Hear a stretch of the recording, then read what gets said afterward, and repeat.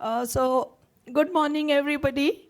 Very warm welcome to all the enthusiastic early people. Nice to see them on time in the venue. So, on behalf of the Obstetrics and Gynec Department of MIMAR Medical College, I extend a very warm welcome to lots of seniors I can see over here, and young enthusiastic people, our speakers. A very warm welcome to this Hysteroscopy Masterclass. We look forward to an interactive session. Each of the speakers will be taking question and answers at the end of their session. So we'll starting with the first talk. That would be a deliberation on the topic of instrumentation and OT setup in hysteroscopy. And for this session, it is my privilege to invite the chairpersons, Dr. Sonaune sir and Dr. Shashikant Pawar. May I please request you to grace the chairperson's position on the dais. And may I let the audience know that Dr. Arun Sonaune passed his MD from BJ Medical College, and he started his private practice soon after in the year 1985. Sir was an honorary gynecologist at Talegaon General Hospital, which shares the same premises as this institute, for about 5 years, of which 2 years from 1995 to 1997, when MIMAR Medical College was jointly attached to the same hospital. So thank you and welcome, sir. Our other chairperson is our very own Dr. Shashikant Pawar, who's our associate professor in the department. Sir has done his undergrad and postgrad both from PJ Medical College, and he's presently associate professor after having served his tenure as assistant professor and all. Sir is an approved undergraduate teacher as well as an approved MUHS examiner. Sir has several publications and he holds special interest in a very different line of topics like mind-body connection and all that. So the stage is all yours, sir. May I request you to invite the first speaker so that we can get on with the session. Thank you.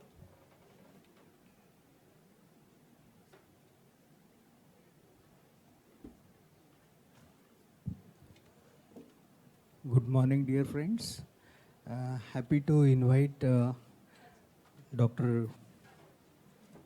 Pankaj Mate. He's product of the same institute. Very happy. He has done his MBBS, DGO, MD, FMIS, and designation as Advanced Gynec Endoscopic Surgeon, Ahmednagar and Pune.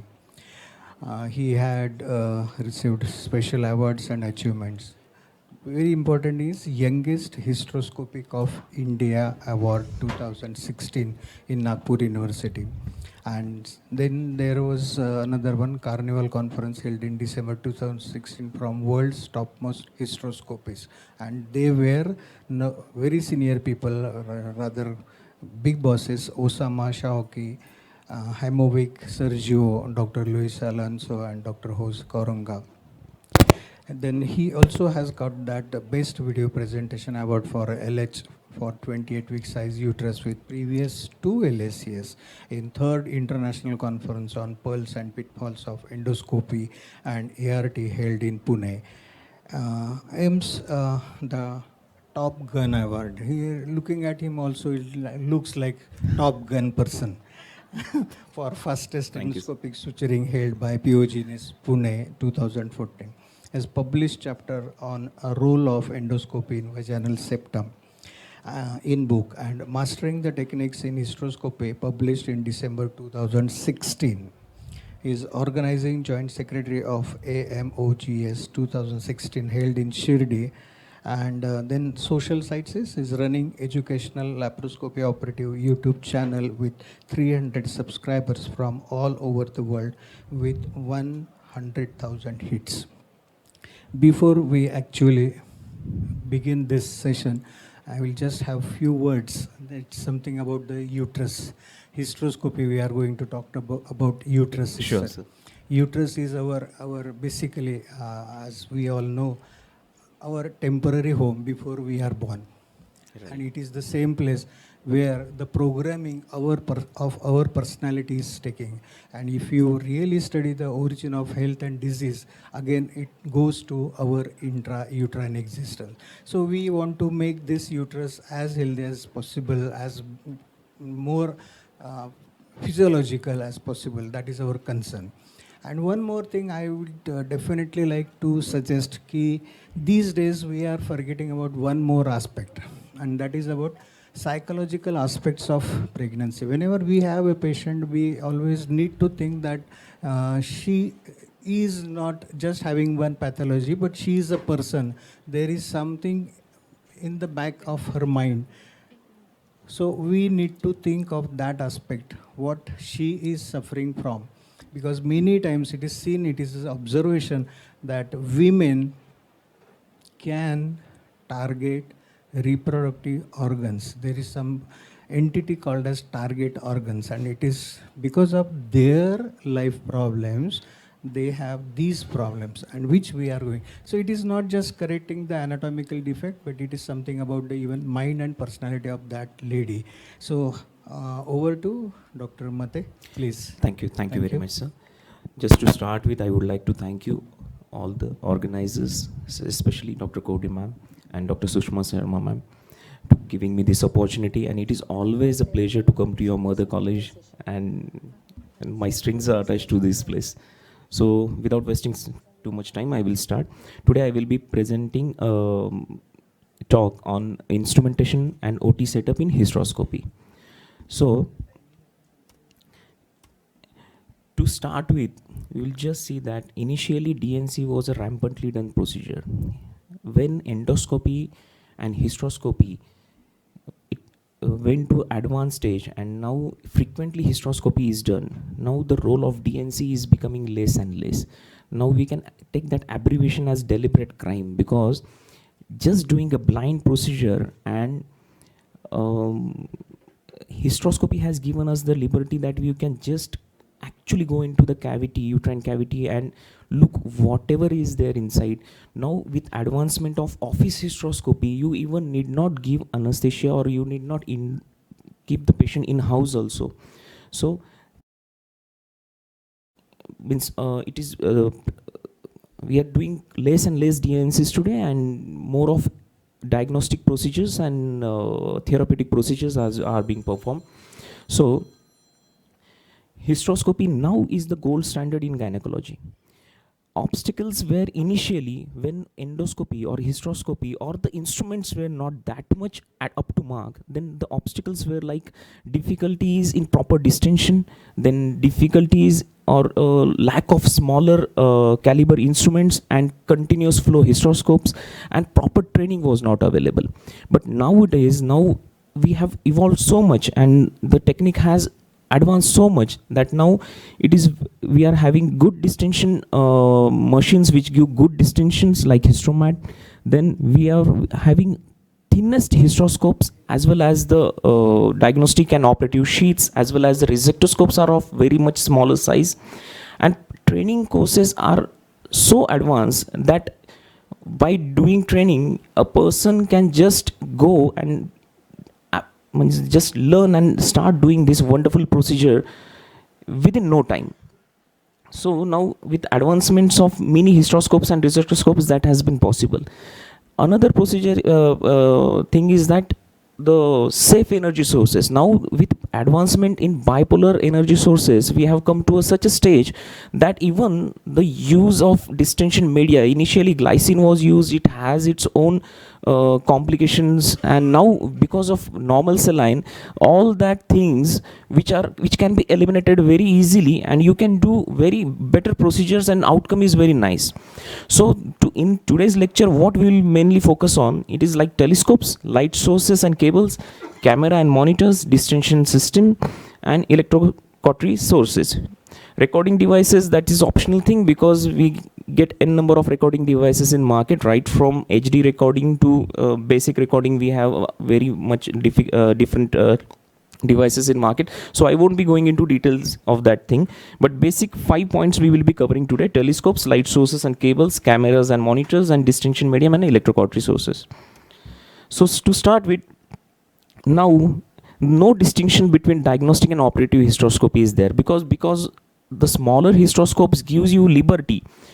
Those sheaths are so small, you can do diagnostic as well as therapeutic procedure in the same setting. You need not have to put another telescope or another instrument for doing a therapeutic procedure. Same smaller diameter hysteroscopes are able to do all these things. Now there are 3 types of hysteroscopes. One is rigid, one is flexible, and one is contractile.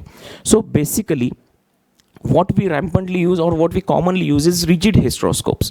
Flexible hysteroscopes has its advantages as well as cons as well, so I will be giving in that in detail. And contact hysteroscopes, basic range of that length of hysteroscopes is like 160 millimeters to 302 millimeters. 302 millimeters is actually used for morbidly obese patients. Telescopes consist of 3 parts basically: eyepiece, barrel, and objective lens. The portion which we see through is the objective lens, and the barrel which contains the tubular lenses, and it has a passage for light fibers also. So there are 3 different viewing angles basically of hysteroscopes: 0 degree, 12 degree, 30 degree, and now we have 70 degree as well. So 0 degree is basically used for only diagnostic procedures, because in this it gives us very less liberty for doing operative procedures, because it doesn't give the angles at which we can operate. Suppose we are using a 0 degree telescope, it has a panoramic view, but whenever we are operating a ostia or a lateral wall pathology like polyps or some fibroid, we are not able to see that. So you need to tilt your telescope towards that and you take that pathology into a panoramic view and you need to operate. So because of these difficulties, they came up with 12 degree and 30 degree telescope. In 30 degree you get that liberty because it has an angle so that you can nicely see the pathology without moving your telescope or manipulating your telescope too much, because in lithotomy position and uterus being a very narrow organ, you don't have that much liberty. You can just, in laparoscopy you get that liberty because abdominal cavity is big and you can rotate your telescope in any direction you want. That thing doesn't happen in hysteroscopy. Here movements are very much limited, so you need to have a good 30 degree telescope whenever you are thinking of operating something. When is that 12 degree telescope is used? Basically with resectoscopes we use 12 degree telescopes. But is it really feasible to use these things? Suppose I have 0 degree for this, I have 12 degree for this, and I have 30 degree, 70 degree for this. No, it's not possible. So at the end of this lecture we will just come to a conclusion that what should be the set which we should purchase or we should have when we start our endoscopy practice. So there are various diameters. Diameter is becoming lesser and lesser day by day, and the image quality with lesser diameter telescopes is also becoming better and better. So 1.2 degree is flexible scope, 2 millimeter telescope, 2.9 Bitoki telescope, and routinely conventionally what we use is standard 4 millimeter telescope. This is a flexible telescope. It has a disadvantage. Advantage I'll talk first. It has an advantage, it is very small. It is just 1.2 millimeters. No need to dilate the cervix. You can easily enter the uterine cavity through cervix without any pain. You can use it rampantly for office hysteroscopies as well. And basically it has a wear and tear. It breaks easily. You don't get that much image quality what you get in rigid hysteroscopes. You don't get in flexible hysteroscopes. That image quality is bit lesser as compared to rigid hysteroscopes. So nowadays these Bitoki hysteroscopes are more popular. 2.9 mm and 4 mm conventional. Those 2 hysteroscopes we are using more oftenly. So what with 2.9 mm, this is outer diameter what I have written here. 4 millimeter is outer diameter of the sheath. So that is a traumatic insertion of the cervical canal due to that oval sheath. Bitoki came up with oval sheath when initially it was a circular sheath. Cervical canal is like a slit. It is like a oval. That's why he came up with the oval slit, because initially when you used round telescopes, it was very painful for patient because it went through the cervix, and that telescope used to dilate somewhat the cervix. So he came up with oval telescopes, and that was very useful because as it was cervix is like a slit, it passes very easily through the cervix and less pain is there.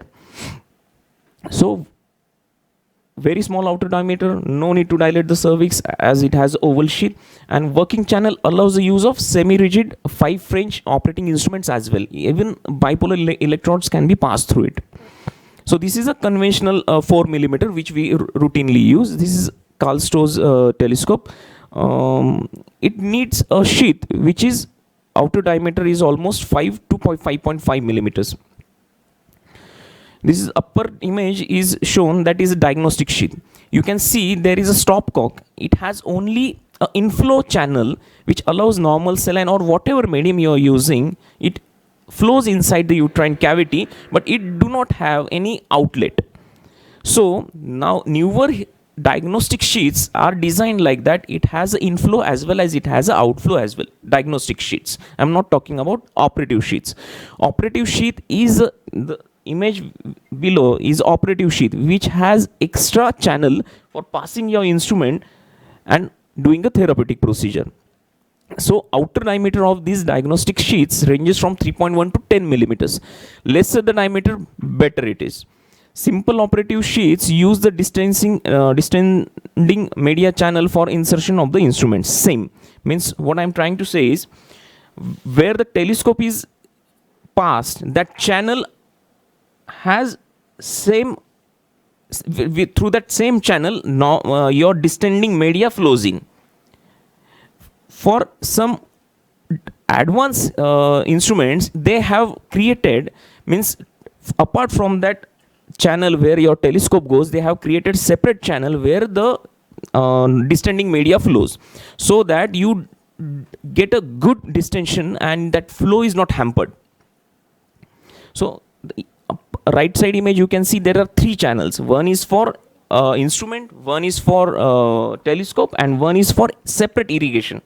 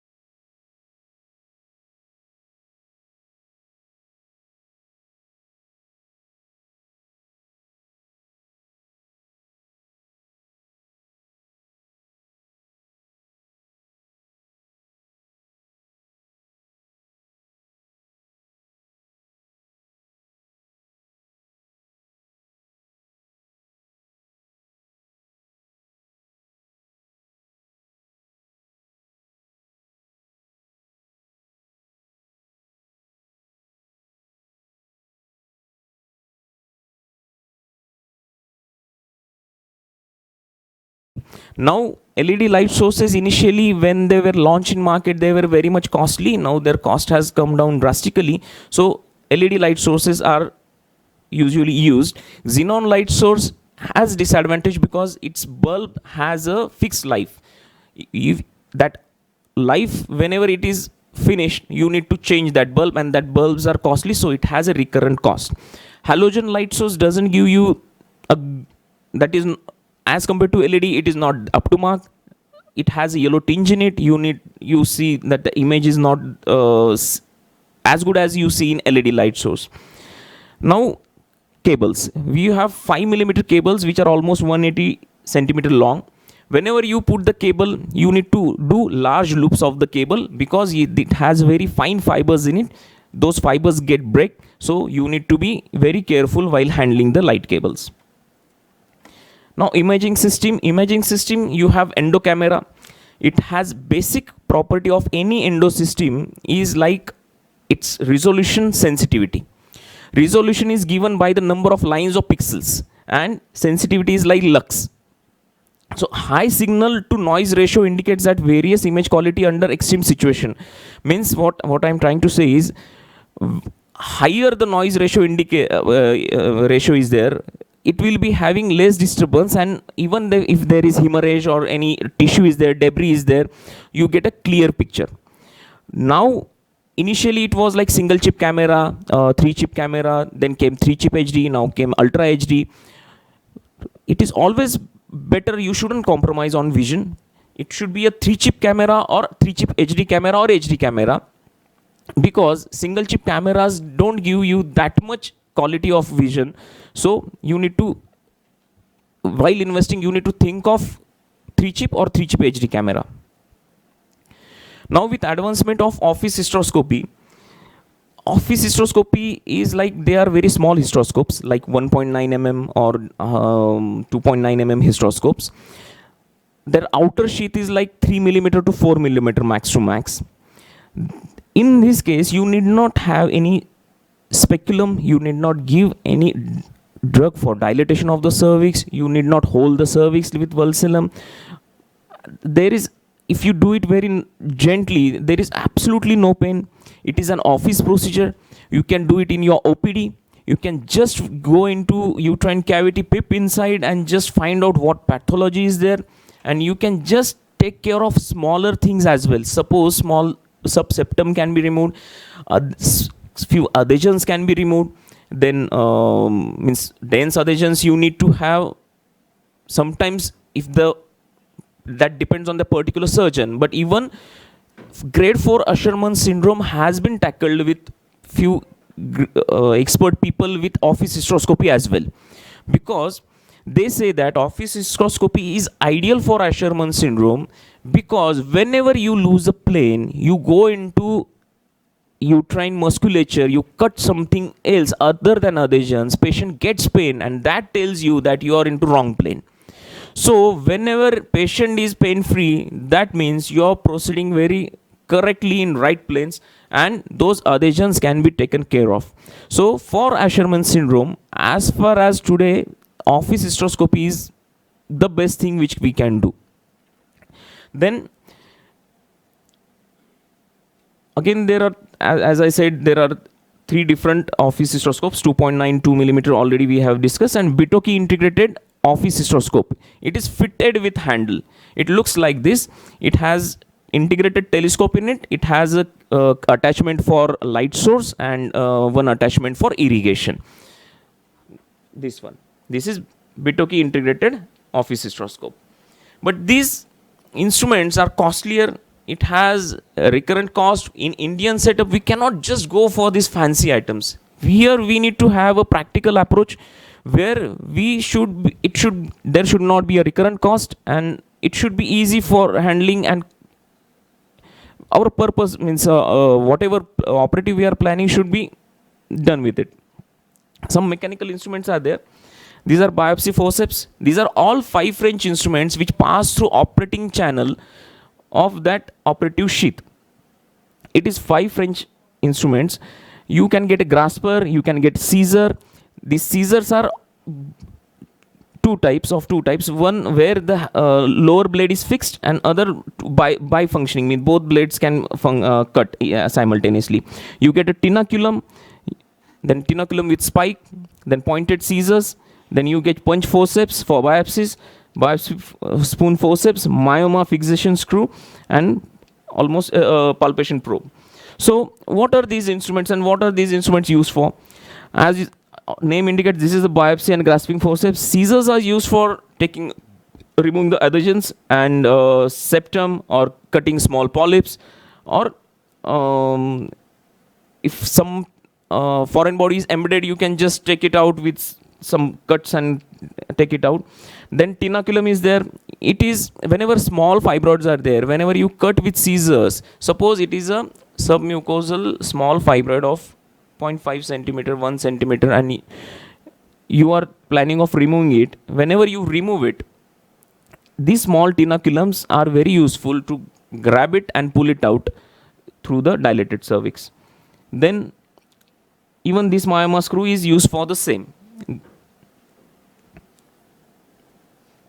Now the electrical instruments. There are monopolar needle electrodes, bipolar needle electrodes, then monopolar retracting loop for polypectomies, resectoscopes, and hysteroscopic morcellators. These morcellators are like True Clear, MyoSure, and Bugatti Shaver. So these are all costliest instruments. We will just focusing on resectoscopes because 99% of the work is done with resectoscopes. Whatever operative path means therapeutic procedures we are planning can be done with resectoscopes. You need not have these all costlier instruments. So with advancement of technique, we are having initially resectoscopes were like monopolar resectoscope, then came bipolar resectoscope. Monopolar resectoscopes initially were like 26 French and 28 French. Now they have come up with very small resectoscopes which are like 16 to 18 French. That is, outer diameter of those telescopes are almost 7 to 9 millimeters. That is less than 1 centimeter. So you need to have very less dilatation of cervix, and that procedure can be done even patient. That gives advantage to that patient as well. Then use of radio frequency electrical energy, which may be either monopolar or bipolar. Same thing again with advancement of bipolar thing, electrosurge cautery, we have stopped using monopolar current now, because for monopolar resectoscopes we need to have a medium which is glycine, and glycine has its adverse effects. You all know that it may cause hyponatremia, fluid overload. All these things can be avoided if we use a bipolar resectoscope and we use normal saline for bipolar resectoscopes. Normal saline is a biological fluid and it doesn't have that much complications. Then apart from cutting loop, other instruments such as Collins knife and variety of vaporizing and coagulating electrodes can be used for working element of the resectoscope. Now this is a resectoscope where I'll just tell you the attachment. This is a telescope which is passed through the working element. This is the working element which has two grips, one for your thumb and one for your finger. It has one inlet and one outlet, and then it has two sheaths. One is inner sheath and one is outer sheath. Inner sheath, through inner sheath passes the working element. Working element has an attachment where you fix a insert. Insert may be of 2-3 types. This is disassembled operative resectoscope. This is inner sheath, what I was saying. This is outer sheath. Sorry, this is working element. This is outer sheath. This is inner sheath, and this is obturator. You need to put this obturator into inner sheath, then that inner sheath into outer sheath. You need to dilate the cervix first. You need to put this inside. Then you take that obturator out, and then you mount a telescope on this working element, and then you insert that into the inner sheath which is already inside the uterine cavity. So this has an attachment for inserts. Here different inserts are fitted like roller ball, hook, and loop. These inserts are used for different procedures. What is this loop used for? This can be used for TCRE, this can be used for myomectomies, this can be used for polypectomies. Hook is used for adhesiolysis, hook is used for removing septums, hook is used for lateral metroplasties, where you just cut the uterine lateral walls so that the cavity is enlarged in size. And here is the roller ball. Wherever you can have hemorrhage, or when you do TCRE, this loop cannot take care of cornal ends, where that loop is not very much easy to pass and cut that endometrium over the cornal end, where you can just burn that endometrium with this roller ball. Now this is the comparison between bipolar and monopolar thing. This is like Just I beg your pardon, because this should be just you just read it like this is bipolar and this is monopolar. In monopolar, patient must be grounded. What is patient must be grounded? You need to whenever we are using a cautery has a circuit, and that circuit should be completed. So what is circuit? Current flows from a generator. It comes to patient. It passes through the body of the patient, and it need to go again to the generator. So in monopolar cautery, how it will go to patient? It will go to the patient. It will go to the generator via patient through patient plate. You need to put a patient plate. Unless and until you put a patient plate, that circuit is not complete and that won't function. So what happens in bipolar then? In bipolar, current comes through a generator, passes through one prong of that instrument, enters the tissue, again exits the tissue and enters another prong of that bipolar forceps, so that that circuit is completed there and then and there itself. So you need to not have any patient plate, or you need not have any grounded support for it. So again in monopolar, it is a non-conducting distending media is used, like 1.5% glycine, and already we have discussed that it is not that safe what normal saline is. Here we use electrolyte distending media like normal saline or Ringer's lactate. Here in monopolar, risk of current dispersion is there. Here is no current dispersion. What is current dispersion? Whenever you put a patient plate beneath the patient, if that contact is not proper with patient's body, you may get a cautery burn, because that exiting current which passes through the tissue and it has to go to generator. If the patient plate is not nicely applied to skin or body of that patient, it may get dispersed into that skin or muscles, and you get good cautery burns if that circuit is not nicely complete. Then here in monopolar, again I have discussed hypervolemia, hyponatremia, and intravasation syndrome and neurotoxicity are the side effects. Here, advantage of bipolar is less bleeding during resection, better visibility, and reduced cost. It is cheaper to use normal saline than glycine. Now, other distension medias like carbon dioxide were used initially, but it has disadvantages like it does not clear blood and debris through the field of vision. Occasionally you got gas embolisms. Then it was not that much popular. People shifted on to then liquid media. Now the delivery system for fluid medium. There are 2-3 ways to get the desired pressure in uterine cavity. First is like you just hang your normal saline or whatever media you using, it hang on such a distance, like say 90 to 100 centimeters from the table or from that height of that patient, and natural gravity that will give you a pressure. But that pressure is not optimum. Many of the times whenever you are doing diagnostic, it's fine, but whenever you are thinking of therapeutic procedure, that pressure is not optimum. That's why you may struggle with it. So people came up with pressure cuffs. So what are pressure cuffs? These are the pressure cuffs. It had a pressure gauge, and it had a bag where you need to put a normal saline bottle inside it, and you need to with sphygmomanometer you need to apply pressure, and that pressure because of this pressure, distension media used to flow very nicely to the uterine cavity, and you got a good distension. But this is not advisable, because there is no control over your what pressure you are getting in uterine cavity. That is not at all under your control. Your assistant goes on pressing that pressure increases up to 750 millimeters of mercury, and you don't know what exact pressure you are getting. So with advancement, we came up with like electronic suction and irrigation pumps.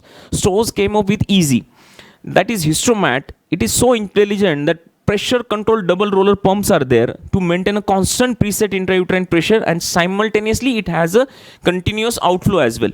It has a mode where if you get bleeding or mucus inside you, it has a mode that if you press that mode, then that will do a pressure suction, and that mucus plug or that bleeding can be just wiped out, and you get a clear field of vision.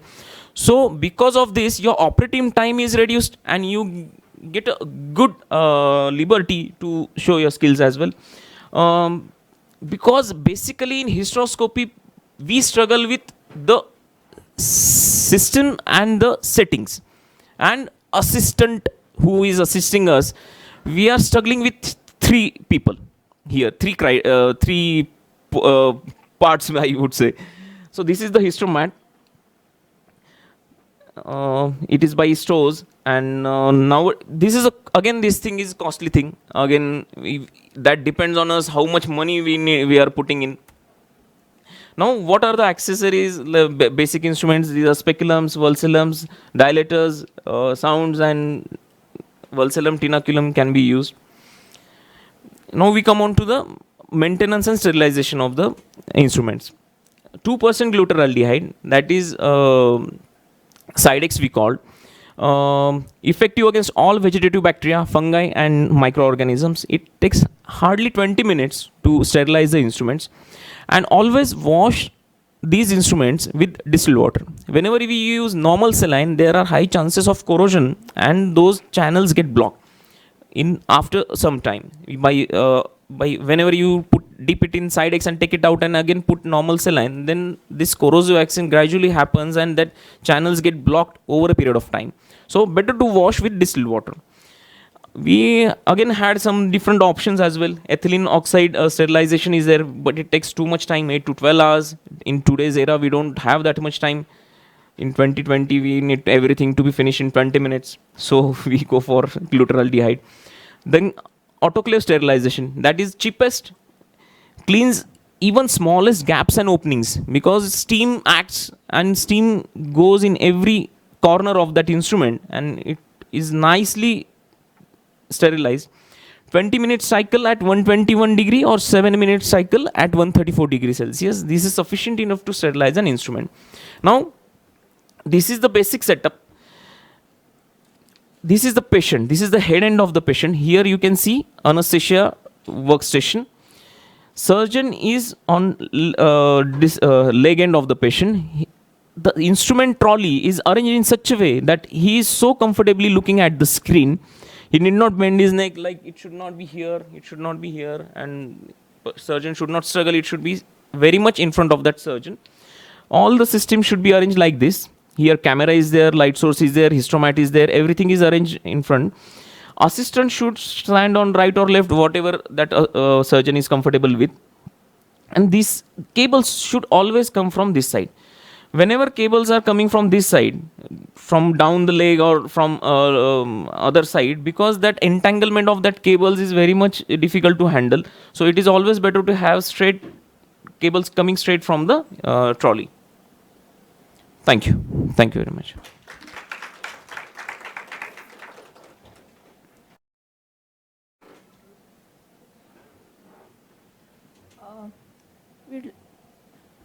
Thank you. Thanks. Chairperson's comments on this, please. Yes.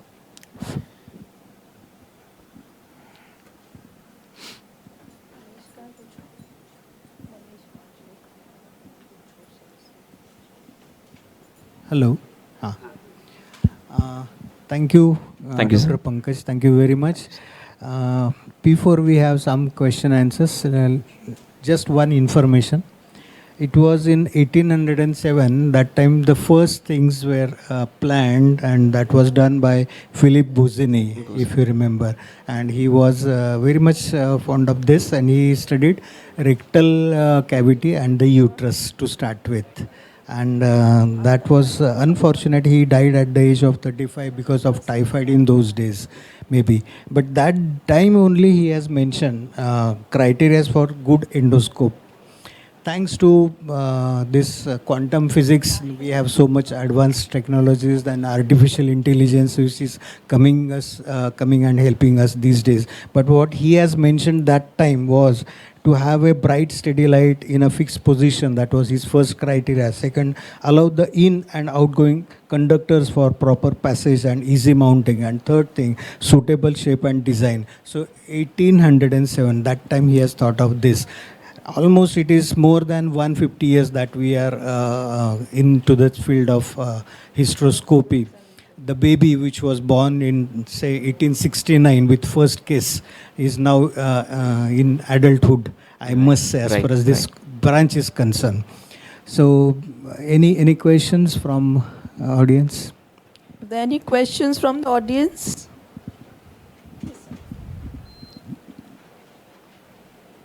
Hello. Hello, sir. Very nice lecture. Thank you, sir. Can you please elaborate for the histomat, what should be the pressure settings for a diagnostic and operative? Here I will directly say that we will just have two things. One is practical thing and one is ideal thing. Practically, it is said that 70 to 80 millimeters of mercury pressure is sufficient. But it doesn't happen that you get a good distension and good vision. So up to 110 to 125 millimeters of mercury pressure, that should be the setting on your hysteroscopy histomat, right? 125. Because whatever we preach and tell in conferences, and it is actually not possible to do. How refreshingly honest that was, Pankaj. Thank If there are any more questions, yes, we have from our own professor. What sir asked was a very good question, but more practical than that, I'll say most of us are not having histomat. And how We do use you, pressure bags. Yeah, how do you manage with that so that we avoid the complications of normal saline, though we may not use glycine routinely? No, initially in my practice, for almost 6 to 7 years, I was using pressure bag myself. I never ever had a complication. It doesn't mean that what I am talking is ideal and it has not happened. It will never happen. It is not like that. But if your 2-3 things matter in hysteroscopy, your speed, you need to be very quick.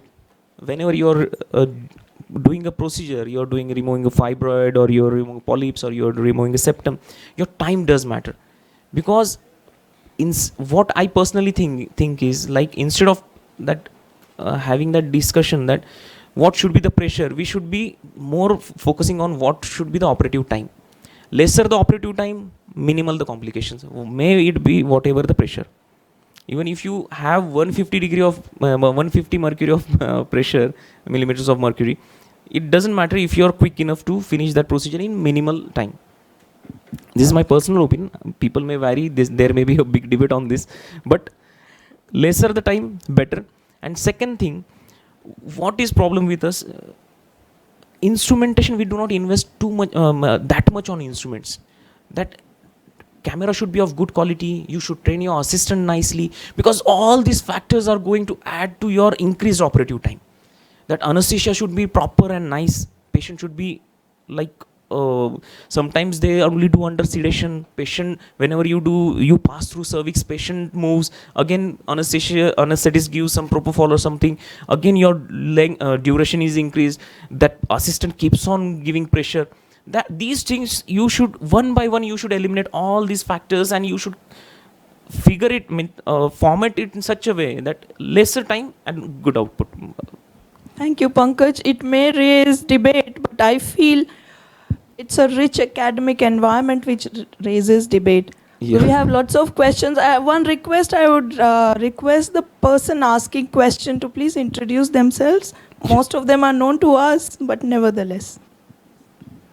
Yeah, I'm Dr. Pankaj. Hello, sir. I've heard about your operative skills, and I've seen your videos also. Thank you, sir. I just want to ask one very basic and practical questions for most of us.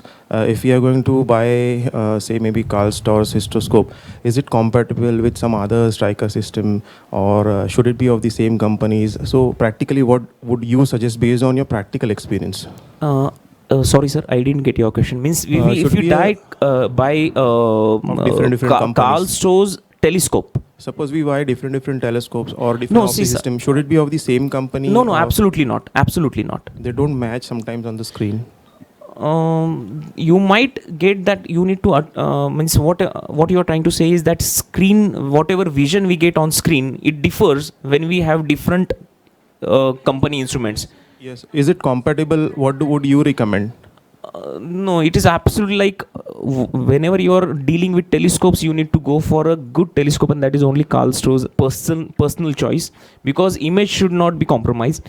Hand instrument should be like, whenever you use laparoscopy instrument, there you can compromise, but for hysteroscopy I would personally suggest that those instruments should be of only branded company. And if it is compatible, both things are of same company, telescope as well as the hand instrument, then sone pe suhaga.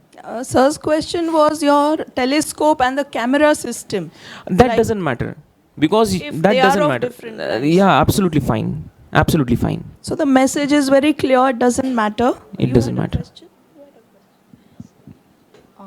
Hello, sir. My name is Dr. Ashwini Pawar. Hello, ma'am.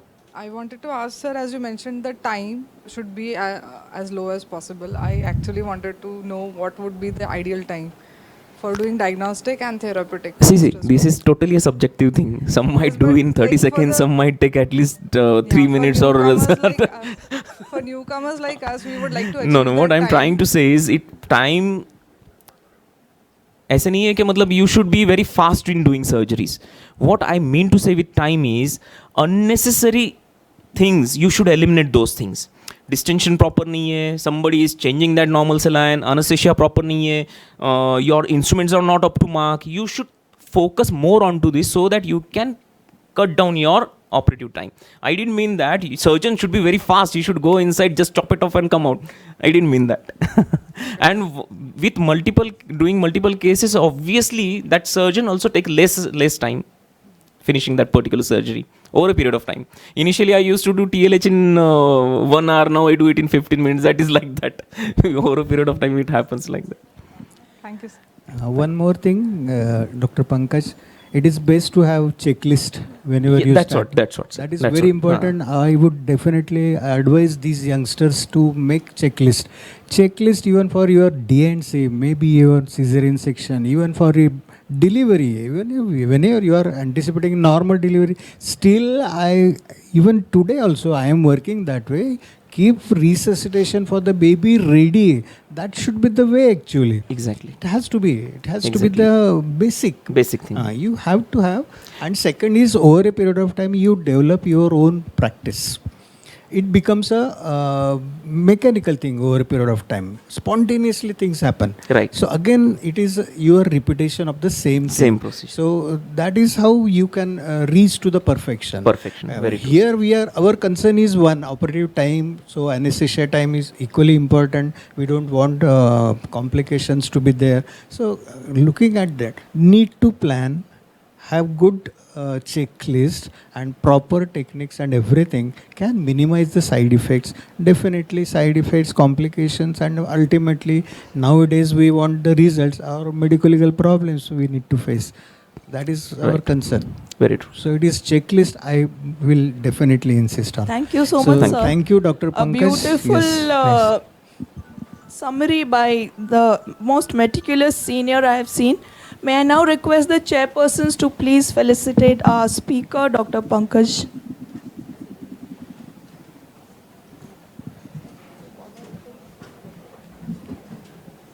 Thank you so much, Pankaj, for being here. There's nothing that swells a teacher's heart more than seeing their own student on the podium. Thank you so much.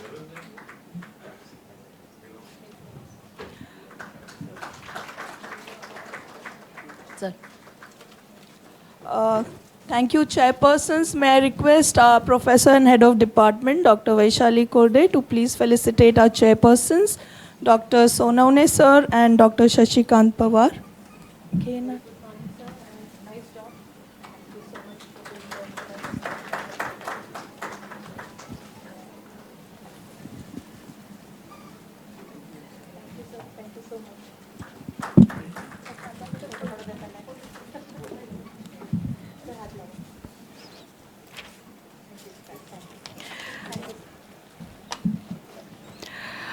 Thank you. Excellent start to our workshop. Start from the very basics, isn't it? And moving on to our next session, something that we all dread, we all should know, but we don't really know. And let's hear it from the master himself. And for the next session, may I invite the chairpersons on the dais, Dr. Amit Kamath and Dr. Samida Dalvi. Dr. Amit Kamath is presently working as Director of Kamath Hospital and IVF Center at Chinchwad. Dr. Amit Kamath has been lecturer of the Department of OBGY and Family Welfare at Bairamji Jiji Bhoy Medical College and Sassoon General Hospitals, and also at the D.Y. Patil Medical College at Pimpri. Thank you so much for gracing the dais as chairperson. Our other chairperson is Dr. Samida Dalvi, who is MBBS and DNB. Along with that, she has a fellowship in reproductive medicine from Spain. She's a director and consultant at Curesta Fertility Clinic at Wakad. And formerly, she was an IVF consultant at Jupiter Hospital, Baner, Nova IVF, Pune, Oyster and Pearl and Leela Hospital at Pimpri Saudagar. So we have two very experienced people, especially from the field of IVF. So may we have the session from your end, chairpersons? And our speaker for the session is also ready.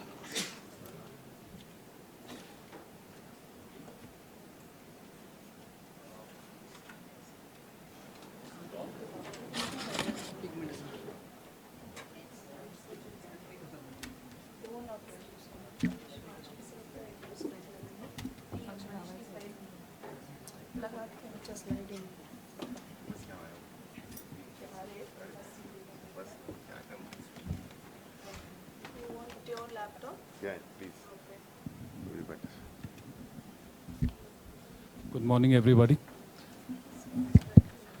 Thank you, Dr. Kordenayak, for inviting us for this session. It's an honor. Dr. Manish Machwe himself requires no introduction. He has made the topic of medico-legal management his very own over the last few years. I have always looked forward to listening to the eloquent gentleman's lectures and talks right through my residency. Lot of flair, very informative. Now when we practice, I think complications are a part and parcel of practice. I don't think any of us can avoid it, no matter how hard we try or how careful we are. Being able to counsel your patients about the complications that are impending at times, being able to manage them on time, in spite of managing them, trying to do your best, some patients do feel victimized at the end of a complication. And that is where it is very helpful to know that you can run to Manish to solve these issues. So without taking much time, I would let Manish enlighten us once again. Thank you. All right, respected chairpersons, Amit, Samida, seniors, HOD Dr. Vaishali, Dr. Sharma madam, and all seniors, teachers, colleagues and dear friends. So I know that this medico-legal issue probably haunts everyone and creates a lot of issues, ripples in your practice. But today we'll discuss it in a different way. So I'm not going to lecture you on consent and documentation and what to record and what not to record, etc. We'll go through the complications first. And if time permits, we'll take questions on medico-legal, because I think on this dais only at least thrice we have discussed medico-legal. And yeah, I know, but there's not much of a difference. So please understand, whether it's hysteroscopy or hysterectomy or laparoscopy, the medico-legal issues probably remain the same, right? All right, so we'll first see the complications. If time permits, definitely medico-legal, not a problem. So I pray to Lord Ganesha. Thank you all for calling me here. Thank you for that introduction. Incidentally, two of very close colleagues from POGS and BJ, and my studies here in as a lecturer, as a postgraduate are here, and Amit is my teacher's son. So, and Samida is the young member whom I want to impress in POGS. So whatever I say today, it's going to go to my guru and it's going to be in her heart. So God, please help me. So I should not use anything which goes against my impression in their hearts. So thank you all for calling me. Complications of hysteroscopy. Hysteroscopy, we always say that it's the eye in the uterus, and you can see one, learn one, do one, teach one kind of a surgery. But inherent risks, are good to see Even our residents have come. All right. Yeah. So good to see. So it's, an eye in the uterus which gives you so much of information. You can see a very small polyp there, but that's not the problem for this patient. Those of you who do IVF will realize it's a bald endometrium. There's nothing there. Sapat taklu ete. So, then this is how a normal endometrium should look. So many small things you are able to diagnose when you do a hysteroscopy. So point number one is there's no way you can remove hysteroscopy from your OBGYN practice for whatever reason it is. And obviously there are complications inherent to hysteroscopy, which are related to distension media, mechanical complications being the most common, electrocautery complications, anesthesia, late and some rare complications. And trust me, each complication can give rise to some medical legal issue or the other. Yeah. All right. But the point is that because of advent of so much of technology and technological advances, complications have significantly reduced. And it is also because of the training that is, being imparted to everyone, and experience of the surgeon and better understanding of risk factors because of availability of good investigations. I have taken this slide from the net because it said that the last one line I want everyone to realize, highest rate of complications seen with hysteroscopic adhesiolysis. So if you are trying to do an Asherman's, please understand that is exactly the case which can create a lot of issues. So Asherman's is something which probably tomorrow Krishna Kumar sir will show you. It's not an easy surgery to do, and you need to master it. You need to do a lot of things before you really go on to Asherman's. Right, and from point of view of this workshop, the roadshow which IIG has been doing, I think this is the first one, you have to realize that all endoscopic surgeries have a certain classification. So for example, RCOG has classified hysteroscopies in 3 levels. Level 1 is diagnostic hysteroscopy with target biopsy or small polyps, etc. So this you can call a level 1 surgery where there's a very small polyp. Although it's a little old video where I have used a resectoscope, but these polyps can be dealt with scissors equally well. Only thing is, a very good trick is, if you are using a scissor, once you have cut the polyp, reduce the pressure a little and see before you remove the scope that there is no active bleeding. So that is one trick which you need to follow every time you use a scissor, especially for polyp and also for septum. Just reduce the pressure and see that there is no bleeding. So this is probably level 1, and even this one, not a very difficult polyp to do. You can see single polyp there. Entire thing, it's type 0, entire thing is there in the endometrial cavity. You can just chop it off. But do see for bleeding, Then you have level 2 proximal fallopian tube cannulations and minor Asherman's and larger polyps. So this will probably come into a level 2 kind of a surgery. Okay. Mesh रास असल्यामुळे काही videos play होणार नाही, मध्ये मध्ये अडकेल, बंद पडेल, फुटू पण शकतं. So that is the reason why I have brought the most गरीब Dell local Tulshibaug laptop here, because probably it gets attach to no use of Apple and all those things. So anyway, it's working. Now I want to show you this for another reason. Okay, this is a higher level surgery, but what happened was I was operating at some place. I'd taken all my equipment. So we all go, we all, Walke sir calls this supari surgery. So we all take our equipment, go and operate and see what happened. That resectoscope got broken and I didn't know what to do. So, but we just somehow completed the surgery. I never knew that even if you have a broken, see that resectoscope, it's broken. And it's such a big polyp that I could not have used scissors. And so trick number 2 is, even if your resectoscope is broken, it still works. So I'm not saying you should use this kind of a thing, but this accidentally happened and patient was already under anesthesia. So lot of things at stake, so I could not do anything. Right, so level 3 are all these different things, and again, coming to the point that Asherman's is the one, which is major Asherman's is the one which can pose a lot of difficulties. This was a complete septum. As you can see, it had a vaginal part, it had a cervical part, it had an endometrial part, and there are different ways. Probably somebody who's taking a talk on septum will tell you which part to cut first and then what is to be done. And since this was a very broad and big septum, I used a resectoscope here. Again, 2 things from point of view of complications. We used to use a lot of monopolar earlier, and now probably everybody uses bipolar for a simple reason that with monopolar you have to use glycine. Right? Good to see you, sir.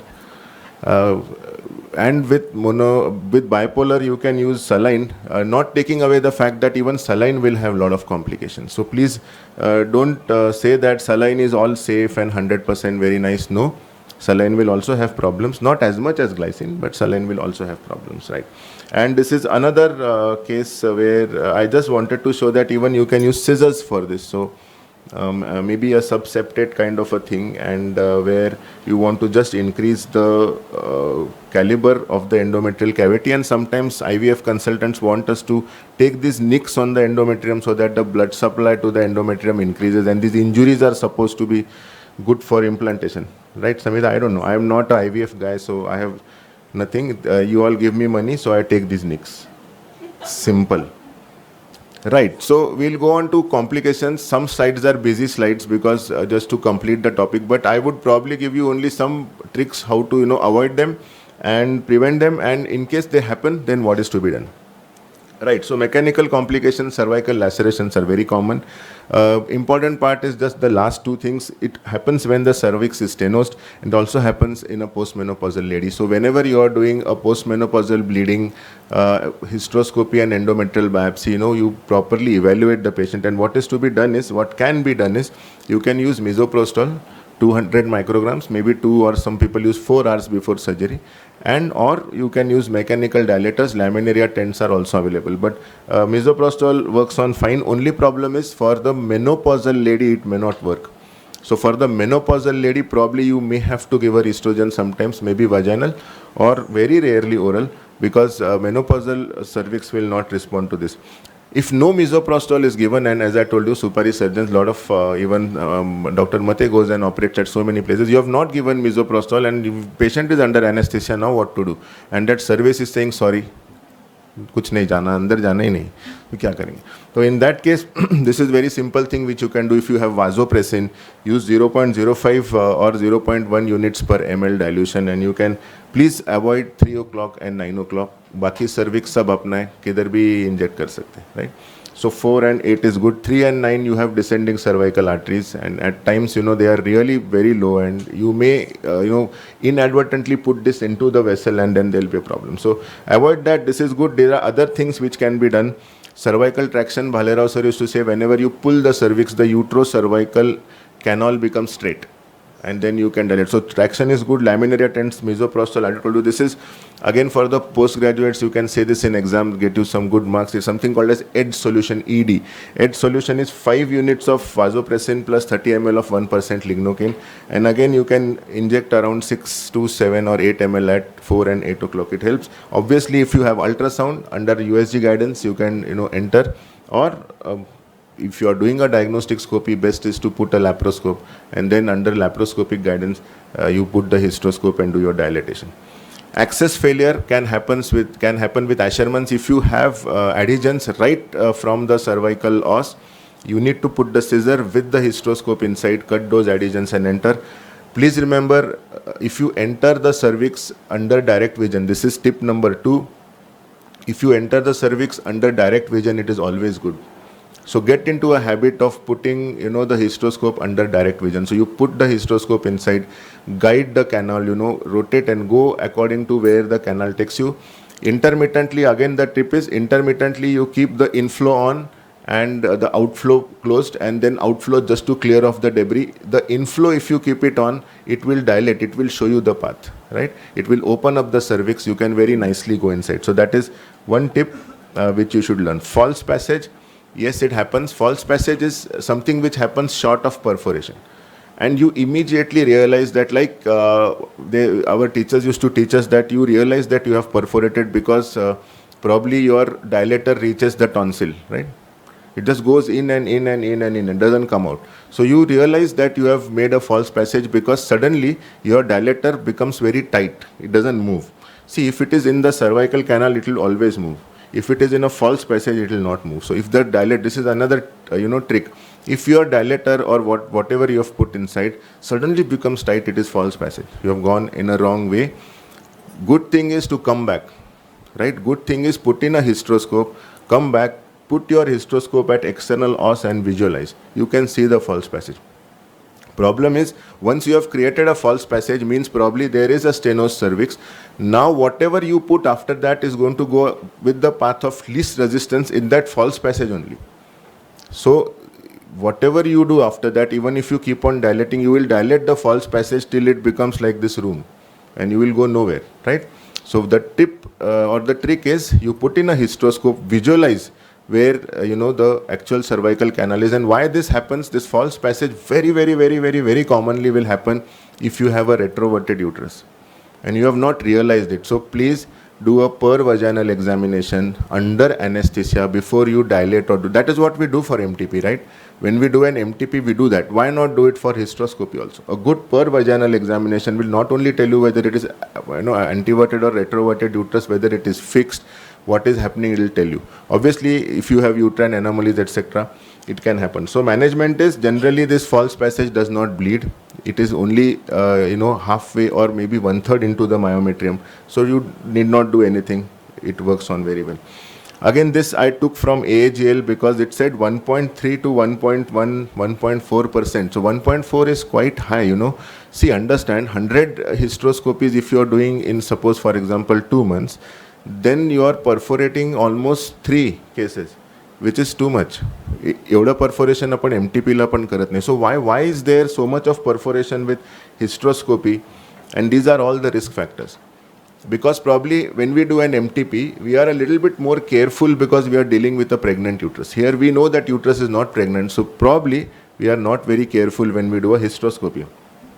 Obviously, you can see all the different risk factors, but again, the commonest risk factors are acute antiversion and acute retroversion of uterus.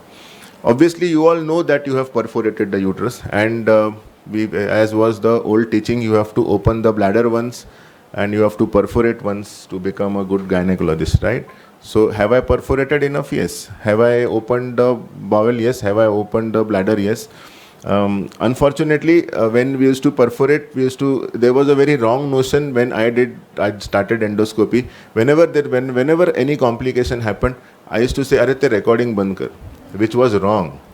Because now maximum videos which I have put on YouTube are complications and maximum people follow them. So I wish I had all those videos and we were really mad. Bladder opens, are recording band kar. No, but now if you see my bladder opening in TLH and suturing laparoscopically video, there are maximum views because people want to learn through complications, right? And there is no harm in showing your complications. Everybody has complications. If you do, old saying you all know, if you say you do not have complications, either you are lying or you are not operating. Correct? So you know how to diagnose. Your dilator goes in, or very rarely, there's sudden loss of distension and patient's abdomen distends. Yeah, and because all the fluid that you are pumping in is going inside because you have perforated, very rarely you can see a good yellow thing inside. That is not some osseous or some metaplasia of some previous second trimester MTP bones remaining. That is the omentum, patient's omentum, right?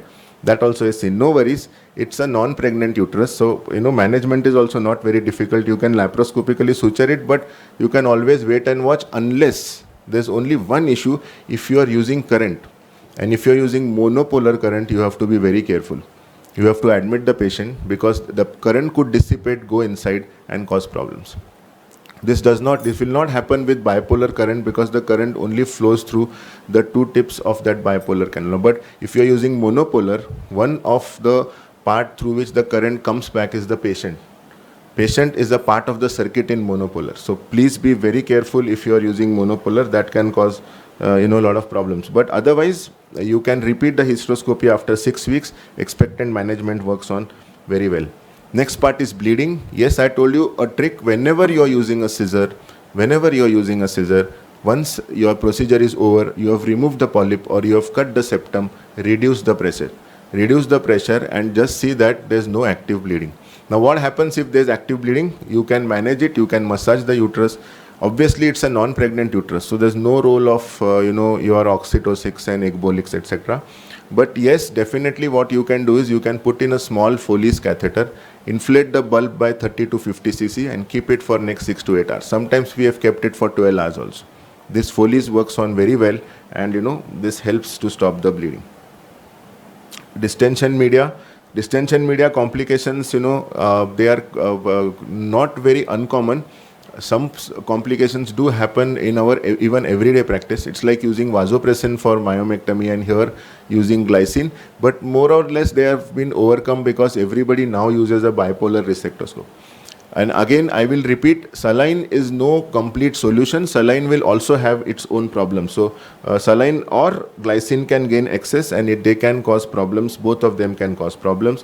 And these are the problems. There are electrolyte disturbances, cerebral or pulmonary edema.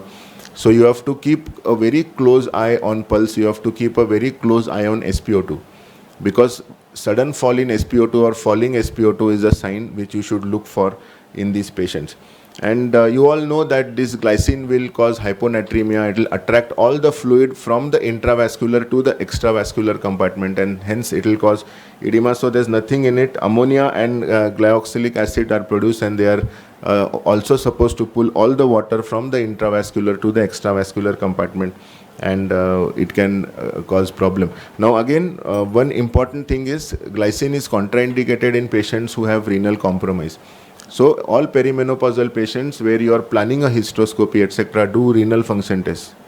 In fact, for all hysteroscopies where you are planning to use a monopolar and glycine, please do renal function tests. Right? There is a case from Karnataka where a patient died because of this, because of abnormal renal function and glycine causing problems. Right. So, important thing is to monitor. I told you some slides are busy just to complete the whatever complication things, but amount of fluid absorbed, number of vascular apertures. So when you are doing a big polyp, when you are doing a big septum, those are the cases where you can open up blood vessels and they can then cause problems. Obviously, your flow pressure is something which is very important. Do not keep your flow pressure beyond 100. Lagat par nahi. 85 to 100, 85 to 90 is good enough for you to do that.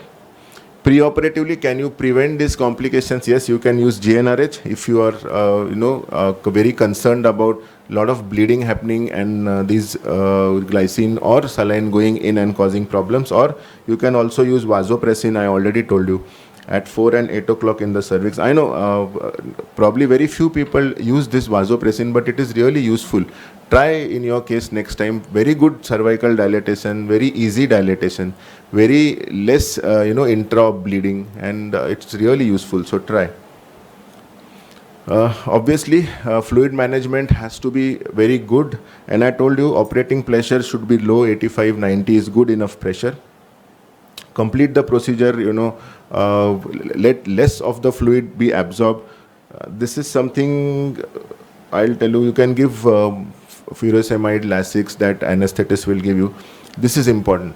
This is very, very, very important. If you think that the patient is going into electrolyte imbalance and you should send serum sodium and serum chloride, potassium, etc., if it is less than 125, please stop the procedure.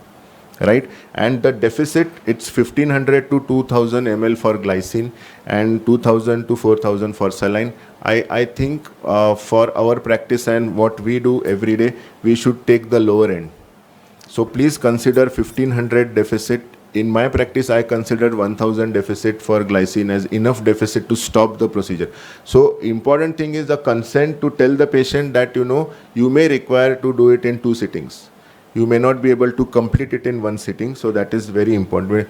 You remember our one case, we have one staff at Ruby Hall who had a huge septum and we did it in 2 sittings because the fluid deficit when we are doing it for the first time went around 1500 or 1700 cc.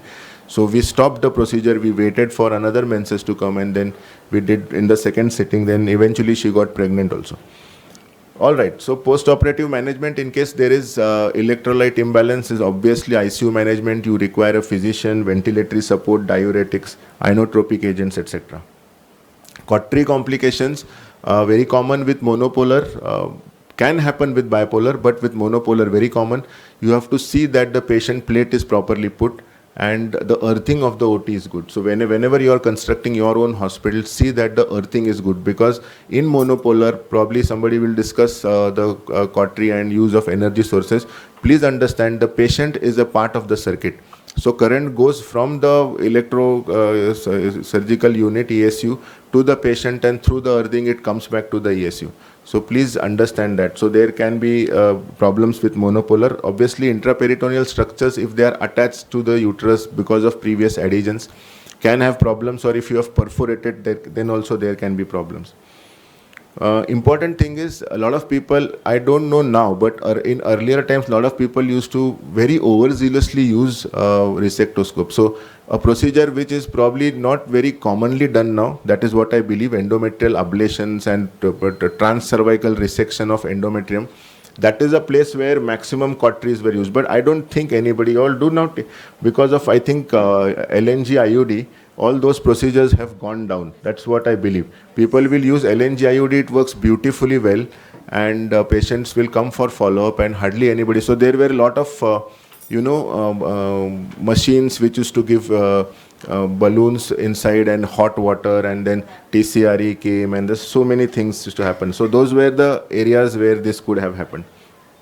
Obviously use lower current settings. So in this slide, the lowest point is important. Use lower current settings, and minimize the high voltage coagulation. So when whatever surgery you are doing, and underwater cutting or whatever you are doing, use the minimum current is something which is important.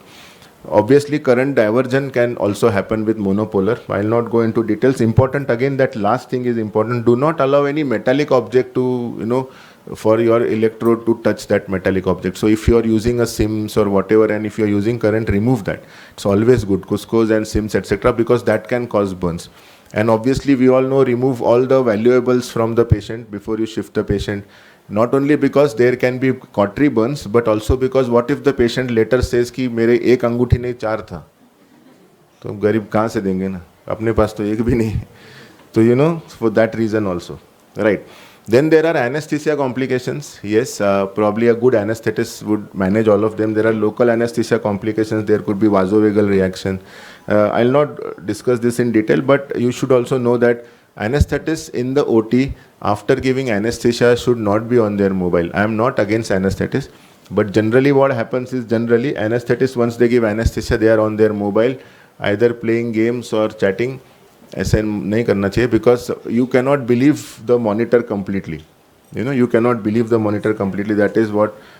Then there could be drug reactions, hardly local anesthesia drugs. Now the issue is, do you need to do a sensitivity test before, if you are using local anesthesia? Yes, you are supposed to do a sensitivity test. So please do it. Even if the sensitivity test is negative, patient can still have a reaction. But you have done it and you have put it on paper is what is very important. General anesthesia, obviously, with either a laryngeal marks or endotracheal intubation, proper GA, whenever you expect a procedure to go long. There are late complications like infection. Treat it like a pelvic inflammatory disease. There could be discharge, foul smelling discharge, pain, tenderness on the uterus, etc. Oral antibiotic cover can be given. There can be hematometra, intrauterine adhesions. Again, the principle is use very little current inside the endometrial cavity, and whenever you need, you use a lower current setting. So my IVF guys who send patients to me for endoscopy, they just cannot tolerate current going either to the ovary or to the endometrium. So they will stand behind and say, the moment I look at the ovary, dekh mat, are chota nahi, dekhi mat. And the moment I put something inside and I try to, okay, now we will remove this septum, scissor se kar, current mat laga. So the current is, for IVF guys, is for these two places is difficult. Okay, there are some anecdotal reports that, there could be uterine rupture and placenta accreta, etc. in pregnancy if you have done these intrauterine procedures, but there are very few reports, so not a big backing for that. Right, so there are these late complications, which can also arise, and we have to also know about compartment syndromes. So how do you give a good position to the patient is very, very, very important. See, if you've seen this through, all the residents will realize when somebody is doing a vaginal hysterectomy for prolapse, how is the assistant standing? This hand is on the patient's thigh, and two thighs, so two assistants. They are those assistants are probably junior most. I am not against assisting by junior most. Some time ago I was also junior most, but what happens is they have had a very rough emergency the earlier night and they have not slept and AC is going on and the surgeon is operating nicely and you have zero interest in what is going on. Nikalna hai, nikal, nahi nikalna hai, mat nikal, khadde mein ja, and you are just standing very nicely, but you are not realizing you are compressing the femoral nerve.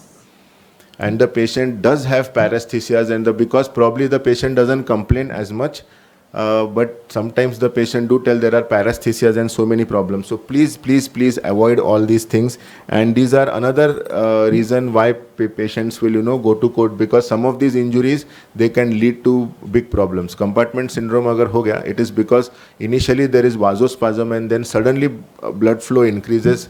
There is lysis of muscle fibers which are replaced by fibrosis and big problems then. So please see how you stand, where you stand, how much angulation you give, especially when the patient is under anesthesia, right? Take care of her legs. Then there are gas or air embolism. It's a big topic, air embolism, which happens with hysteroscopy. Just two issues there. Number one is whenever you dilate the cervix only as much as it is required. Do not dilate it too much. So for example, if suppose you don't have an office hysteroscopy probably does not require cervical dilatation. But if you are doing it with a routine, say, diagnostic sheath, your dilatation up to 6 mm is good enough. If you are using an operating sheath, maybe 8 mm. If you are doing a TCRE or if you are using some form of resectoscope, then probably 10. So 6, 8 and 10, remember that. Do not keep on dilating before. Air will gush inside because of negative pressure once you dilate and put your hysteroscope and there is place around. So that is the reason why. And air embolism patients, again, this was point number one. Point number two, please keep a very good eye on SpO2. When the patient has air embolism, patient is under anesthesia. So there is no other way. Patient gasping, bisping nahi rehta, wo anesthesia mein rehta. So the only way to know is anesthetist hand on pulse and your one eye on SpO2. That is the only way you will know. Otherwise you will never know, right? So do that. Now this is again one more procedure I showed because this is the video which I said stop because I perforated. So वो stop कर दिया उसने, तो इसलिए वो perforation नहीं दिखता है. So you see very nice lateral metroplasty going on, and we perforated lateral metroplasty. I was very scared because the uterine artery is very near, right? So this is another take home. Whenever you are doing a lateral metroplasty, be very, very, very careful. This is another procedure which IVF guys will tell you to do for them. They do not want a T-shaped cavity. They want a goal oval cavity. ढेर पोटा cavity म्हणतो आम्ही. गोल छान पोटासारखी cavity पाहिजे, माझ्या किंवा कोणाचे.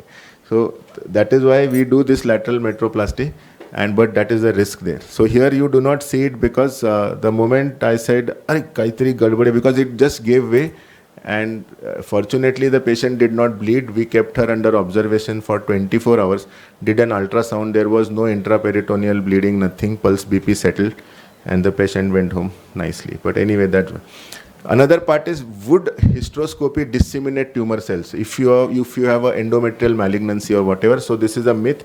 Endometriosis or metastasis of endometrial carcinoma does not happen with hysteroscopy, right? So if you read endometriosis chapter and see risk factors or theories for origin of endometriosis, you will not find hysteroscopy there. You will have so many theories: coelomic metaplasia theory, autoimmune theory, failure of the sphincters at Cornwall junction theory, so many theories, but hysteroscopy is not one of them. So don't think that after hysteroscopy, and this also came to me, I read through the complications. It also came to me because some person, a GP was telling one of the patients कि वो हिस्ट्रोस्कोप डालते हैं ना, उससे sales अगर cancer करेंगे तो अंदर चले जाएंगे, उससे अच्छा हिस्ट्रोस्कोप मत डालो, डायरेक्ट क्यूरेटिंग करो, ऐसे मत करो. It is always hysteroscopy and endometrial biopsy. So friends, these were some complications and tips and tricks I thought to share with you. Medical legal questions will definitely take. Important part is to minimize the risk of complications, appropriate case selection, recognition of the learning phase. Everybody goes through the learning phase. That's one more take home I'll tell you. Everybody will go through the learning phase. Everybody will have complications, right? Do not get too much bothered. Manage the patient, counsel the patient, manage the complication well, and don't worry. In fact, the more complications you will do, the better you will become, right? So complications is good, perforation is good. My residents are sitting here. Ask them what happens if they perforate. they have, and I'm not telling only about pregnant uterus. We have had TLH patients where they have perforated the uterus from below. इतना एंटीवर्ट sir को एंटीवर्ट करके चाहिए, अभी देख मैं कैसा एंटीवर्ट करती, इतना भी एंटीवर्ट नहीं चाहिए. And then I tell them, okay, you have perforated, congratulations, next time don't perforate, because now you know what is not to be done in the next surgery. So every time you learn something. Knowledge of distension media and obviously hysteroscopy equipment. You have any questions, I'll take. Thank you very much. Chairpersons. Thank you so much for the amazing talk, sir. You never fail to impress any of your listeners. One part of it. Sir, I have a question. Like Sure. post-hysteroscopic adhesiolysis, how is it to be dealt medico-legally? Like a patient comes for thin endometrium, we post her for hysteroscopy, and after that she stops bleeding also. So that is a big concern for them कि pregnancy तो नहीं है पर bleeding भी stop हो गया. So how to deal with it? Okay, I'll tell you one more investigation which also one of my IVF friends only told me. So you do subendometrial blood flow mapping on a Doppler. If your subendometrial blood flow mapping is good, you wait. You can give estrogen. If your subendometrial blood flow is not good, then you probably need to remove the adhesions and either insert a intrauterine contraceptive device or start estrogens. But if your blood supply is good, that means blood going to the endometrium is good. Medical management would help, I think. You don't need to do this. Yes, now patient counseling is the one. I agree. Patient will say, तुम्हारे reason से हुआ है. But patient counseling is very important. Tell them that this can happen with any hysteroscopy for any patient, and these are the options available. Always include patient in decision making. That is very good. You tell the patient these are the options available. But I think in this case, doing a subendometrial blood flow study would be very good. There are some indices, I don't know, but there are some indices you can see till where the blood flow goes, and that's a very good investigation to do. So counsel the patient, don't worry. See, I'll tell you problem comes with 3 places. So since I have not put any medical legal slide, I'll just take 1 more minute. 3, lots of time? Okay, then good. So yes, so I will tell you 3 areas in hysteroscopy where you will have litigations and problems. Number 1 is mechanical injury. If you have injury, if you have uterine perforation, false passage तो किसी को पता भी नहीं लगता, अपन patient को बोलते भी नहीं. बोलना चाहिए पेपर पे लिखना चाहिए. Okay, perforation is 1, cervical trauma is 2nd, right? And obviously if for whatever reason if there is bleeding, or for whatever reason you have caused intrauterine trauma is something which is number 1 problem. Number 2 are anesthesia related problems, because what we always tell our patients, hysteroscopy is minor surgery. There's nothing in it. Nobody is going to put any stitch. Nobody is going to open you from above. That is number 2. So anesthesia related problems anytime, whenever they happen. And number 3 and biggest problem are these embolisms, air embolism. Whenever there is air embolism or any sort of embolism, then these are the areas. That is why I said, and for all these, if you see anesthesia problems, air embolism, mechanical, I understand. 1 eye and 1 ear should be there towards SpO2. That is something which always you should remember. SpO2 जेव्हापर्यंत प्याव प्याव प्याव प्याव वाजतंय ना, मस्त काम चाललंय. Even if we play music in OT always, because I don't want my students to see what I'm doing. I want them to see music अच्छा चल रहा है, चलने दे. तो हम लोग म्यूजिक लगा देते बहुत, लेकिन फिर भी वो आवाज आना बहुत जरूरी है SpO2. So these are the areas. And another 3 things which I tell you about medical legal is, first, counseling of your patient and proper consent. If you have counseled the patient properly and correct consent has been taken, 90% problem solved. Second is, if you cannot manage a particular complication, call for help. But do not let go of that complication. Do not be complacent. It always happens. Yesterday I did a laparoscopic polypectomy and I said, everybody, it happens with everyone. There was 3-4 cases lined up. I said, chal ho gaya. Assistant said, nahi sir, bleeding होता है. किती bleeding होणार आहे, थांब ना, आपण बघितलं. नाही सर, ब्लिडिंग होतं. बघू, थांब, बघू, पॉज देऊन टाक. पॉज दिलं तरी ब्लिडिंग होत होतं. Then I put the hysteroscope again and cauterized that vessel. So somebody has to have that thing ki no. Even if there's a problem, don't be complacent, finish that work then and there. This is number 2. So complications happening, not a problem, unless there is a complication which you do which is not in the textbook. So for example, you are resecting, and suddenly you see, "Arey, tonsil aa gaya." So then okay, then probably you have done, and this also happens sometimes. So complication which is not in the textbook is very difficult. And number 3, very important, be very transparent with your patient. Tell this has happened. This is how we are going to manage, right? If you are transparent, honest with the patient, then these are the things which you should, I think, keep in mind to avoid problems, avoid litigation. And it so happens, I mean, it has happened once when we were in Sassoon, a complication which was later on probably it was added in textbook क्योंकि हमारे एक friend ने कर दिया था. तो उसने क्या हो गया कि वो MTP को he started doing dilating, he dilated, put in the suction cannula, and some fat came out. So he called one of our teachers, Amit knows that teacher also. He said, "Sir, baby's fat is coming out." So sir went and saw, and sir said, "This is not baby's fat, this is omentum, momma's fat, this is omentum." So what he had done, he did not see probably, he did not sleep the previous night. Instead of dilating the cervix, he dilated the posterior fornix. He held the posterior lip of the cervix instead of the anterior lip, dilated the posterior fornix, put in the suction cannula, and removed the baby's fat, which he called omentum. And then obviously there was a nice discussion. Sir called everyone, and that sir's dialogue also very epic. He told very calm, he never used to shout, hardly used to shout. He said, "See, there are people who sit down, they write textbooks, they do lot of studies, and they publish their studies, and those textbooks then we refer and we teach you, and you read those textbooks, and then you give exams, and you succeed in practice. Even those people never thought of this complication that you have done." So probably then it got included. But so this is the stuff with me. Do not be afraid.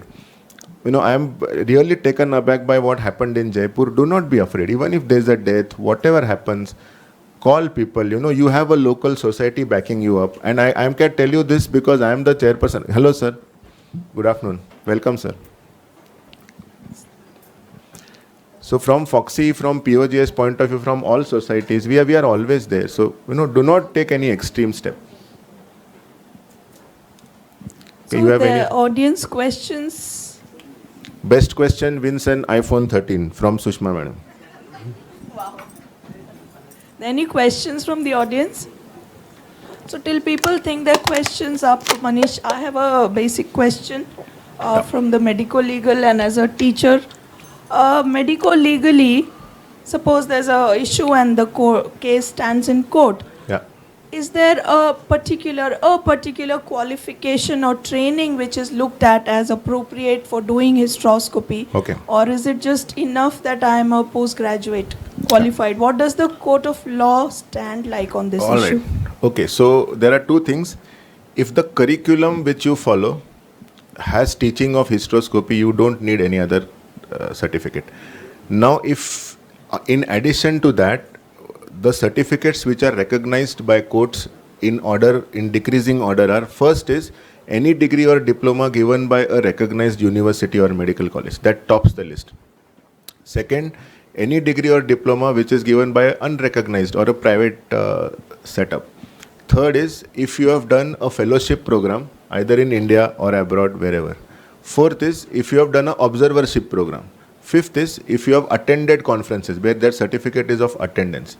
And sixth, rarely if you are doing the same procedure for last 20 years, it's called competency by experience. So degree and diploma which is given by, for example, Myoma Medical College, and you all have it in your course curriculum, you don't need anything else. Why do people like me or Pankaj, why do we go to Germany and France and Italy? Because we want to learn more.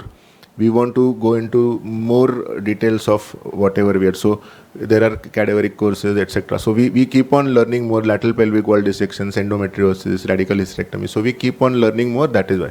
But for hysteroscopy, basic procedures, obviously you can do. So that's a very heartening answer to all the postgraduates sitting here. That was a very purposeful question, Manish, because many people are hesitant in starting away on independent hysteroscopy for the medico-legal thing. They feel they need a fellowship or they need a separate certificate. So your postgraduate degree or diploma is enough, right? Is where we stand. Are there more questions from the audience? The only certificate you require after doing MBBS nowadays and post-graduation in Ghana. So this is typically only true for boys who have done MBBS, who have ventured into MBBS and then ventured into doing post-graduation DGO or MD in gynecology. So the only certificate you require during matrimonial is that you are sane. Pagal nahi hai. That is the only certificate. Yeah, muli milat nahi mulanna. You don't get girls now for marriage. Truthfully. Pehle jaise nahi. Look at Amit, he has crossed that. No, he's crossed, milestone but they're long ago. chairperson, so I am just telling them. No, yeah, you'll realize, boys, guys, एक 10-15 साल के बाद मेरे को 100% phone करके बोलोगे, you're saying right thing from stage. Yeah. For all his jocularity, this master of his own subject has really given a wonderful session. May I request the chairpersons to please felicitate Dr. Thank you so much. Manish Thank you. Machwe. I am here. Any question? I am here till the evening, sir. And sir is here. So I think we should welcome him with a good round of applause. Dr. Sanjeev Khurd, past president POGS and senior most IVF specialist from Pune, our teacher, our guide. And sir has helped all of us in so many ways, in establishing our practice, in establishing ourselves in POGS. So thank you, sir. I am so grateful that you are here. Thank you, sir. Please accept our felicitation. A big round of applause for Dr. Manish.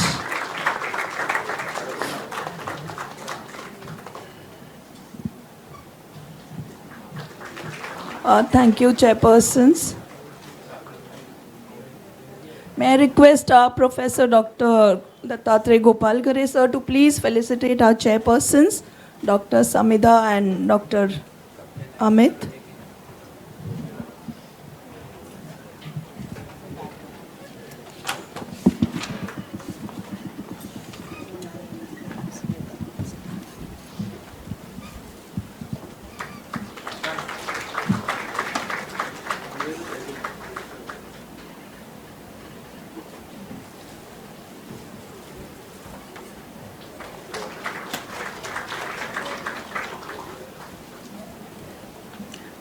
Thank you so much, chairpersons.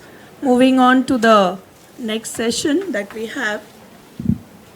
Our speakers for the day are here for that session.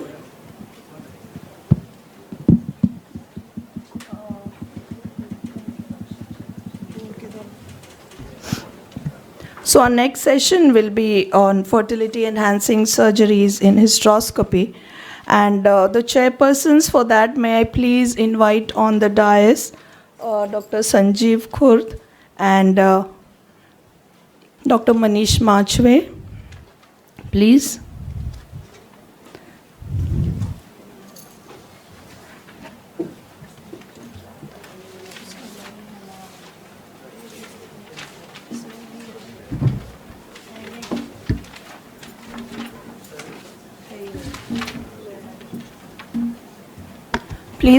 Please occupy your chair, sir.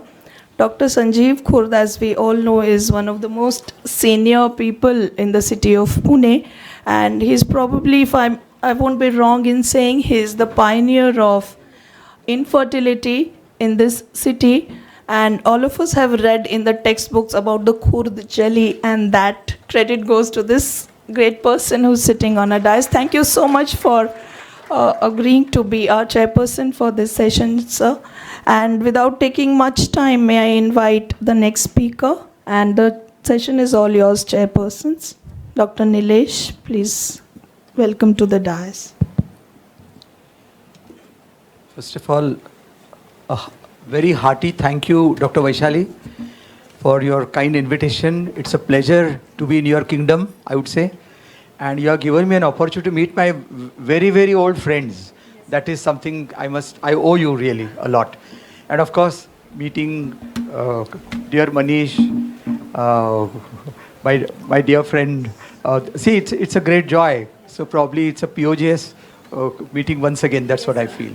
And most important, meeting this young brigade of our future IVF specialist, infertility specialist, and gynecologist. So it's really a great opportunity for me.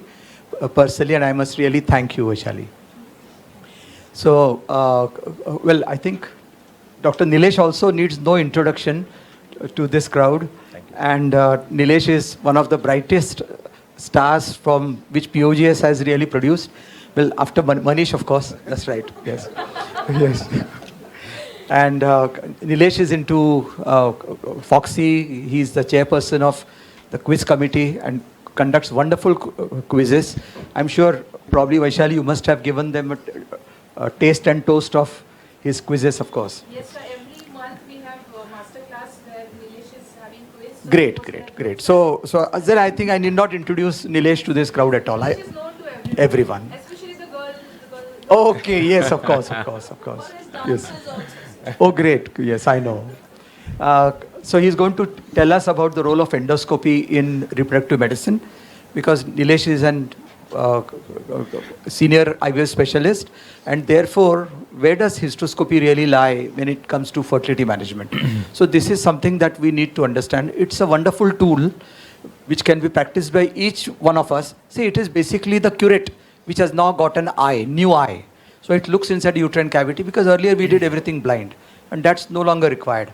And then you can do certain procedures, of course, which will enhance the patient's fertility. So Nilesh is going to throw more light on all these things, and we are looking forward to your talk. Thank you. Thank you, sir. I am humbled by all those kind words from you, sir. The senior most infertility specialist in the town. And even if Manish sir hasn't spoken, everybody has spoken about me. So thanks for that. Thank you so much. At the outset, I would like to thank Myoma Medical College for this wonderful opportunity to speak on the role of hysteroscopy in reproductive medicine. So the question is, can you see the unseen? And I think that is very, very important when it comes to fertility treatment options. We have many tools in our basket. We have the ovulation inductions, we have IUI, we have IVF, ICSI, IVM, PGTA, and the graph is still rising, and we have not stopped yet. So the role of endoscopy in this world, in this era, what's that we want to discuss today, because with the advent of IVF, more and more patients may be going to IVF, but is hysteroscopy, laparoscopy outdated? No, I feel many more roles to endoscopy. If we see, we'll go on with these lines, introduction, indications.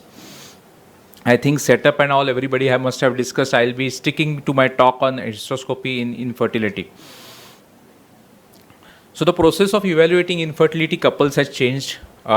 Tests which were used previously are not used now as a routine. Diagnostic hysterolaparoscopy, which was considered as a gold standard for diagnosing certain conditions, is not used nowadays. Mullerian anomalies can be safely diagnosed by transvaginal sonographies, and if we assist the transvaginal sonography with the office hysteroscopy, that becomes almost a non-invasive technique of monitoring a patient. So that's why we need to use rapid, inexpensive and minimally invasive tests when it comes to infertility. Is laparoscopy being replaced is the question. There are n number of other tests which are available. Is laparoscopy replaceable is the next question, or endoscopy replaceable? I think the answer is no, because many such conditions which can be diagnosed with perfection with endoscopy. We have to always assess the risk-benefit ratio when it comes to offering invasive treatment, especially when it is under anesthesia. Regarding the safety, the adhesions, grade 3, grade 4 endometriosis always carry a risk with laparoscopy. The benefits of doing endoscopy, we can directly see, we can directly treat. The see and treat principle can be followed in many conditions. So the aims which are there when we use hysteroscopy is to offer a effective diagnostic tool, offer a surgical option, and always ensure safety of the patient. Do not compromise safety is very, very important, and I come here to give a message, because all these patients of hysteroscopy, they are infertility patients, all are in well condition. We don't want any complication on table, and that's why do not compromise safety is the first message when it comes to doing hysteroscopy in infertility patient. Basic minimum setup is must for any endoscopy procedure, and these are the indications for the diagnostic hysteroscopy. So office hysteroscopy, septum or T-shaped uterus, submucous myoma, monopolar or bipolar current can be used, cold scissors can be used, polyps, submucous fibroids can be treated, adhesions or thin endometrium can be treated, and recurrent pregnancy losses itself is a separate indication for doing hysteroscopy. This is the basic minimum setup. I think everybody must have gone through this. The one thing which I would need to highlight is use of a 2.9 mm or 2.7 mm hysteroscope, which is now become a gold standard again, instead of going to the 4 mm hysteroscope. So even the operative sheath is smaller, even the resectoscope diameter is smaller. So the total dilatation which you require, even if you do a resectoscopic excision of a myoma or any other procedure by resectoscope, is around 8. It don't require more than that dilatation. These are the visualization. This is the different types of telescope. All we know all that hysteroscopy we use a 30-degree telescope, and that is the that is how we need to see when we are using a 30-degree hysteroscope. The light cable gives us the clue where we are going to see whenever we are keeping the light table on the top. So always whenever you are entering for in a hysteroscopy, you need to have your light table on the top and the water down, and then you enter, and then you adjust your light cable so that you negotiate the cervix properly and enter inside. So the eyes do not see what the mind doesn't know. We all know that, and during hysteroscopy, this gives us a very clear view. Medico-legal implications are very, very important. So you should have a quality management system when you are doing hysteroscopy. This you should have a checklist and mock drills whenever you are entering either by hysteroscopy or a laparoscopy. You should form SOPs for your institute. Nowadays we are not using glycine, so the TUR syndrome, which was once considered as a dreaded complication of hysteroscopy, is gone. We all do operative procedures with normal saline nowadays, and therefore we have a very good leverage when we are doing such surgeries. 1.5 liter of fluid deficit, more than that can cause problems. So up to 1.5 liter will not cause any problem. So you have to control the inflow and outflow, and this is how you will avoid any complications. So no major complications. Most of the times we are using cold scissors. So cold scissors are less likely to cause any major problem when doing hysteroscopy. So this is the diagnostic and operative hysteroscopy which we do. Contraindications of doing a hysteroscopy: acute PID, acute herpes infection. Active herpes infection, always medically unstable patient, can pose challenges for you. So it was Philip Bozzini in 1806 who started hysteroscopy, and by illuminating the body through an exterior light source, and 1869 Pantaleoni was the first time who used the hysteroscope. So it goes way back to 2 centuries back, and this is how we have our newer hysteroscope. And these are the different types of hysteroscopes, rigid hysteroscopes, which are available. This is the standard which I follow, because less than that diameter, I think it becomes very fragile hysteroscope. So 2.9 mm can give you option of see and treat. In the same sitting, you can do a see and treat principle. Even small procedures like septoplasty, small subseptate uterus or metroplasties can be done in the office hysteroscopy settings nowadays, and a very useful tool. You don't require a mesoprose for cervical dilatation. You can just go in with a 2.9 mm hysteroscope. One thing is I'm going to talk later on is about intrauterine adhesions or Asherman syndrome. So in these patients also, this 2.9 mm or small diameters office hysteroscopes are very, very helpful. This is the resectoscope which is available, and we have a conventional and mini resectoscope. So conventional resectoscopes requires a 9 mm or 10 mm dilatation, whereas around 5 to 6 mm outer sheath for the office hysteroscope. So if we consider office versus routine hysteroscopy which is done on an outpatient basis without anesthesia, analgesia, or small amount of analgesia and cervical, without cervical dilatation, is called as office hysteroscopy. Vaginoscopy reduces the pain associated with that, and it has been shown in many of the guidelines, many papers with a level A evidence that office hysteroscopes and miniature hysteroscopes reduce the pain and discomfort associated with hysteroscopy. Normal saline is better than any other distension medium, even better than CO2. Again, a level A evidence. Local anesthetic for ectocervix is beneficial. That is what they say. So you can, if you are doing a office hysteroscopy, you can just do a paracervical block at 3 and 9 o'clock positions and then proceed ahead to reduce the pain associated with hysteroscopy. This is the preoperative preparation when it comes to hysteroscopy. Antibiotic, is it necessary? All major trials and studies say that an antibiotic is not necessary, but if cases are of immunosuppressions are there, or RVHD, rheumatic valvular heart disease are there, only in these patients you need antibiotics. Cervical preparation, is it necessary? Not routinely indicated cervical preparation. So again, a level A evidence. You don't need a cervical preparation by laminaria tents or by mesoprost, not needed. Operative hysteroscopy, I feel only if it is a Asherman syndrome and previously if the entry was difficult. Only in those cases I would be skeptical about using, even in those patients I'm not using, but yeah, only in those patients it can be a candidate for using a mesoprostol or preoperative cervical preparation. NSAIDs, they decrease the pain associated with the procedure, so they can be given preoperatively if you're doing a office hysteroscopy or postoperatively if you're doing a normal hysteroscopy. Endometrial preparation for hysteroscopy. So hysteroscopy is preferably done in the follicular phase, day 5 to day 10, so that you don't miss out on small polyps, you don't miss out on Mullerian abnormalities, small lesions, and even the osteal problems, any osteal adhesions, you don't miss out on that, because the endometrium you need to be at a basal level.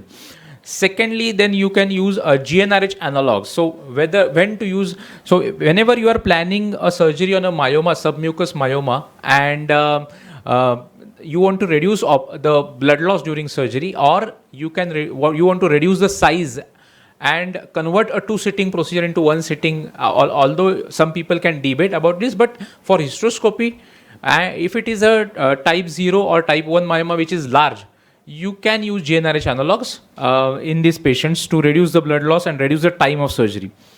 Pitresin or vasopressin reduces your operative blood loss. So this can be used 8 ml of 0.05 units per ml. So 1 unit is to be diluted in 20 ml of NS, and this can be used to reduce the operative blood loss during a submucous myoma resection. So these are the preparations for any patient. Regarding the distension media, we all have a locks now on the hysteromat. So the pressure which is to be maintained is not more than 150. That is the maximum allowable pressure, because at this time, usually the fluid will seep into the systemic circulation. If your sinuses are open, sometimes if a large vessel is open, even pressures lower than this can cause problems. So they say around 70 to 100 is the best one, but yeah, sometimes we have to use up to 150 also. Types of distension media, we have gaseous and liquid distension media. Not going into all these details, I have already talked about this.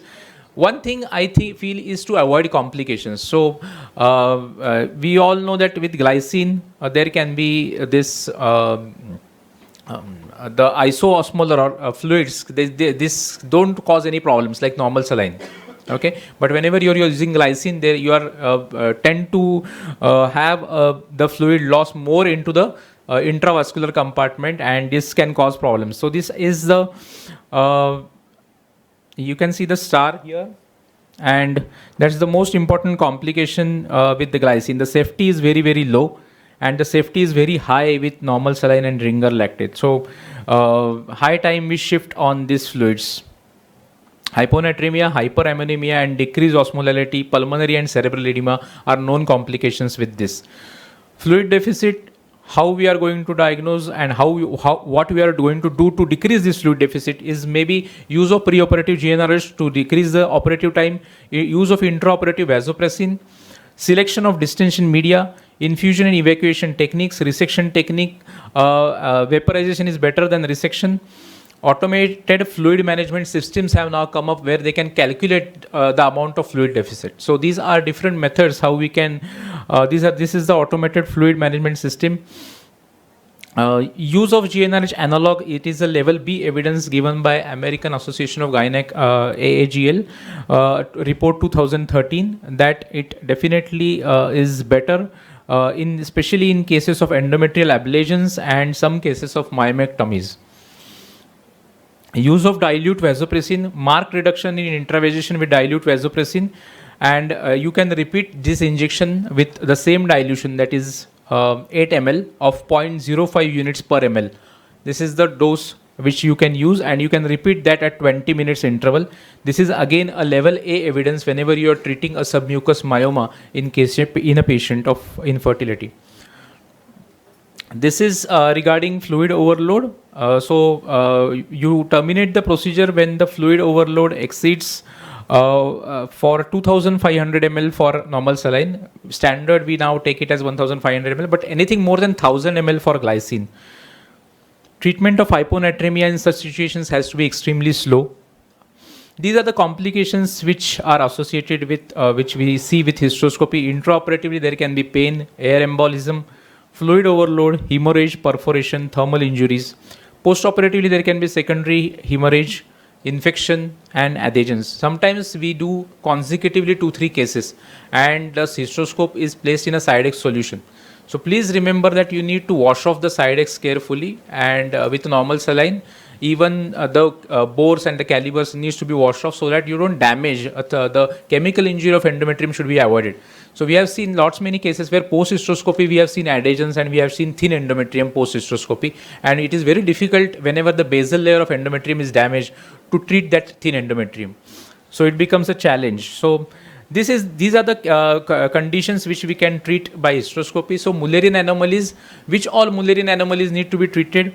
So septate uteri, definitely there is now few studies which are coming up which say that some septate can be they can be left as it is, but usually as a fertility specialist I follow the old school of thought where we are treating all septums and subseptate uteri which are more than 1.5 centimeters. So all septums more than 1.5 centimeter we are treating.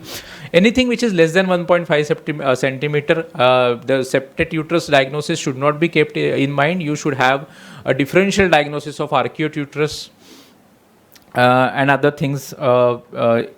I'm sorry, this video is not, this is the video. So there can be thin endometrium in cases where you can have subseptate uterus or arcuate uterus. So these patients may require metroplasty.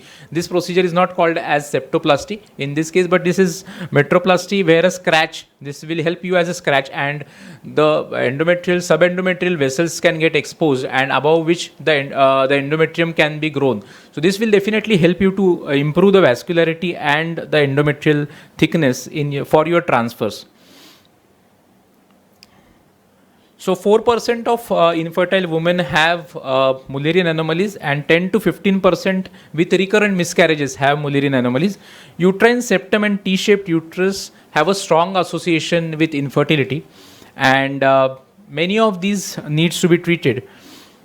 Failure of resorption of tissue of this connecting tissue of the two paramesonephric ducts is going to give a septum, and this can also give you recurrent miscarriages and also IVF failures in some cases. So all hysteroscopy for IVF, I'm going to speak about it, but it's not necessary to do hysteroscopy for each and every patient of IVF before transfer. But yes, it is always necessary to do a hysteroscopy for each case of implantation failure or IVF failure.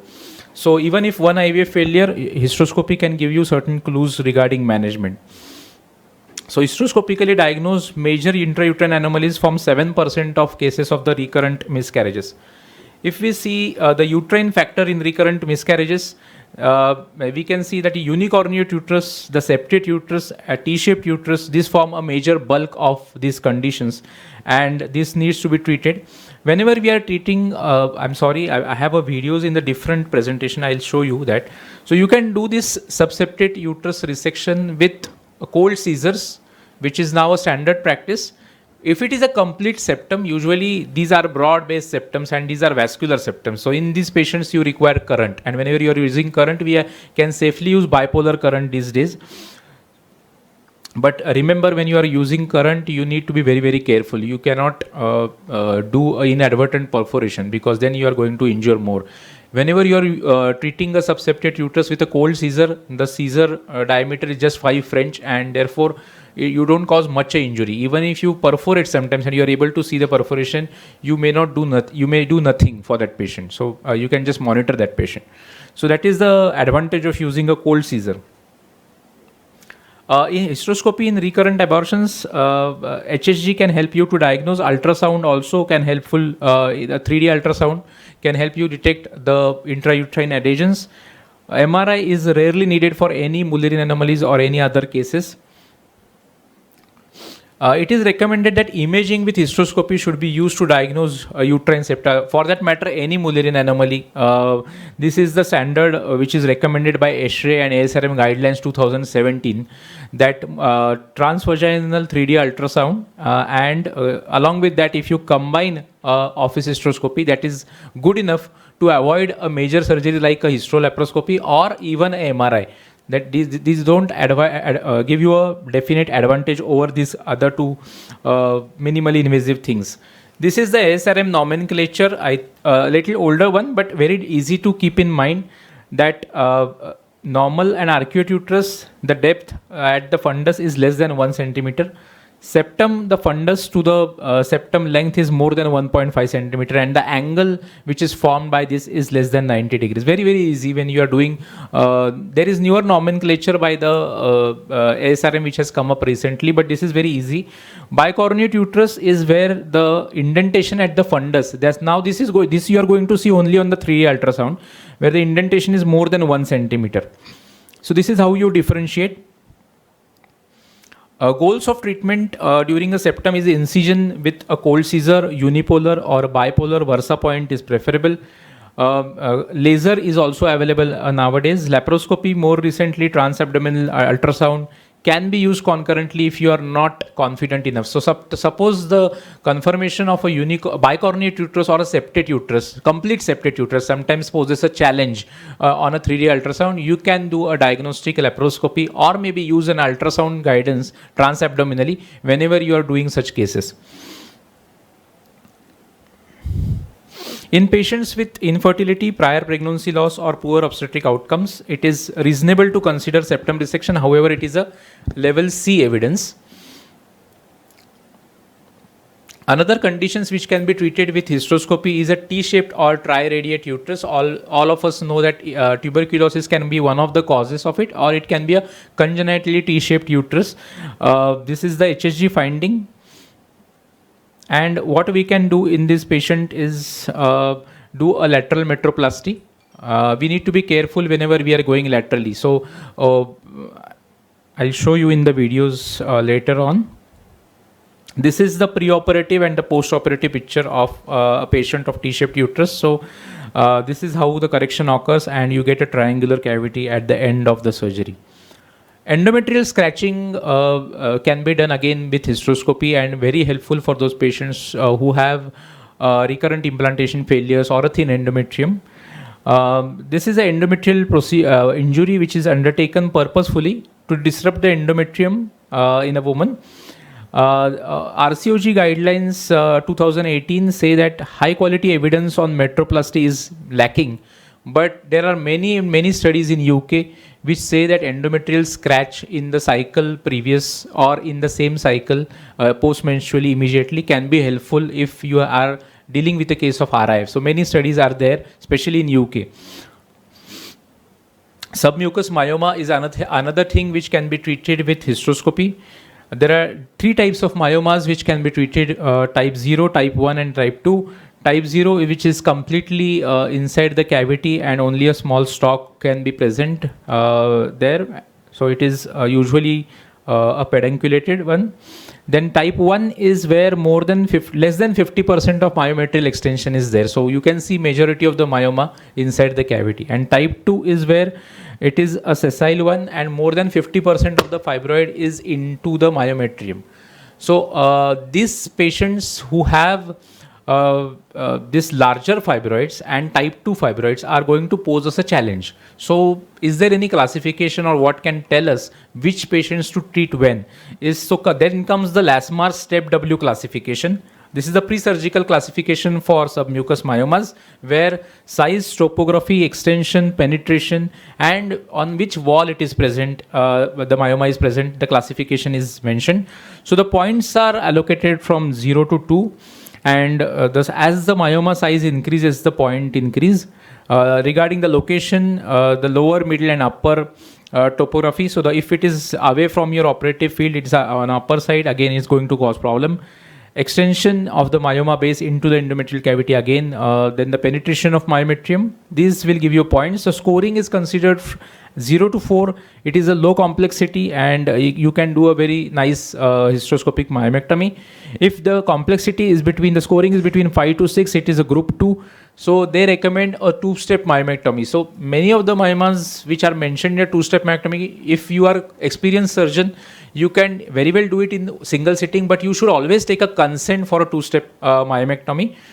And whenever the scoring is between 7 to 9, though these are the patients where the myoma may be extremely away from your operative field while you are doing hysteroscopy, and preferably laparoscopy can be an option even if it is having a submucous component. So submucous myomas which have an intramural or they are extending to the serosal surface can be a candidates for a laparoscopy than a submucous resection, because these are the patients in whom you are going to damage the endometrium also. So you need to assess the outcome also. So it is not that we cannot do this procedure hysteroscopically, we may be able to do, but if you are using current extensively, this can damage the endometrium and pose problems for us later on. Submucous myomas can cause impaired fertility. This can cause pregnancy complications and loss and adverse obstetric outcomes. This is the etiopathogenesis, and not going into that, but yeah, the HOX A10 expressibility is hampered, and this is how it impairs with the implantation of the embryo. So any myomas which are closer to the endometrium, they can affect this expression of the HOX A10, and this can cause you problems. Another method of diagnosing this myoma is one we can see is 3D, the normal ultrasound. Then we can see a saline infusion sonography. So whenever you are doing a SIS or saline infusion sonography for tubal patency, always at the end of the procedure, just put some fluid inside the cavity to look for any small submucous myomas or polyps which can get delineated when you are doing a SIS rather than a 2D ultrasound. Yeah, with the advent of 3D ultrasound, we are able to diagnose that on the 3D. But if you are doing a 2D ultrasound, SIS can be helpful. Hysteroscopy can give you an option of see and treat, so that is definitely diagnostic as well as therapeutic. Methods of doing hysteroscopic myomectomy, it can be mechanical. So you can just go inside, and if it is a type 0 fibroid, a very small fibroid, you can go and cut the stalk of the fibroid. So it is just liberated from its existence. The second technique is doing a resectoscope excision of a fibroid. This is usually necessary for grade 1 and some grade 2 lesions. Versa point is a bipolar energy vaporization. Again, vaporization is better than a resectoscope. So again, this if you are affording that, then that can be useful. There is another device which has come up, is a MyoSure or a TrueCut. So there it is like a morcellator which we have in the laparoscopy. It is same like the morcellator which we can use for a hysteroscopy, where you can just bit by bit just suck out the myoma. The morcellation is done inside and you can remove it. So very useful, although a time-taking procedure, but very useful and procedure these days if you have this instrument. One thing which I would like to comment here is that submucous myoma resection with cold scissors. I have in the Maharashtra chapter ISAR, I presented a paper on this. I have a case study of around 20 cases of submucous myoma resection with cold scissors, where you just go around the myoma and remove it en capsule like you do in a laparoscopic myomectomy. Whenever we are doing a resectoscopic, like a picture which is down, we are doing that resectoscopic excision of a myoma, we tend to go away from the anatomy. So sometimes if it is a type 1 or type 2 myoma where you don't know how much component is inside the myometrium, you can tend to leave some myoma inside, or you can tend to excise more. So if you want to avoid this problem, you can do a cold scissor excision or a laser excision of a myoma. Professor Sergio Hemorrhage has done a large number of study on this with laser 2-step myomectomy without any removal of the myoma. So similarly, based on the without any removal means not removing the myoma outside the cavity. So on the similar lines, what Sergio Hemorrhage had done with this is just putting a current around the myoma, with laser. So we just laser the myoma in a circular fashion, go around that, so that the blood supply is occluded. And in the second sitting, we go in the cavity and just remove the myoma and capsule.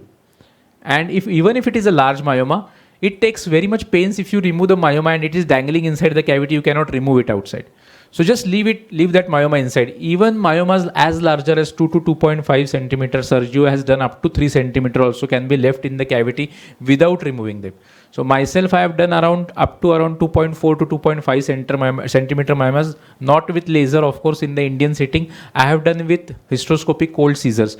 So just go around in a single setting, just go around with the scissors, encapsulate the myoma, it comes out, leave it inside the cavity and come outside, so that you don't lose time. So the procedure for myoma resection, which used to take around 45 minutes to 1 hour with a fluid deficit, which is again ticking on your minds, can be safely avoided by this, and you can do this procedure in around 15 to 20 minutes. So this is the time saved and probably the complications which can be avoided. So this is the technique which I usually follow at my end.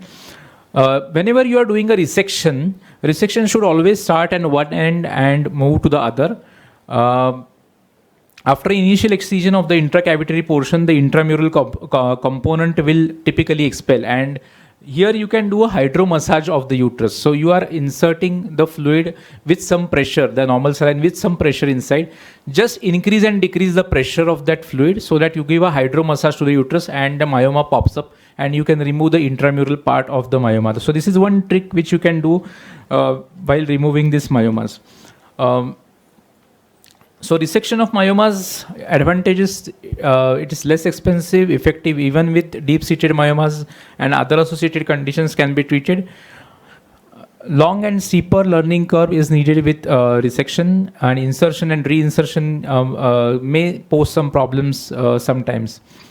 This is the MyoSure or TrueCut, which is called as the hysteroscopic morcellator, which can be used, which I was talking of. So regarding the guidelines, management of asymptomatic submucous myomas, whether it is needed. So if we have a global consensus statement on hysteroscopy where it is mentioned that 3 or more submucous myomas or a damage to large portion of subendometrial surface can be anticipated in these patients. So it is better if they have an intramural component to go for an abdominal resection than a submucous myoma resection or a larger fibroid resection, which I was talking about.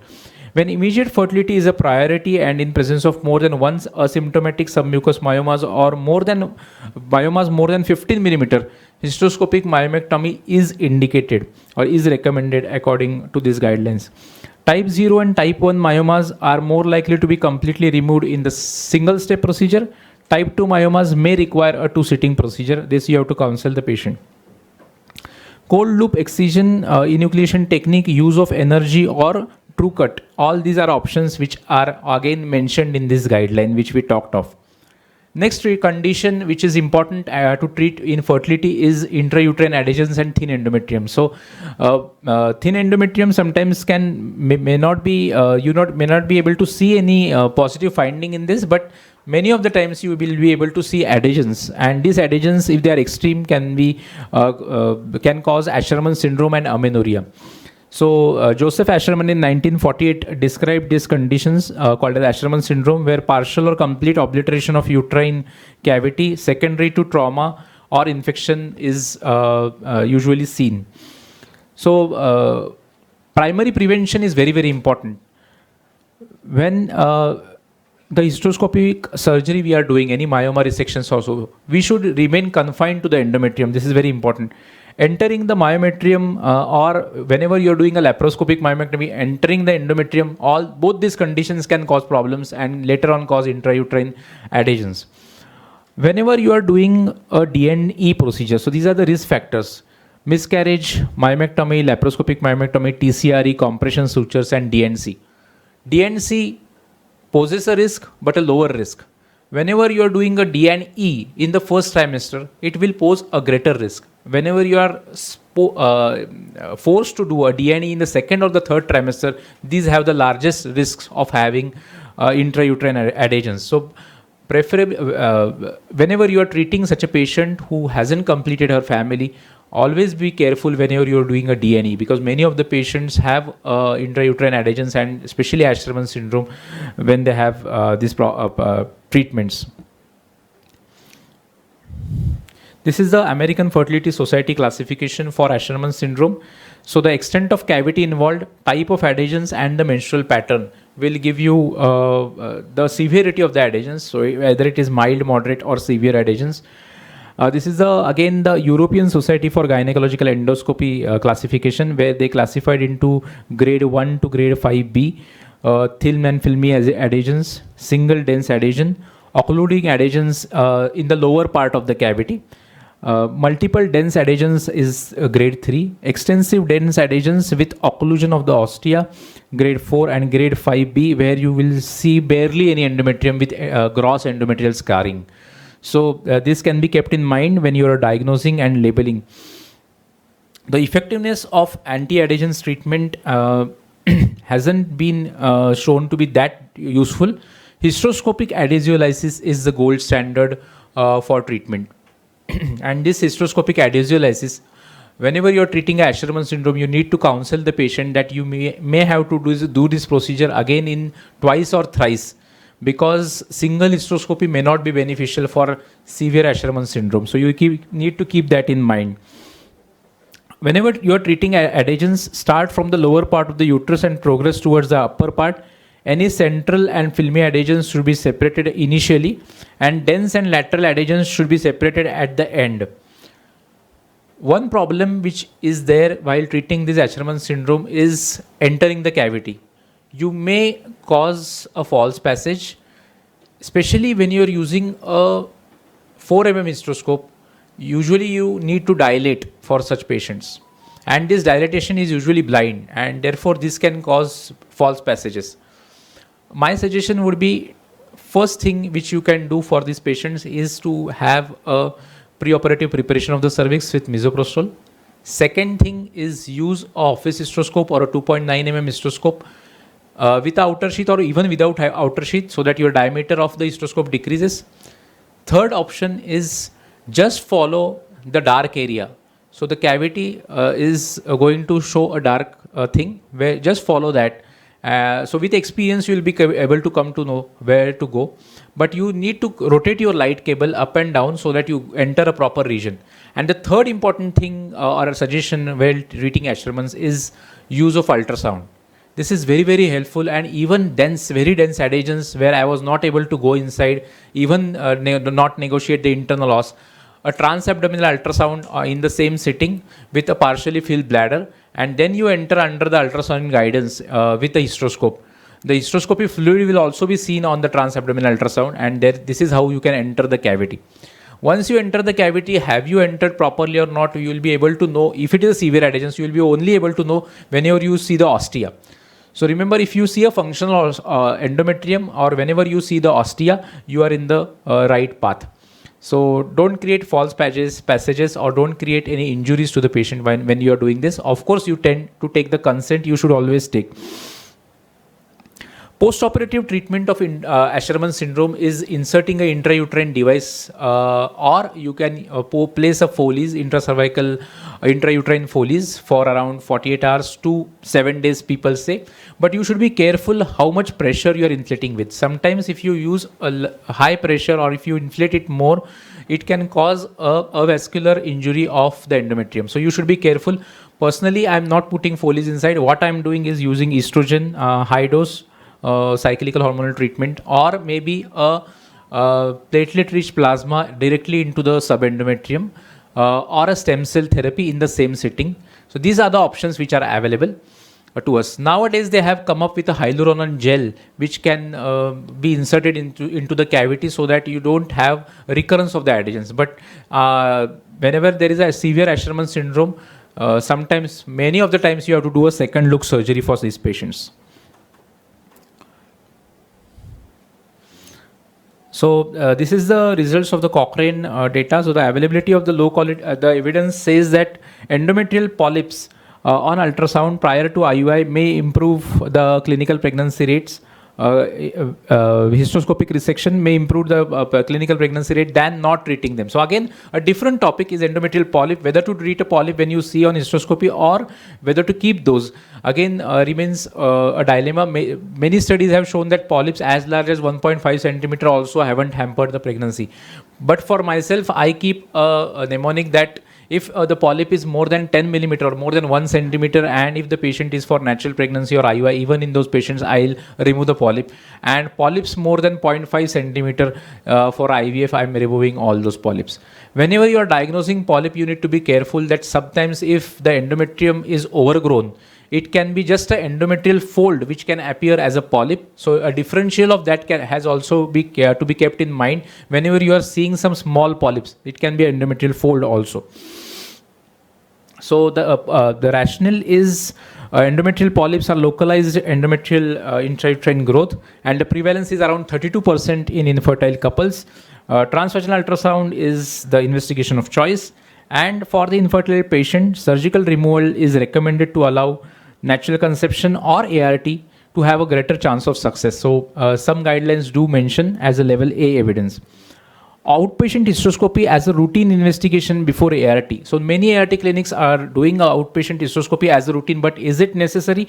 This is the evidence. So abnormal hysteroscopic findings can be seen in many patients, but it is not justified as per the ASRM and Cochrane to do a routine hysteroscopy for every patient undergoing IVF. So no high quality evidence to support a routine hysteroscopy. However, patient undergoing IVF, there have been seen a slightly increased live birth rate and clinical pregnancy rates with a screening hysteroscopy.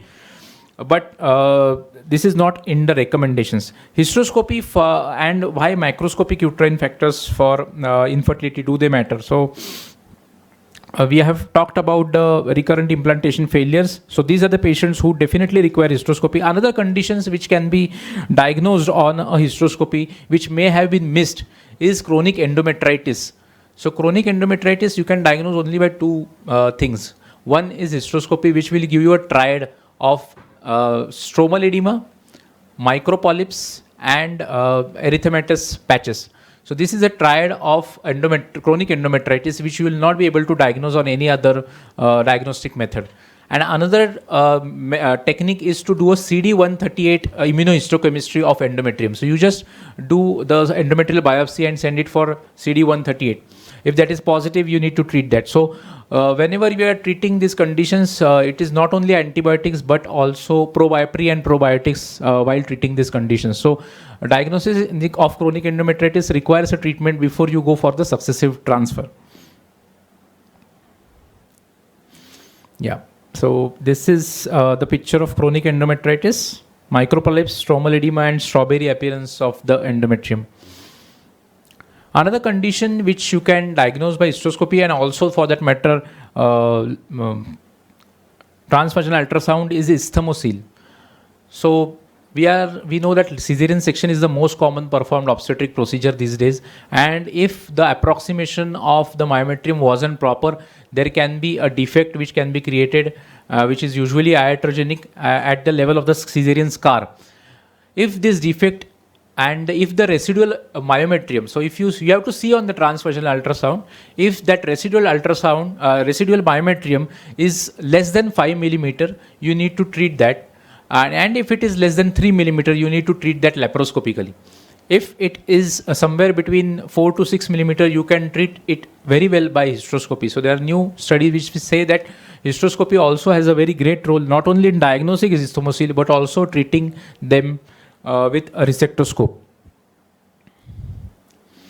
I have already spoken about hysteroscopy as a tool in recurrent implantation failure. So many studies, many systemic review and meta-analysis, they recommend that you can use hysteroscopy as a routine for RIF patients. So friends, thank you for your patient learning. This is a take-home message. Careful case selection is very important for hysteroscopy. Not each patient of infertility will require hysteroscopy. Checklists and SOPs is a must when you are doing hysteroscopy because you need to avoid complications. Safety of patient is a priority, especially in fertility patients who are very healthy patients. Hysteroscopy can serve as a third eye vision for all treating physicians when it comes to not only infertility but other conditions as well. Friends, with great power comes great responsibility. So even if it is hysteroscopy, we need to be very, very careful. Thank you for your patient hearing.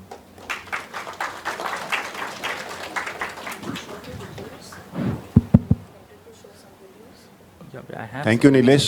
Fantastic talk, as always. I'm telling you, I'm asking him a question because the best question wins an award, I told you. So, Nilesh, one question, actually two. The first one is, suppose you have a broad-based septum and you need to do a septum resection. Yes, sir. A lot of people, what they are doing now is they are putting a resectoscope and they are actually resecting the septum. That means they're removing the septum in the entirety. Considering the fact that if you just cut it, some part of the septum keeps on dangling, it remains in the cavity. So what is your take, especially from point of view of the patient going in for pregnancy? Yes, sir. So personally, sir, I have seen that if you remain exactly at the center and if you see the ostia while doing a very large septum, I must be having that video also. So very large septum directly from the fundus, cervix also 2 parts, and the vaginal septum. So complete septum. And these patients also, the vaginal part keeps on dangling, but I have never seen the uterine part keeping on dangling if you go rock center. So when you just see the ostia and do it, yeah, but there is a other school of thought which says that septum can be completely resected or incised and removed totally, but that is not indicated as per the guidelines. I personally in favor of just doing a septum incision or maybe just cutting it and not removing the septum part. Okay. One more thing. What can be done to prevent one of the prior chairpersons also asked the same question. What steps can be done or what tricks can be used to prevent adhesions occurring because of the hysteroscopy that we do? Because that is another area of concern, that you do a particular procedure hysteroscopically and the patient lands up with adhesions because of the procedure. So what tips you will tell everybody that do this so that intrauterine adhesions will be less? Yes, I feel 2 or 3 things which I highlighted while giving the lecture is that infections in any form should be prevented. Chemical injury to the endometrium should be prevented because we are keeping our hysteroscopes or our operative sheets in the formalin chamber or maybe in the sidex. This can cause chemical injury. Any form of infection or slightest loss in sepsis, asepsis would again cause. Post-operative, during the hysteroscopy intraoperatively, I feel you should not enter the myometrium if you are resecting a myoma with minimal use of current, I would say. Personally, I am using current only for large broad-based septum 1 and type 2 myomas where I don't want to leave the myoma inside. Otherwise, each and every case can be done with cold scissors. So this is how you can prevent adhesions. Whenever you are resecting the myoma, you don't enter the myometrium very deep so that you don't form adhesions again. And yeah, minimal use of current again. And post-operative management, I feel is very, very important. Post-operatively giving high dose estrogen for these patients, putting a intrauterine balloon in some cases. Hyaluronan gel is a new option which I haven't tried personally, but many experiences are saying that it can be placed inside the cavity, that gel. The lips of the cervix can be closed for some time and it can be allowed to sink in for around 5 minutes or so and then you come out. So this is how we can prevent adhesions. Okay, one last question from my side, and I know I would want sir's comment also on it because sir has also done a lot of work on that.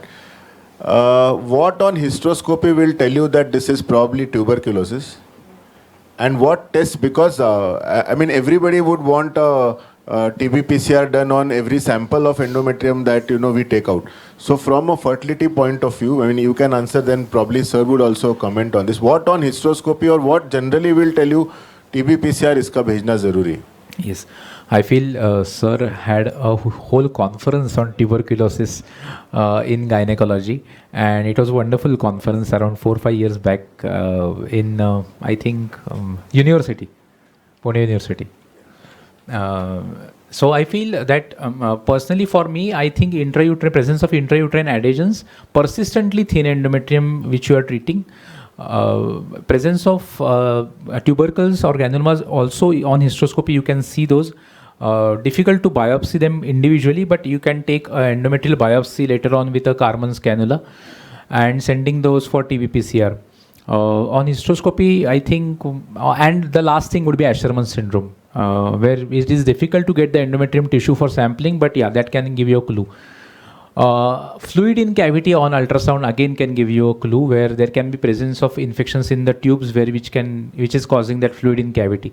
So these are certain 4 or 5 things which for myself I would say that it needs to given given a diagnosis or treatment for tuberculosis. Empirical AKT, I tend not to use it, but yeah, only in odd cases where endometrium is less than 5 millimeter, everything is done probably, and you have a hysteroscopic finding, 1 or 2 findings of probable endometrial cocks or fluid in cavity. These are the patients whom empirical AKT may be tried. I know sir will be definitely best person to answer that. Excellent, Nilesh, as Manish says as always. I'll start with few questions which are practical probably in the minds of everyone. See, when you start doing hysteroscopy, the first is to get entry into the cavity. Now, how many times you have faced difficulty? See, because you brought out the point of using misoprostol.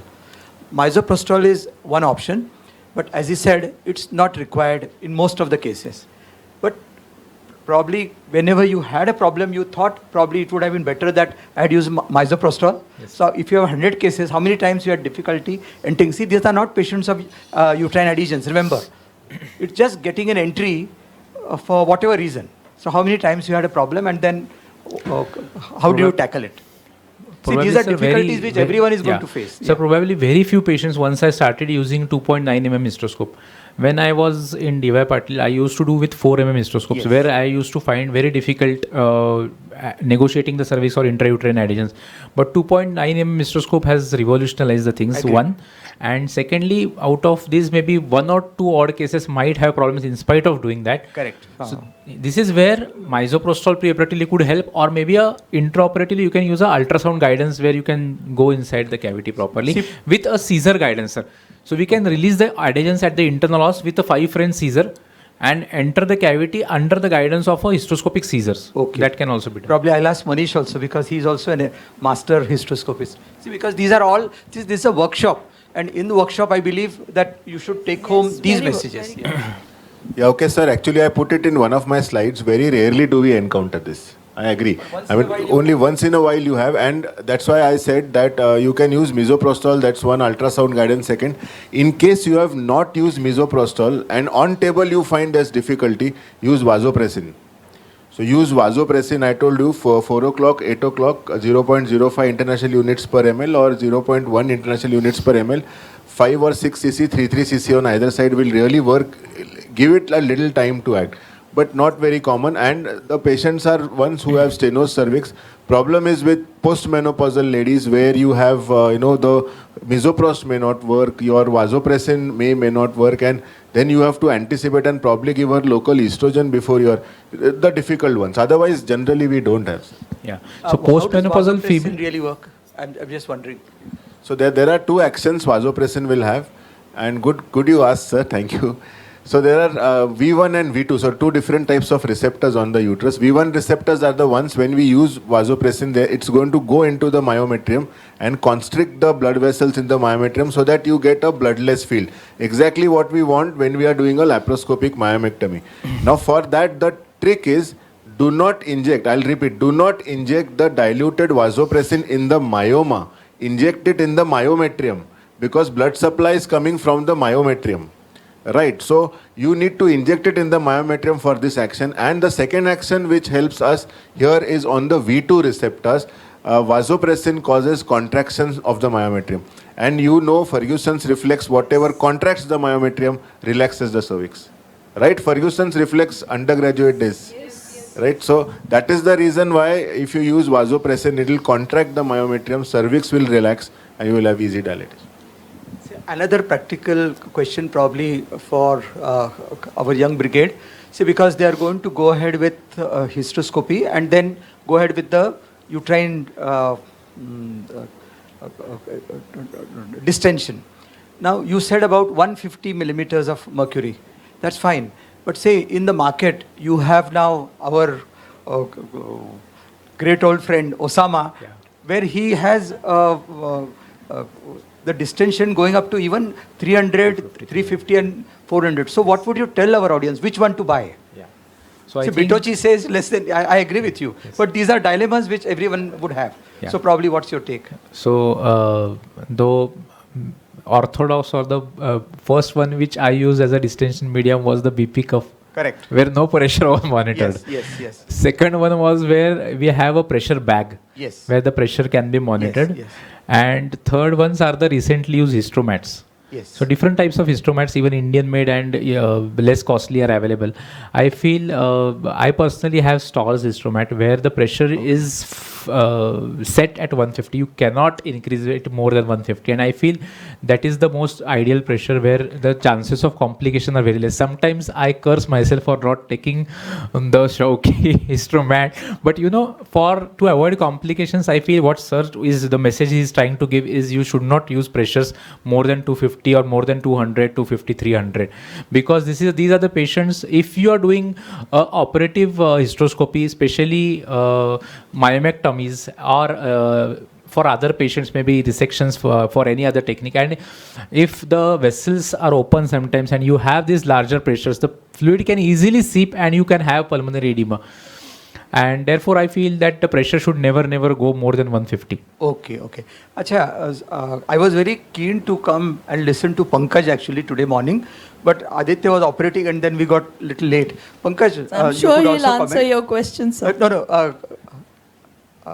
See, Nilesh, you mentioned about that where you started with what we push in air. Yeah, we push in air. Yes. So now this is one thing which I would really love to talk, because see, we may not be as lucky as what he has. He has an hystromat. So we all start with that beginner's method, and then we push in air. See, it's an excellent method. But mind you, please let it be very clear.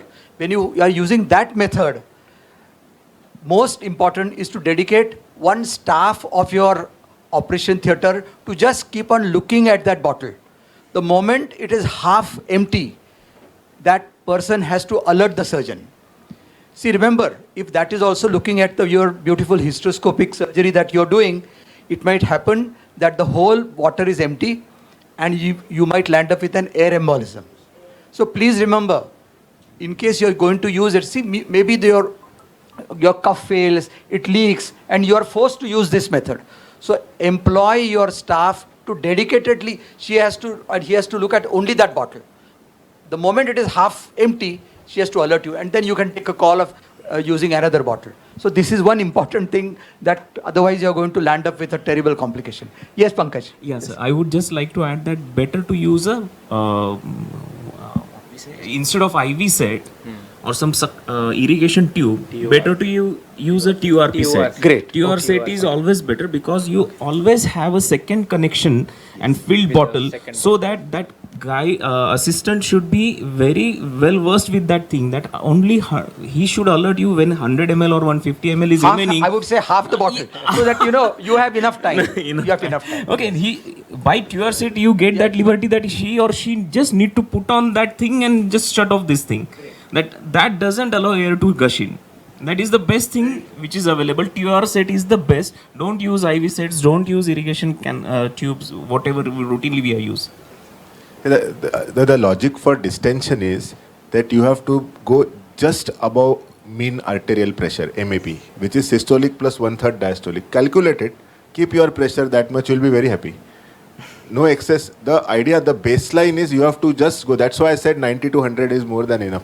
Just go a little above your MAP, mean arterial pressure. In exams, postgraduates, exam mein ye bolo baba.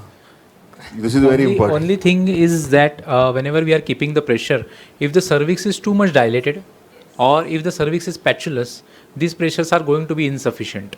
So sometimes we may feel the need of high pressure, but I feel in that case you can just occlude the cervix with the ALIS so that the returning fluid is not much and the distension remains. Another, what happens to that dangling myoma? See, because you mentioned about that. So yes. So you keep on doing sonography and what happens? No, I'll show here, sir. So does it disappear after some weeks? Yes, sir. Yes. You have to give antibiotics. So it's actually a different school of thought where we feel that it may cause some problems or infections later on. So in both of these cases, the myomas was left. The first one I think was a small myoma where it can be removed with just a grasper. You can clamp it and remove it. But if it is a larger myoma, probably more than 1 centimeter, the dilatation which is required is very huge. Or we are not able to remove that. And the graspers are not that much fine. Even tooth grasper cannot remove it. It just slips off. And it takes your time. Another method which we can use is using a ovum forceps while removing that myoma. But if it is out of all these things and you don't want to waste time, you can safely keep the myoma inside the cavity as shown in this lower picture. The myoma was around 1.5 to 2 centimeter where it was difficult, and I had resected that myoma completely with scissors, so current wasn't used, and the myoma was left inside the cavity. You can just follow up the patient on a 2-monthly basis. So you can call the patient after 2 months. Within 2 months, most of the myomas have gone. They necrose, their blood supply is lost, and sometimes the patient can experience mild cramps in the menses where the myoma is about to be passed. But most of the times, usually it dissolves on its own or it gets necrosed and you are not able to see any myoma. Only in one cases out of 20 case series, sir, a myoma of around 0.5 centimeter was inside the cavity, for which second look hysteroscopy had to be done. But I didn't charge the patient and it was an office hysteroscopy. So next time it became an office hysteroscopy procedure. So you're doing the second look for each and every patient of this dangling myoma? No, sir. Only one patient out of 20 I did a second look. Counseling of patient.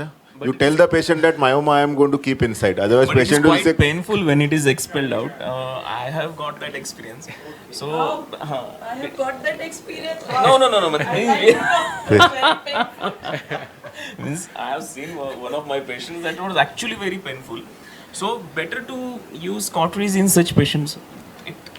Okay, there's one more. What's wrong? One more. No problem. There's one more trick. I know it will require a little. The issue is about dilating the cervix. Yeah. So this is one of my friends from Mumbai. He devised, because again, as Supari surgeons, probably Dr. Nitin Shah. Yeah. So Dr. Nitin Shah from Mumbai devised this because we go and operate at places, and then at times I am not saying that maybe Nilesh is a very good counselor. I am not a very good counselor. So if I tell the patient निकाला तो है लेकिन अंदर ही रखा है, so fixed deposit थोड़ी है. So we have to remove it somehow. So another problem which I would like to highlight is the biopsy of the myoma. So the histopathy isn't available. Yeah. But for that matter, I usually take a small biopsy of the myoma with the scissors only and send a small part with for the histopathology. But in the 20 cases I have never experienced, and there is a large case study of Sergio, if you see. Yes. Sergio Hemo, which has done around 200 to 400 hysteroscopic myomectomies with this technique, and he has done a 2-step procedure. My modification is a single-step procedure. Okay. So what Dr. Nitin from Mumbai does is, he will put a Ellis forceps or a grasper side of the hysteroscope and then probably twist and remove it with that. So, you have a little bit space. I know you need a little bit more dilatation, but that everything comes out. Yeah. Well, I think we would want you to ask questions. See, we asked questions on your behalf or from whatever difficulties we faced. So probably I think you should go ahead. So very interesting exchange there by the chairpersons. Yes, sir. Yes, Santosh. It's a pleasure to see you here. Yes. Nilesh, good morning, sir. As an infertility specialist, yes, sir. If at a hysteroscopy, if you come across small polyps at the corneal end, do you tackle all those polyps or leave them? I usually, once I enter, I tackle everything. How do you tackle? Because using a cautery sometimes can cause scarring at the corneal end. Sir, I use cautery only for 2 conditions. Submucous myomas around 2 centimeter. One thing, if I want to remove them out completely. And secondly, for large broad-based septum. All other cases can be managed with cold scissors. Small submucous myomas, even larger polyps as large as 1.5 centimeter don't require a cautery. If we consider their feeding vessel, that's not very large enough that we need to cauterize them. I have never cauterized a feeding vessel of a polyp. All these small polyps, even at the cornu, can be managed with cold scissors. So if you are well versed with hysteroscopy, even you can go near the cornu and remove that polyp. And one more thing, you are talking about cervical dilatation. Has anyone used Cerviprime gel? Not used personally, sir. Dinoprostone gel is mentioned. I have not used, but I don't know. Sir has a fantastic histomat system in his hospital. So, and for this small polyp, sir, you can just put a grasper, hold the polyp, twist, and it comes out. You don't even have to cut. Yeah. So it is really nice to see Dilip, you here. Welcome, of course, on behalf of the organizers. And in case you have any comments, we certainly would welcome it.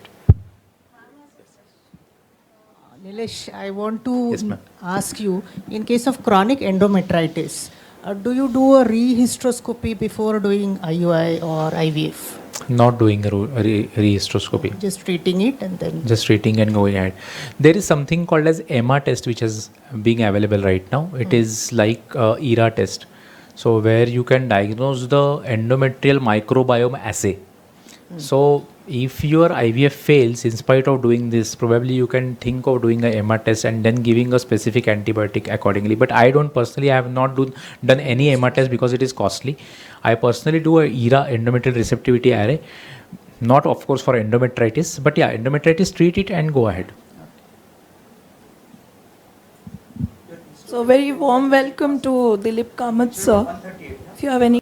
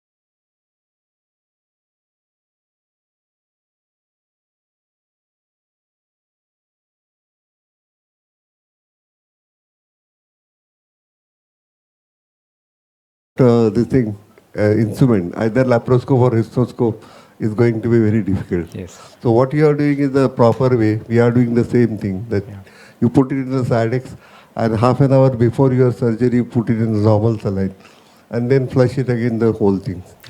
One more thing which can be done is the use of ETO, as sir said, because as autoclave ETO is also acceptable. So you can have a ETO machine where you can use these disposable materials can always be kept ETO, but the scopes and everything are not like they are not two.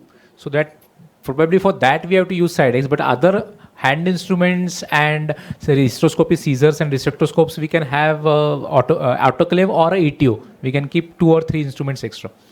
Thank you so much. Yes, may I request the chairpersons to please felicitate our speaker for the session, Dr. Nilesh.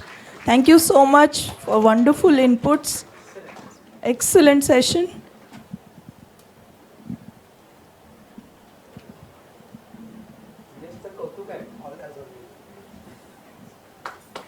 A big round of applause for Dr. Nilesh.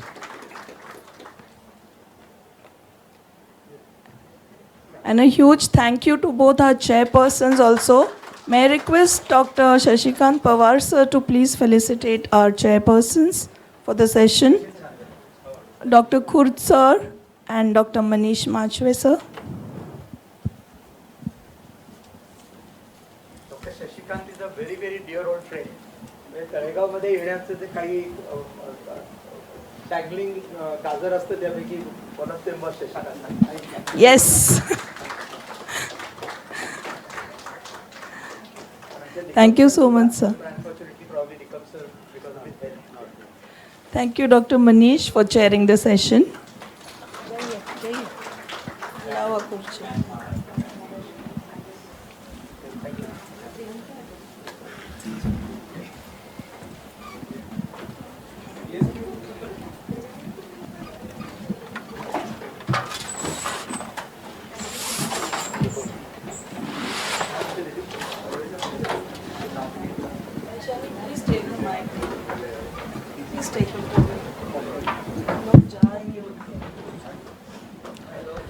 Requesting the students to please sit.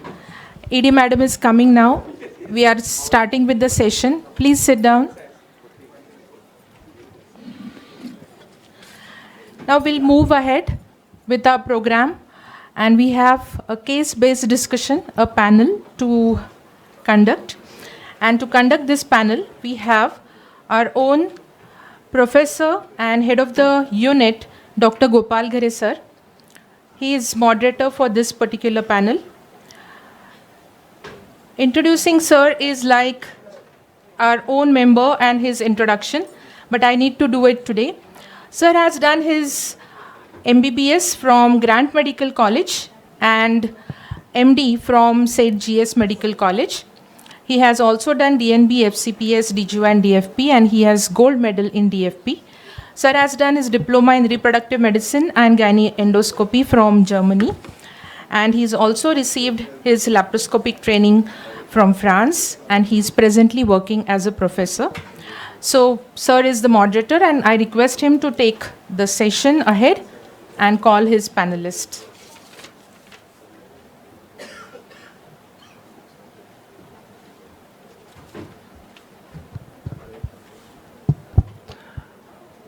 Good afternoon, everybody. Once again, I welcome you all for this wonderful hysteroscopy masterclass. We have already had very detailed lectures, but still certain things might be left out, or for those who are very apprehensive to ask their queries, I'll be probably representing them. Now here I would like to say there are two sets of people here, one are givers and others will be receivers. I'll put myself on both the sides. So mostly the postgraduate students and maybe junior faculty who are either not doing or doing very basic hysteroscopy, they are going to be the most important beneficiaries here, and we'll try to keep the talk or dialogue beneficial to them. I'm very happy that we have two generations from two families out here, Dr. Senior Kamath sir and Dr. Junior Kamath son. A really big thing to have. I'm very happy to have you, sir, here. And again, Dr. Senior Khud sir and I'll say Dr. Junior Khud sir. So it's a big thing. Typically, though Talegaon is part of Pune, geographically we are isolated, and we are very happy to have stalwarts or icons from city to us. Thank you very much, sir. Now I'd like to introduce the panelists. We have already introduced the speakers earlier. So I request Dr. Manish Machwe sir to be there on the dais. I won't speak much about him because he was introduced, but as you have seen him putting his Ganesha at the first slide, I'll put him like he is our Vignahar. So for all of us or for new generations, either you can talk to him before you take the case, or you can inform him what you are planning, or if you want to share apprehensions during the surgery or post-op, if any, as a surgeon or as a lawyer. As much as I know, he is a lawyer too, and he is a medical legal expert in Pune city. So welcome you, sir, Dr. Manish sir. Now I request Dr. Pankaj Mate to be on the dais. Again, he is already introduced. Most important introduction is he is our own student, and it's very big thing to have our own student coming back and guiding us. So yeah, nothing more than that is required, and he gave wonderful talk. One more thing, his field of work or distance of work, he had put on slide from Ahmednagar to Pune, but there was one more city, Ahmedabad.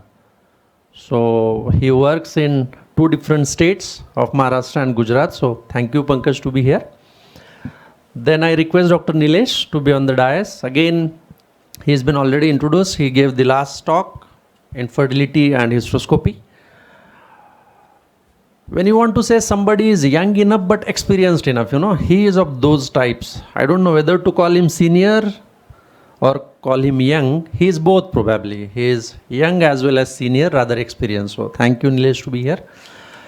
And we have 2 more panelists, Dr. Sushma Sharma madam. So she is our own professor. She has done her MBBS from BJ Medical College, post-graduation from BJ Medical College. And one important introduction, one word which she likes and she mentions about herself is she is a teacher. So that I won't miss. So she'll be there as a teacher, not merely as an expert. So she'll cover both the aspects. Thank you, madam. And last and the youngest one, I'll say, the second generation Khurd, Dr. Aditya Khurd.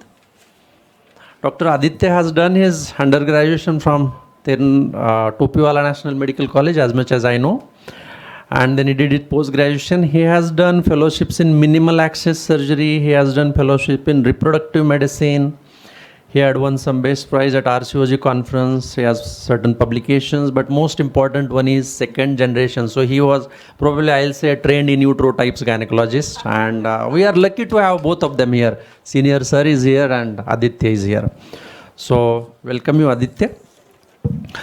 Now here we have people from ranges of Kamath sir, Khurd sir. Probably when hysteroscopy was not routine as part of their training. I belong to generation where hysteroscopy was very much there, but was very much restricted. I remember at KM we had hysteroscope, only hysteroscope, you just put your eye.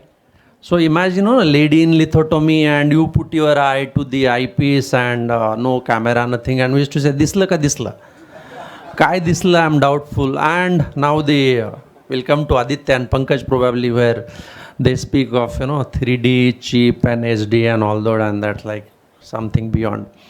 And again, like both the senior sirs and Sushma madam will again say whether to put hysteroscope, it's a special procedure, or to just do routine DNC.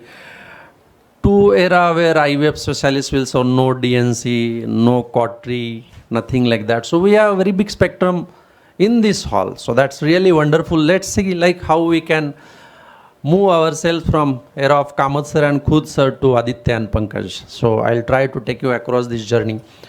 We have kept it as more of a case base. Now case base, since tomorrow we will have the actual surgical workshop, live workshop, surgeries will be there in the theatre. I will be relayed to this hall. So today maybe we'll prepare our minds what to see there. And what if you have some questions or queries or complications to be discussed. So today is something like we will prepare our minds to see something tomorrow in the theatre or the live workshop.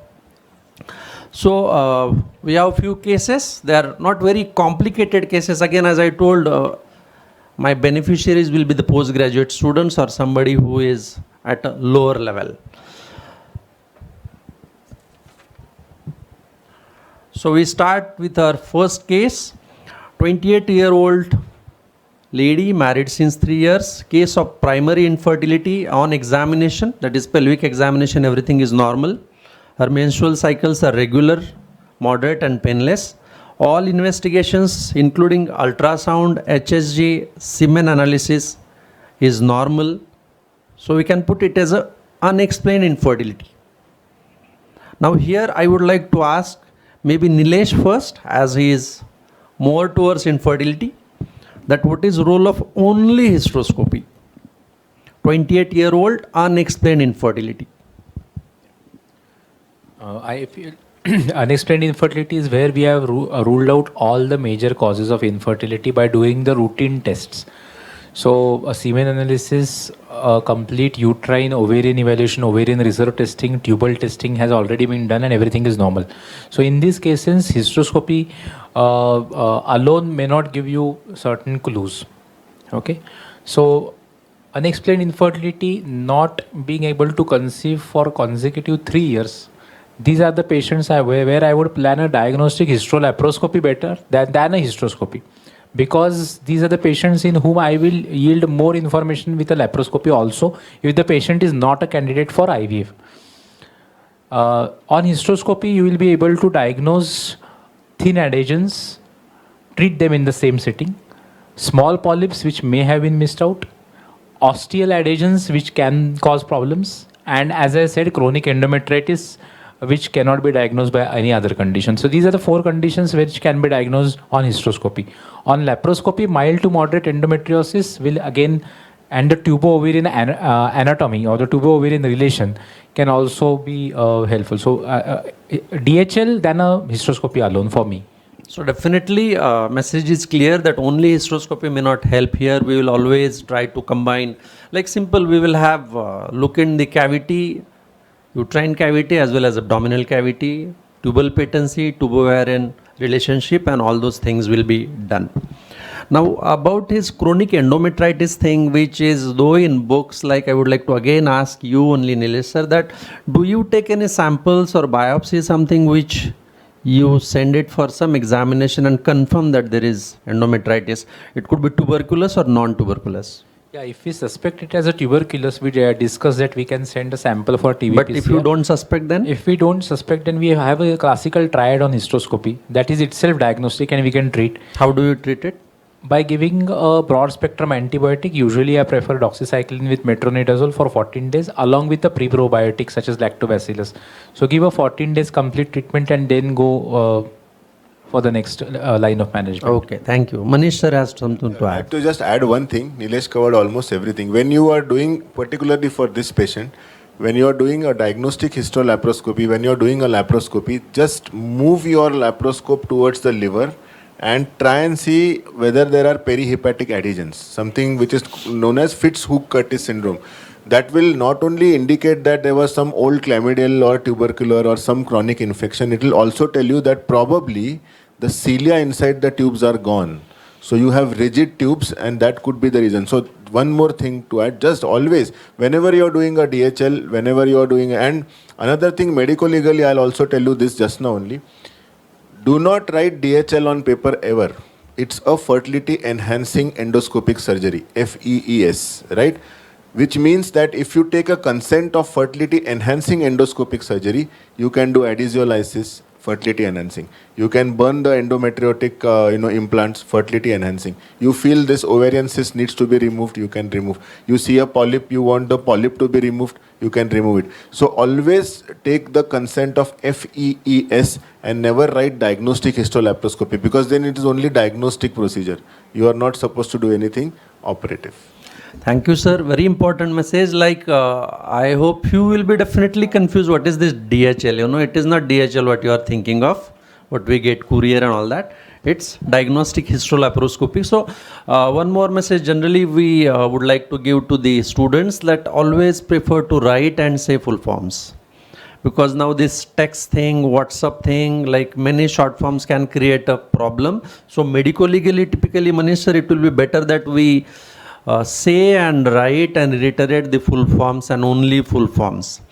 Okay, and about what he said about moving the scope, definitely. So even if you are doing a laparoscopic tubal ligation, it's always a good habit before removing your scope that you move it towards the liver side, just to have glimpse or what looks like normal. So when you have scope of putting scope inside and examining whole abdomen in a second or 30 seconds, do that so it trains your mind to see what is normal so that you can realize what is abnormal, and accordingly you can take your other colleagues' opinion. Thank you very much.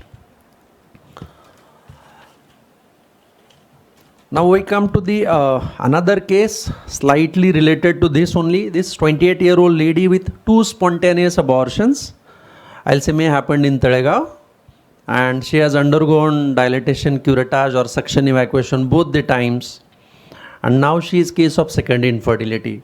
She is having scanty menses. On examination, everything seems normal. Ultrasound is inconclusive. So what is the investigation, diagnosis and treatment? Now I would like to go to Dr. Pankaj.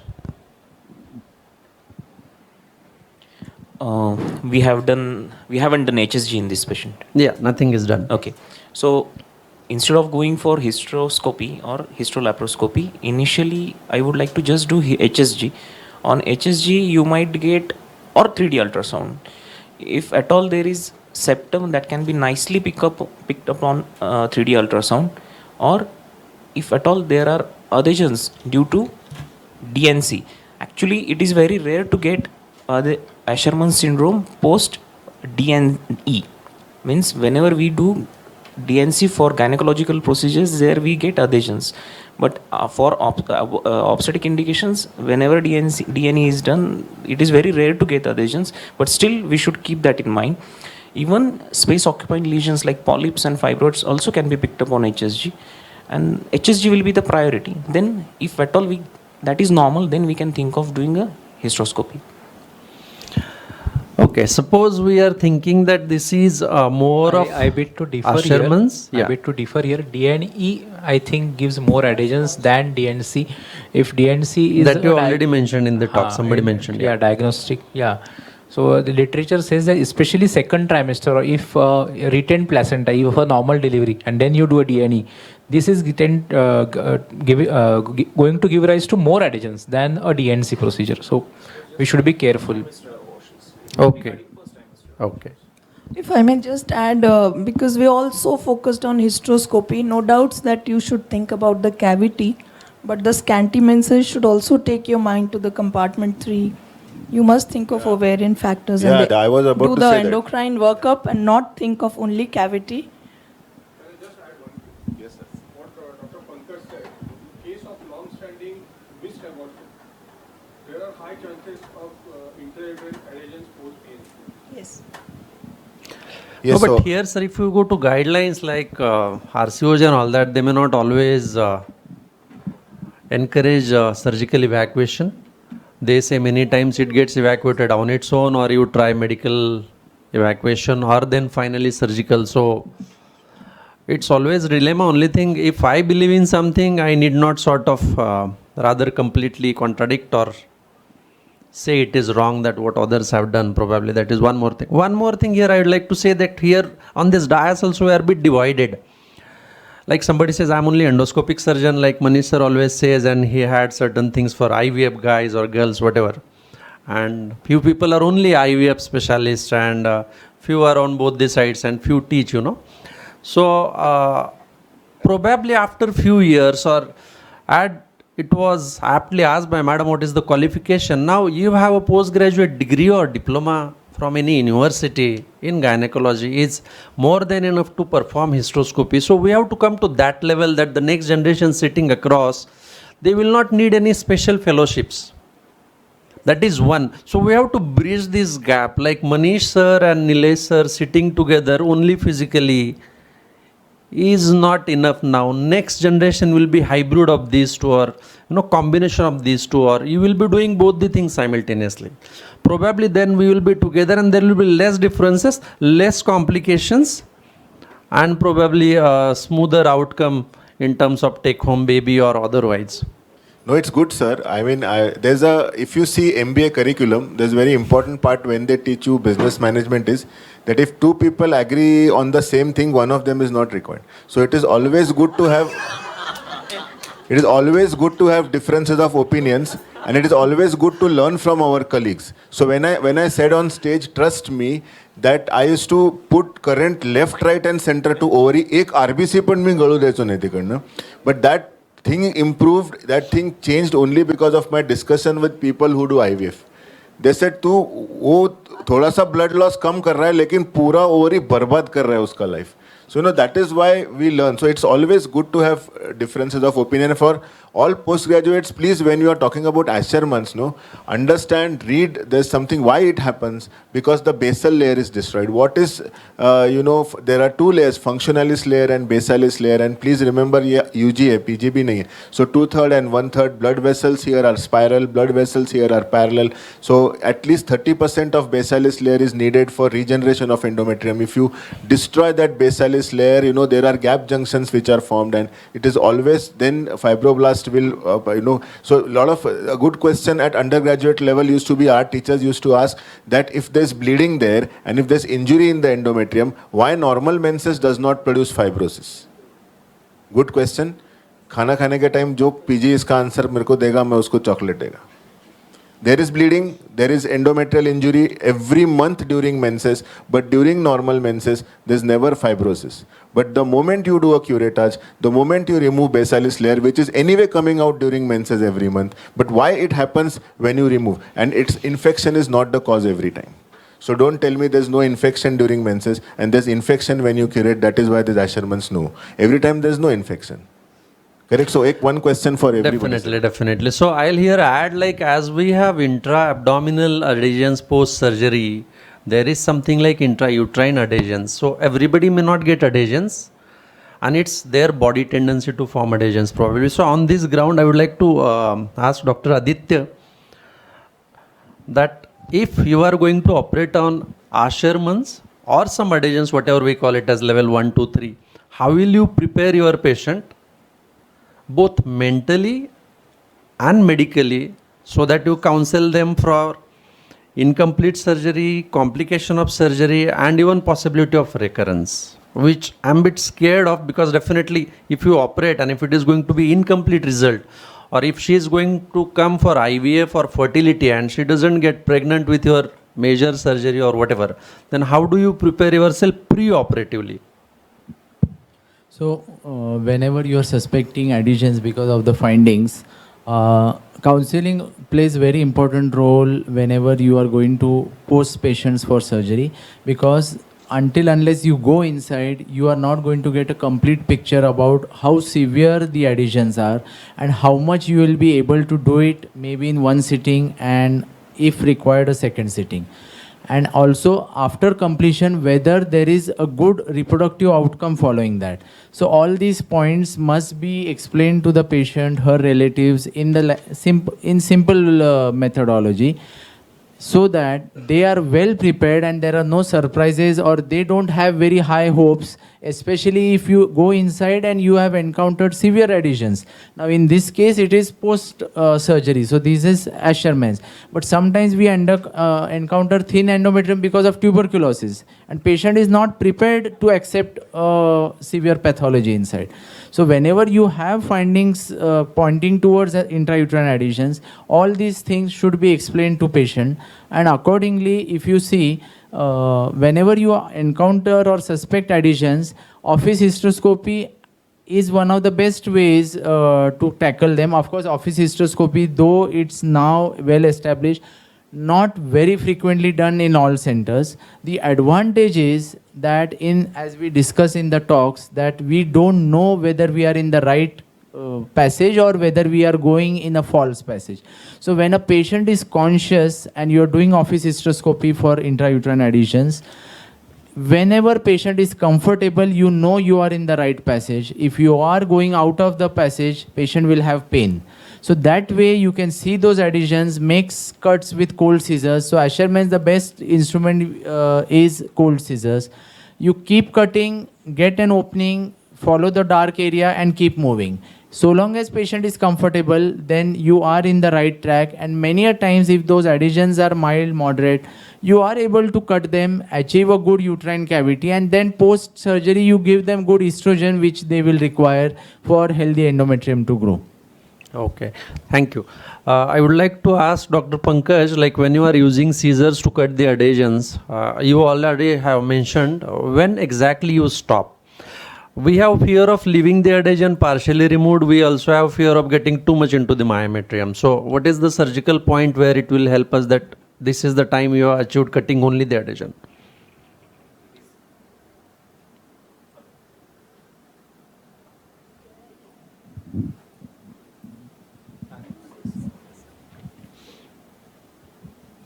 Hello. So as Aditya mentioned, office hysteroscopy will be the ideal thing. Instead of you deciding, patient decides. Whenever she is in pain, that means you are going too much into myometrium or you are losing the plane. So better to do office hysteroscopy where whenever you are in right plane, she won't be having pain. And second, one more tip is that sometimes you really get lost. Whenever you enter the cavity, initially you do adhesive lysis, and after that exact plane is, you actually lose the track of the cavity.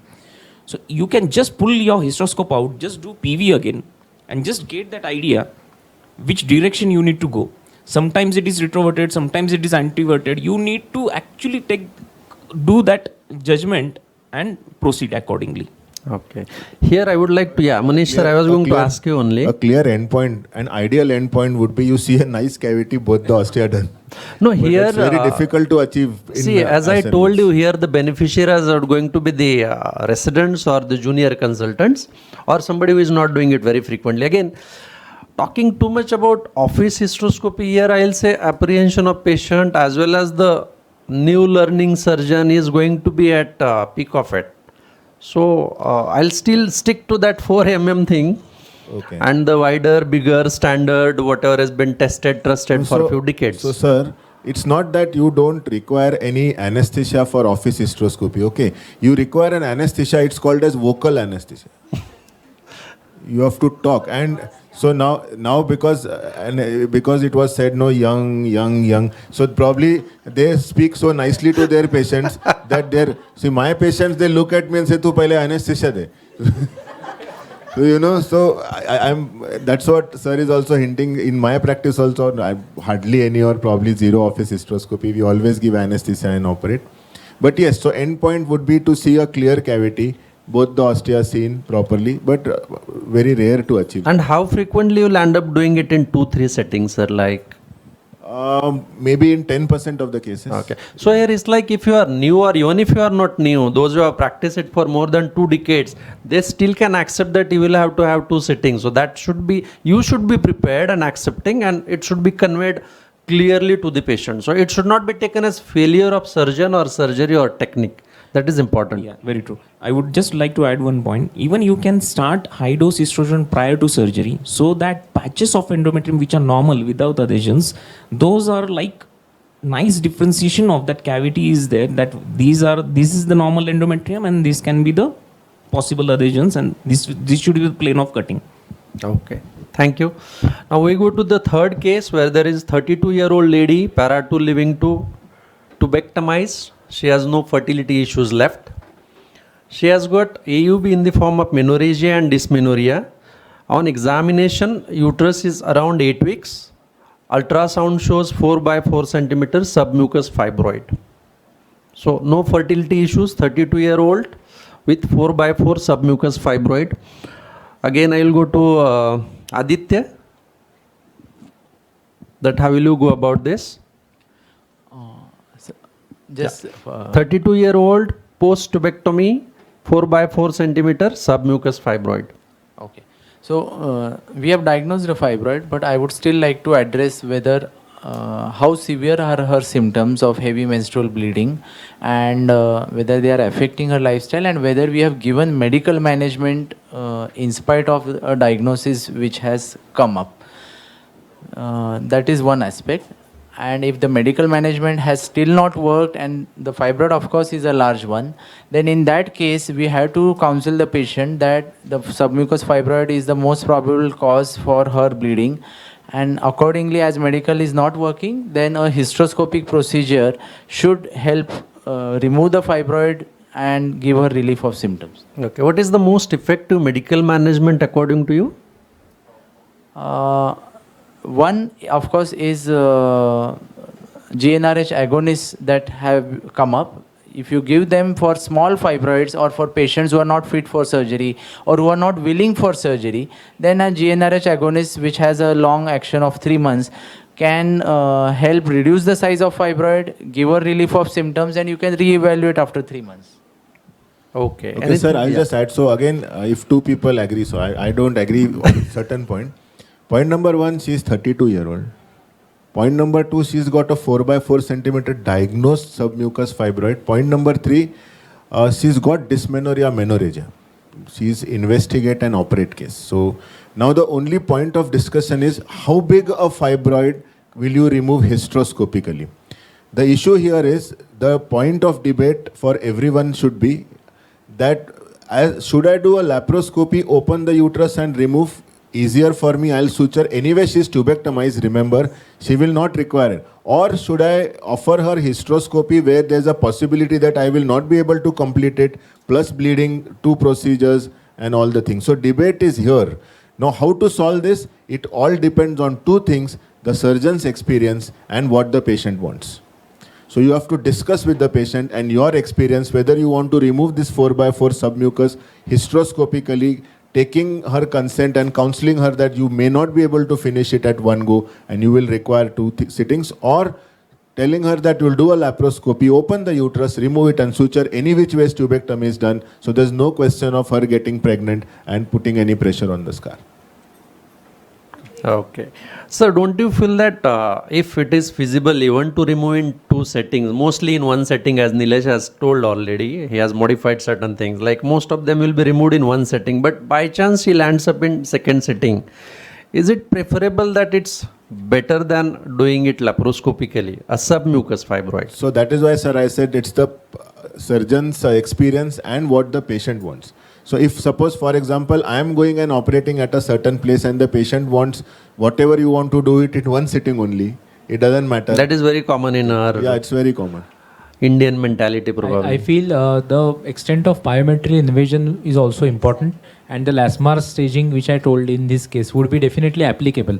Where the fibroid is situated, how much biometry invasion will also guide us. If it is a 4x4 centimeter fibroid with a very small submucous component but major intramural portion, my preferable choice would be laparoscopy in a single setting to do it and complete it. But if it is a type 1 or type 0 with a 4x4 centimeter, yes, definitely we'll think whether to go laparoscopic or hysteroscopically, but maybe 2-step hysteroscopy would be better if it is a complete type 0. And here I would again ask you, if it is 4x4 centimeter, would you still leave it inside, or because she is not worried about her fertility? Personally, 4x4 centimeter fibroids are very huge, and these are the cases where you will require a resectoscope, because it's very difficult to go with the scissor around these fibroids. So my choice for this patient would be to go with a hysteroscope, remove it bit by bit, reduce the size of fibroid, and then think about the extensivity of the surgery or second look. Second look surgery, this patient may be required only because of the time and the fluid deficit. You can be able to complete the surgery even in a single setting, but if the time has increased and you have already had the fluid deficit which is acceptable, you cannot go on continuing the surgery. Even if we give Lasix to avoid the fluid overload, that will not help. Yeah. The key is time. And if you have type 0 and type 1, you can remove them. Only thing is you have to be quick. And the other way is to improve your vision, because that's the only way you can remove the remaining fibroid. What we do is that when we resect maybe half or less than half of the pieces, we take them out. And once we take them out, then you again get space, and then with saving time, quickly again go in, have good inflow and outflow, and then try to remove the remaining part. Then the visualization will be better, and these pieces won't come in your during the procedure. Okay. So those steps have to be quick, but the patient has to be informed prior surgery that a second sitting may be required, especially for these big myomas. Again, I'll ask Manish sir, is it that you will advise always to give GnRH analog in such cases to reduce the size, to reduce the time and all those things? Is it routinely recommended? So it is recommended. Nilesh said, I have read the recommendations that if you want to make a 2 procedure into 1 procedure, or if you want to speed up the time, it is recommended. But if you ask me in my practice, for a 32-year-old lady, I will not use GnRH. Okay, here you will not use it. But if she is likely to be for fertility, then again there's doesn't make difference. Doesn't make a difference. Okay, so you are not supporting it. I think if you are going by laparoscopic approach, I think better to avoid GnRH. I know, because it will make planes difficult. If you are going by hysteroscopic approach, you can achieve a size reduction which should be better. Okay, and what dose of GnRH and how earlier before surgery you can give it so that it's effective, whatever you have tried? I think a single bolus dose of 11.25 or maybe 2 or 3 doses of 3.75. Okay, how many days earlier? For this patient, 4x4 cent. Okay. 2 months prior. 2 months prior. Yeah, so it has to be given GnRH analog with an interval of around 4 weeks. Okay. Okay, so that's why 1 or 2 doses will help. Yeah. Okay, thank you. We go to the 4th case, that is 45-year-old para 2 living 2 previous to cesarean sections, tubal ligation done, came with AUB in form of menorrhagia. Ultrasound suggests she has got endometrial polyp, clear endometrial polyp, which is around 2 by 2 centimeters. Pelvic examination normal. How will you go about treating her? 45-year-old, now rather I'll ask this to Sushma madam only because we meet this more frequently and she doesn't need fertility per se. 45-year-old previous to sections with endometrial polyp on ultrasound. Well, the things are very clearly laid out in the management of AUB today. All the protocols are laid out, and at her age we need an endometrial sample. And like Nilesh correctly pointed out, this polyp may actually be just an overgrown endometrium which is folded up on itself. So you may actually be looking at a overgrown endometrium, a hyperplasia focus. And the gold standard here definitely will be to go ahead with a hysteroscopy and evaluate that whether it's a polyp, then take it out. If it's a folded up endometrium, we definitely need to biopsy that.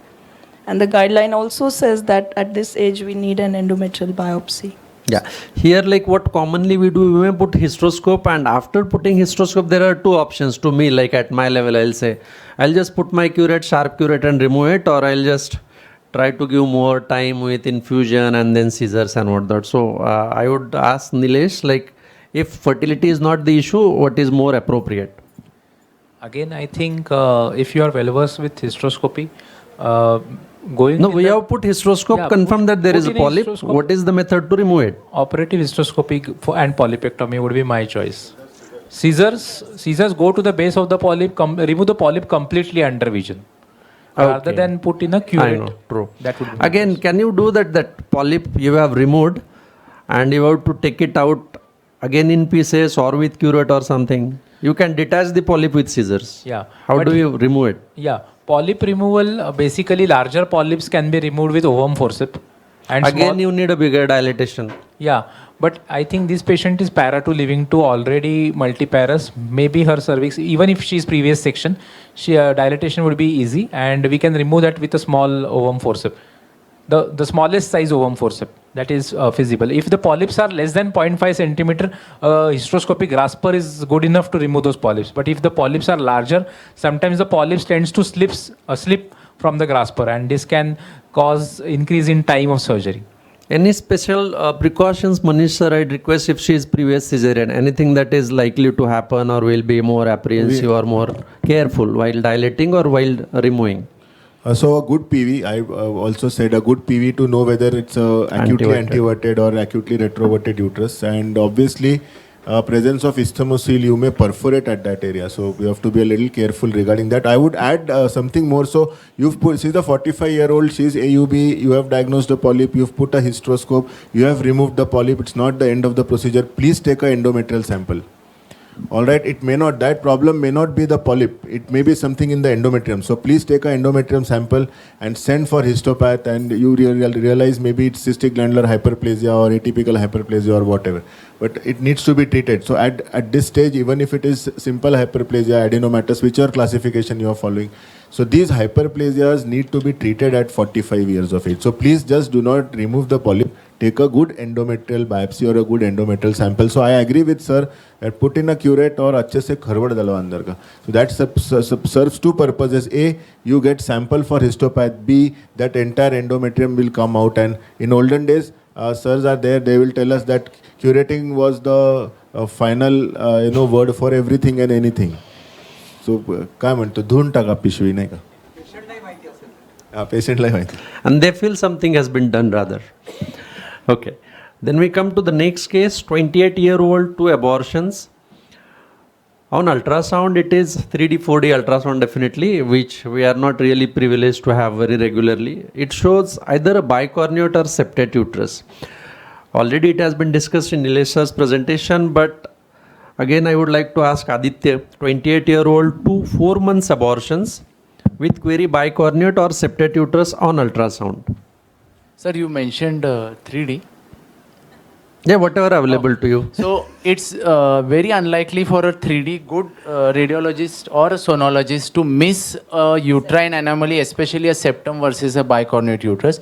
Yes, 2D I can agree there is a doubt and they are not able to comment. But with good machines, good skill, 3D definitely helps you to understand whether the fundus is intact or there is an indentation, so that pre-operatively you are almost 100% sure that this is a bicornuate uterus or this is a septum, and that is much easier for you to counsel the patient.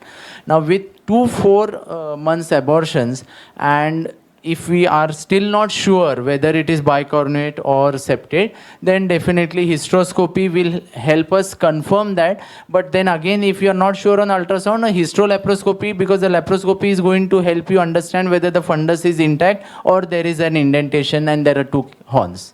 Okay. Typically for newcomers, when you put the hysteroscope, it's not very easy to say it is a bicornuate or it is a septum. So any tips you will like to give, like where you will be sure whether it is a bicornuate or a septate, or you need to remove it or leave it like that? Septum, if you see a hysteroscopy may confuse you in both these cases, but laparoscopy you will see a convex broad fundus, and that is where you know that it is one single uterine cavity, and then if you see hysteroscopically you will see 2 cavities, so that is a septum.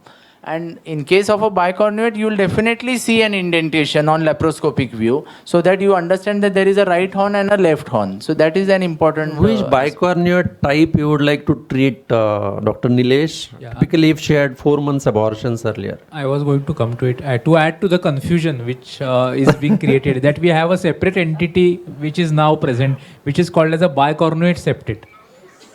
Okay, so we can, in these patients, we can treat and remove the septum to an extent, but you need to be, you need to do this under laparoscopic guidance, because you need, you can perforate because it is a bicornuate uterus. Other bicornuate uterus which we should treat, we should not treat.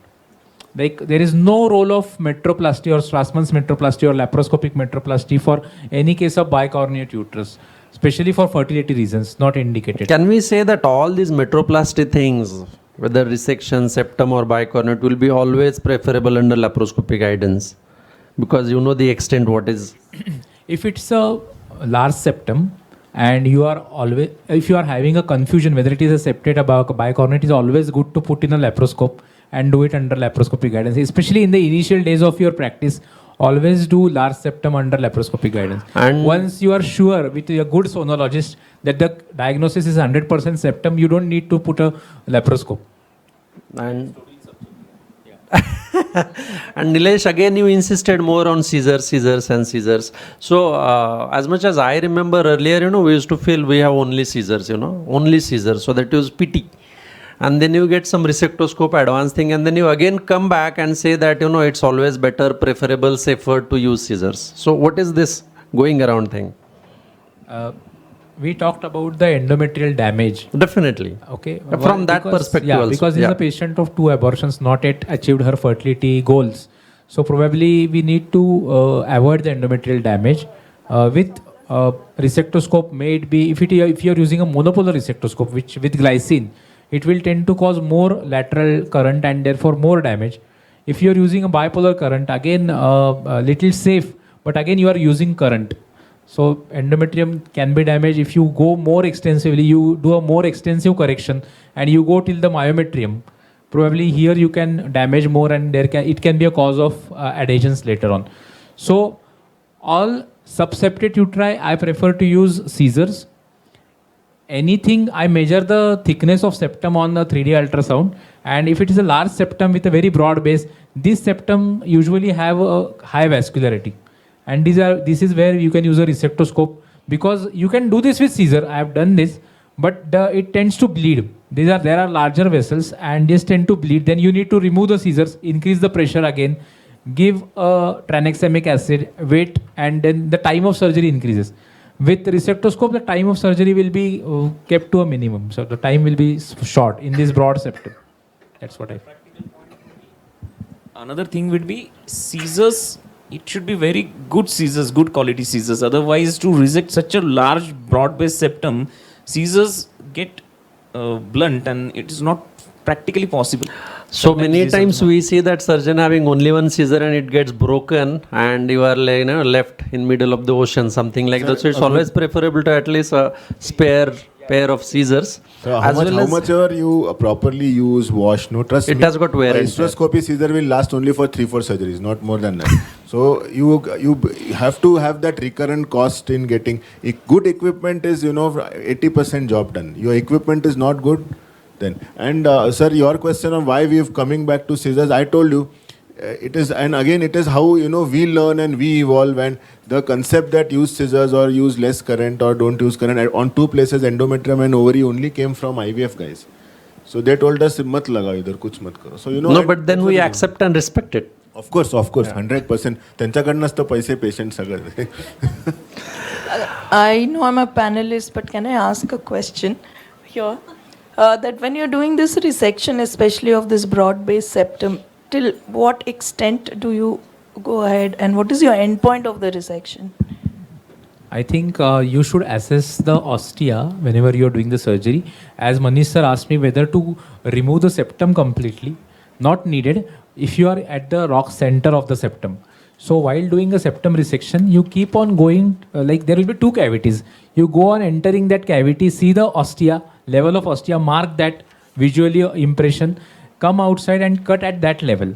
Another method where you can do a central resection is use of methylene blue.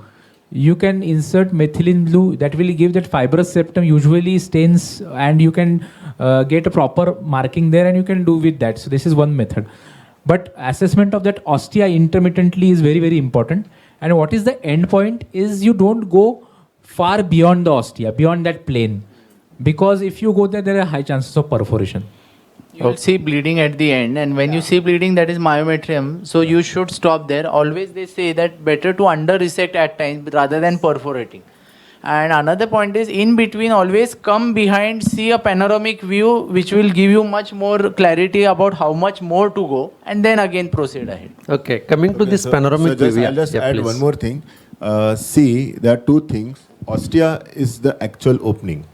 Cornu is an area of probably 5 or 6 millimeters around the ostia. So once you put in a hysteroscope, you see 2 sort of eyelids like this, and then 1 eye. So when you are resecting a septum, do not encroach on those circles. Keep away from those circles. And obviously end point is you see both the ostia from internal os good, not a problem. But please remember, do not encroach on the cornua. Cornua is something different, ostia is something different. So please remember that. Okay, on this ground only, since we spoke of panoramic view, I would like to ask Dr. Pankaj,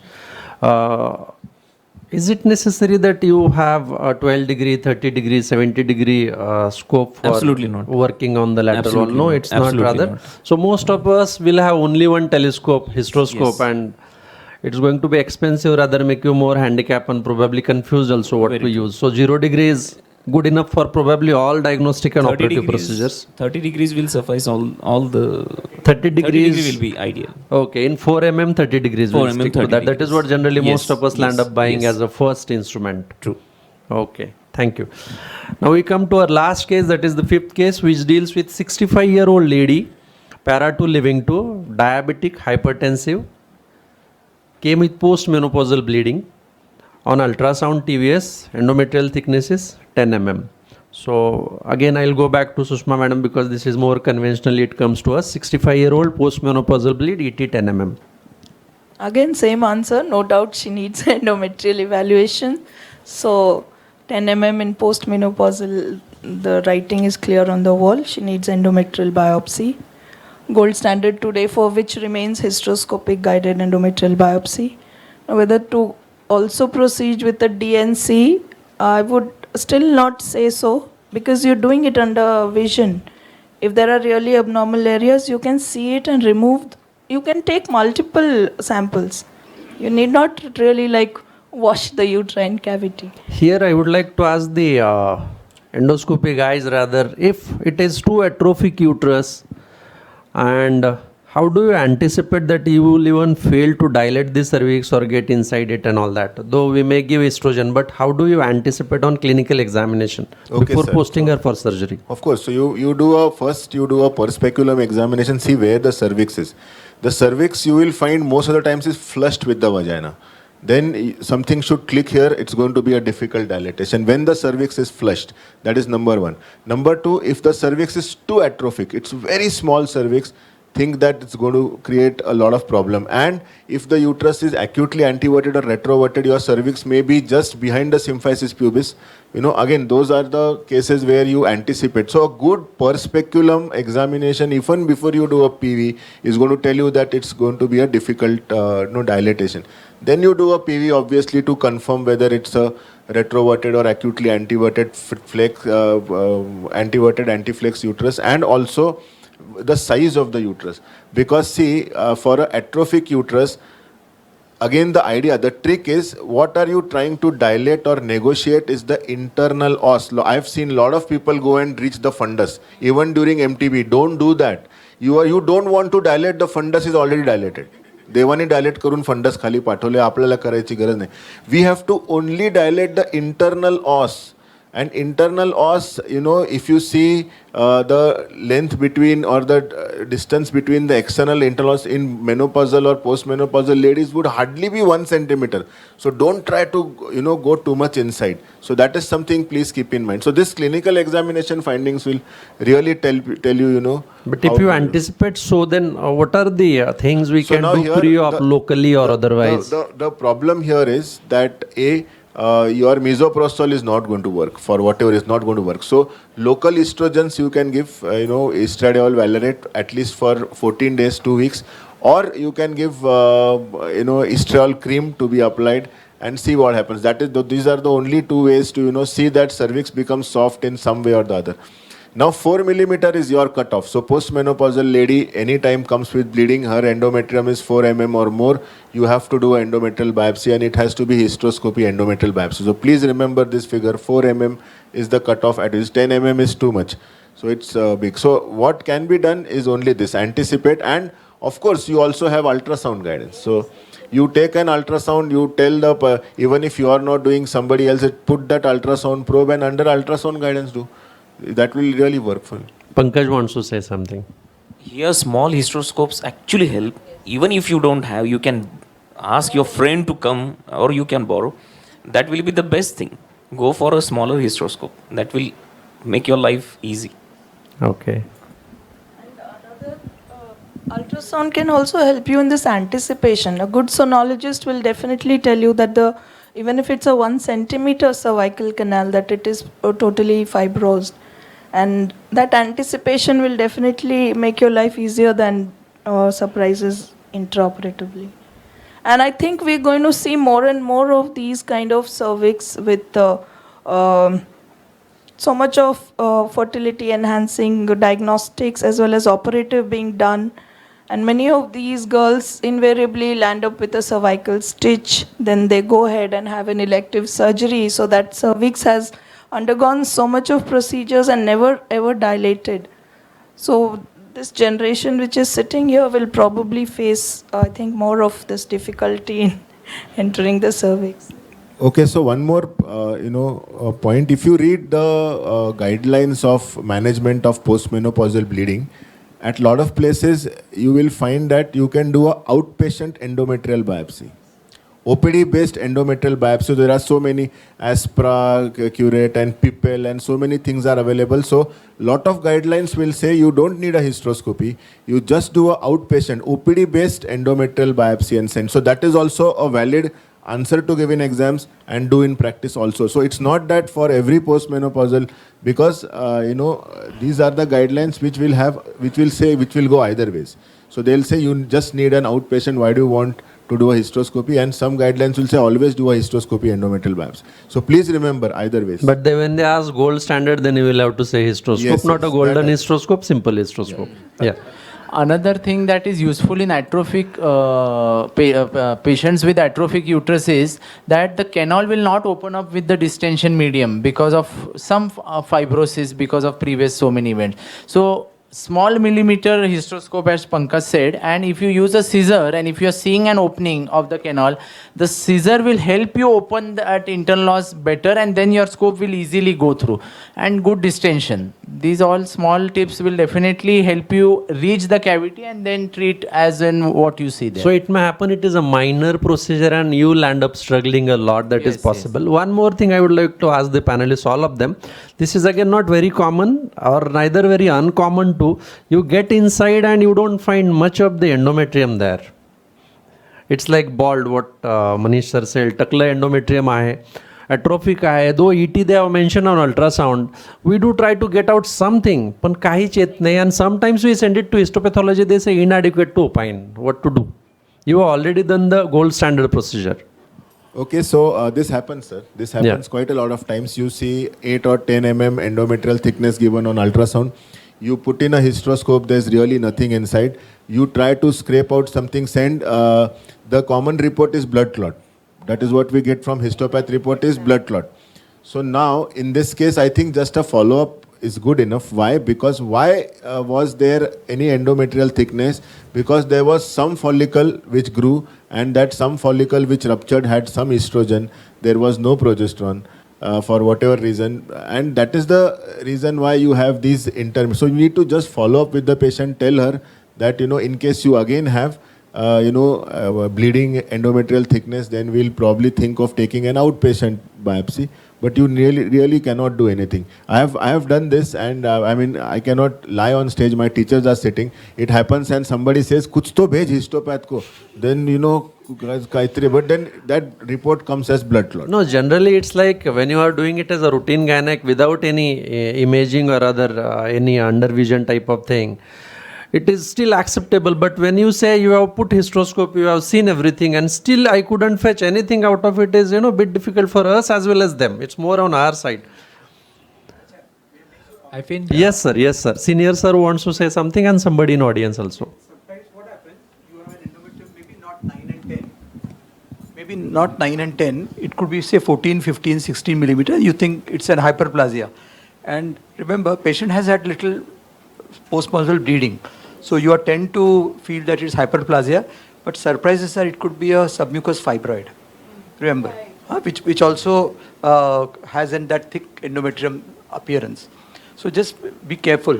In the sense, be prepared for it. That's what I would say. No, but if she is like postmenopausal lady with these symptoms, you will be rather going to remove it? Yes. You have to remove Sir, there are, that is why I said it's an expertise to do a transvaginal or good sonography. So I know a sonologist when she reports, and it's not about he and she, please don't take me wrong. It's just that when she reports, and my postgraduates are smiling, probably they also know, when they say 20 endometrial thickness, it's 100% of fibroid or polyp. So we said, sab tayari kar lo. So we know who reports and how to interpret. Probably when you are married 20 years, you understand. Thank you very much. Once again, I thank all the panelists and thank all the audience as well as senior mentors, guides here who could take through all this journey from beginner to the maybe expert. And now we conclude with this session of panel discussion. We will have inaugural function soon with presence of our executive director, madam. Thank you, everyone. And definitely not to call any procedure minor. Definitely. Nothing Ever. is minor. Okay, thank you all the panelists.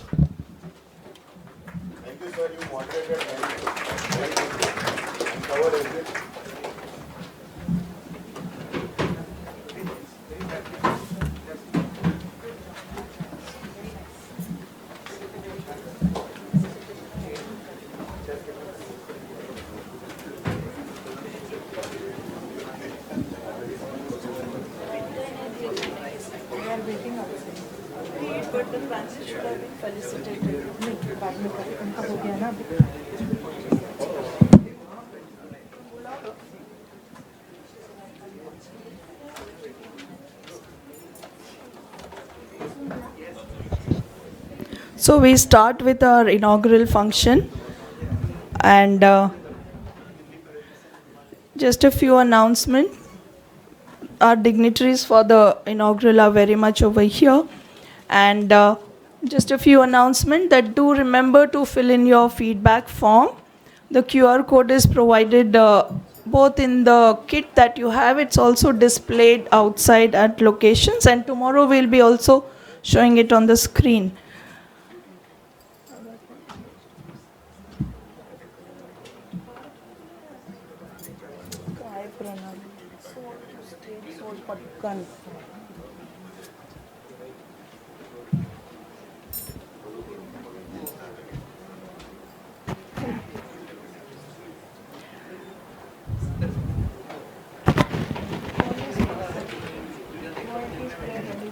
So our dignitaries for the dais are here. Very good afternoon. May I welcome the dignitaries on the dais today. We have our chief guest, Dr. Dilip Kamath, our guest of honor, Dr. Sanjeev Khul, our executive director, Dr. Suchitra Nagre, principal of Myoma Medical College, Dr. Swati Belsare, madam, and organizing chairperson as well as professor and head of department, Dr. Vaishali Kode. May I request the dignitaries to please occupy the dais so that we can move on with the inaugural.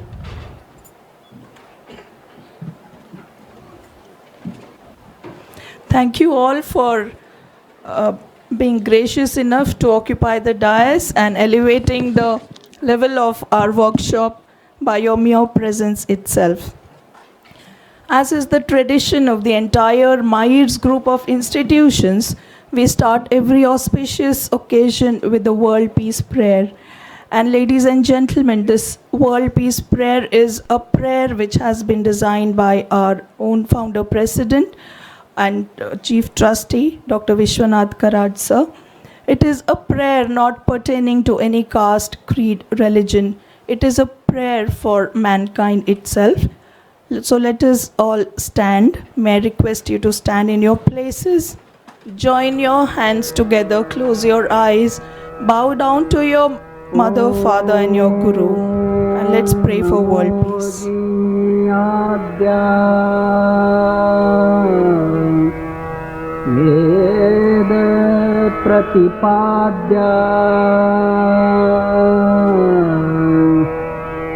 Jaya Jaya Swasamvedya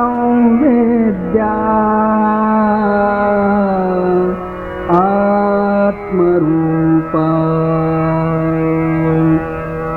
Devatuti Ganeshu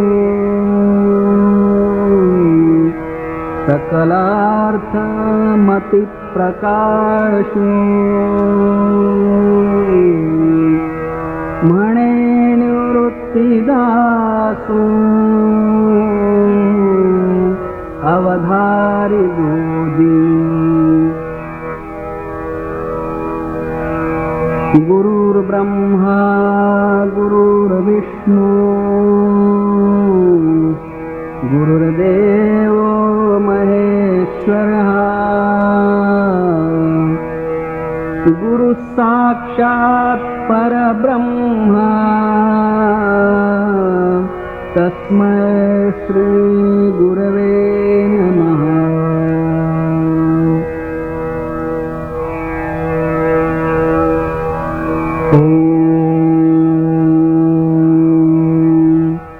पूर्णमदः पूर्णमिदं पूर्णात् पूर्णमुदच्यते पूर्णस्य पूर्णमादाय पूर्णमेवावशिष्यते।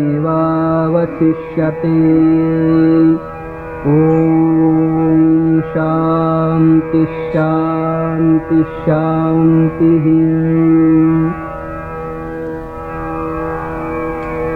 हरि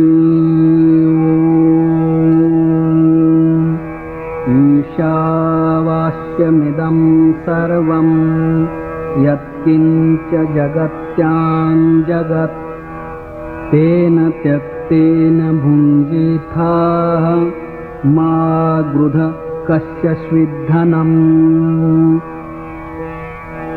ॐ भूर्भुवस्वः तत्सवितुर्वरेण्यं भर्गो देवस्य धीमहि धियो यो न प्रचोदयात्।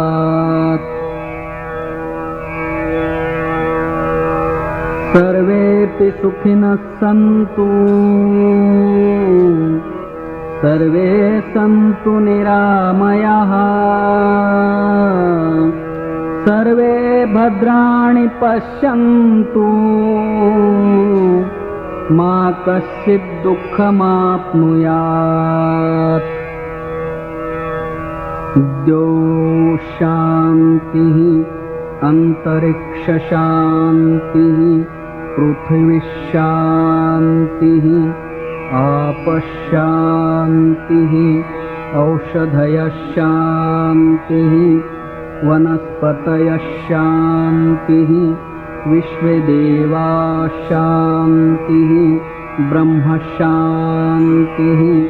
सर्वशान्तिः शान्तिरेव शान्तिः सामा शान्तिरेधि। ॐ शान्ति शान्ति शान्तिः।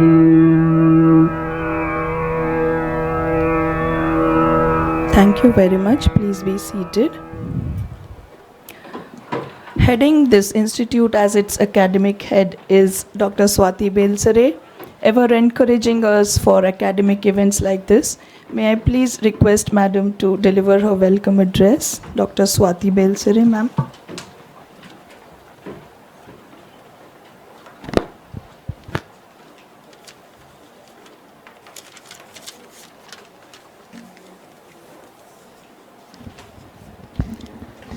Good afternoon and a warm welcome to the August gathering. Dignitaries on the dais, dignitaries of the dais, chief guest of today's event, Dr. Dilip Kamath, guest of honor, Dr. Sanjeev Khurd,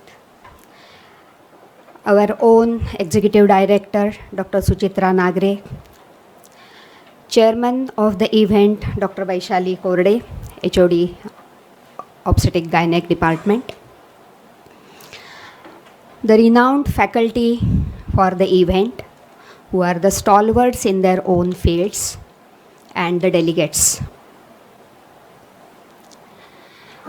Initially, when we started about the discussion of this event, we were thinking of having one-day event. But eventually, we realized that Ample work is going on the subject, and the stalwarts working in the field and expertise which is available in and around Pune. Why not get their help? Why not get their guidance? So we could not resist ourselves having 2 days activity on the same. And those who are attending this from today morning must have realized the expanse of the subject. The topics discussed in the morning are instrumentation and OT setup, complications and legal aspect, fertility enhancing surgeries, and case-based panel discussion. Post-lunch session, you will have hands-on training on the hystero trainers. Tomorrow morning session, we have organized live surgery demonstrations, and post-lunch session would have discussion on other related topics. The day would conclude with the question answer session, obviously. So in short, I can say it is all about hysteroscopy. So as a rightly and aptly named event, it is Hysteroscopy Masterclass 2022. I am sure the stalwarts who are here will enrich the delegates with their knowledge and skills, and they will enrich the budding gynecologist, especially the infertility specialist in the same topic. So enjoy the academic feast. So once again, I welcome you all for this gathering, the event that is Hysteroscopy Masterclass 2022. Thank you.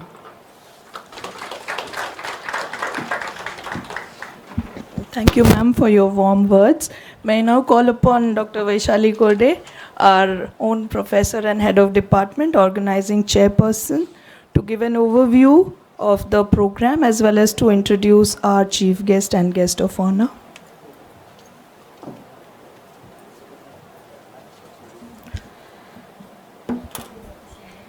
A very, very, very warm welcome to all.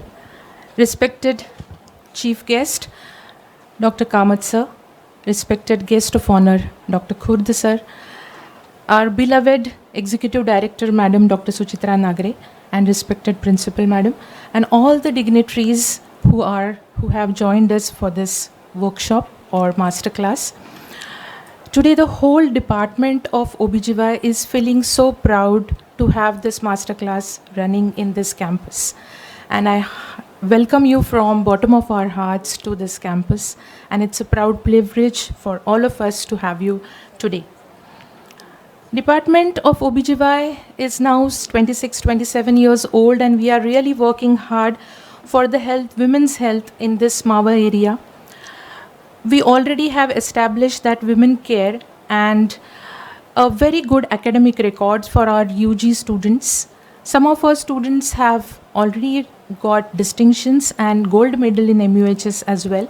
So academically and working wise, our department is really doing a proud job, and we all are aware of it. But today, having this masterclass of our own on hysteroscopy is a feather in our cap.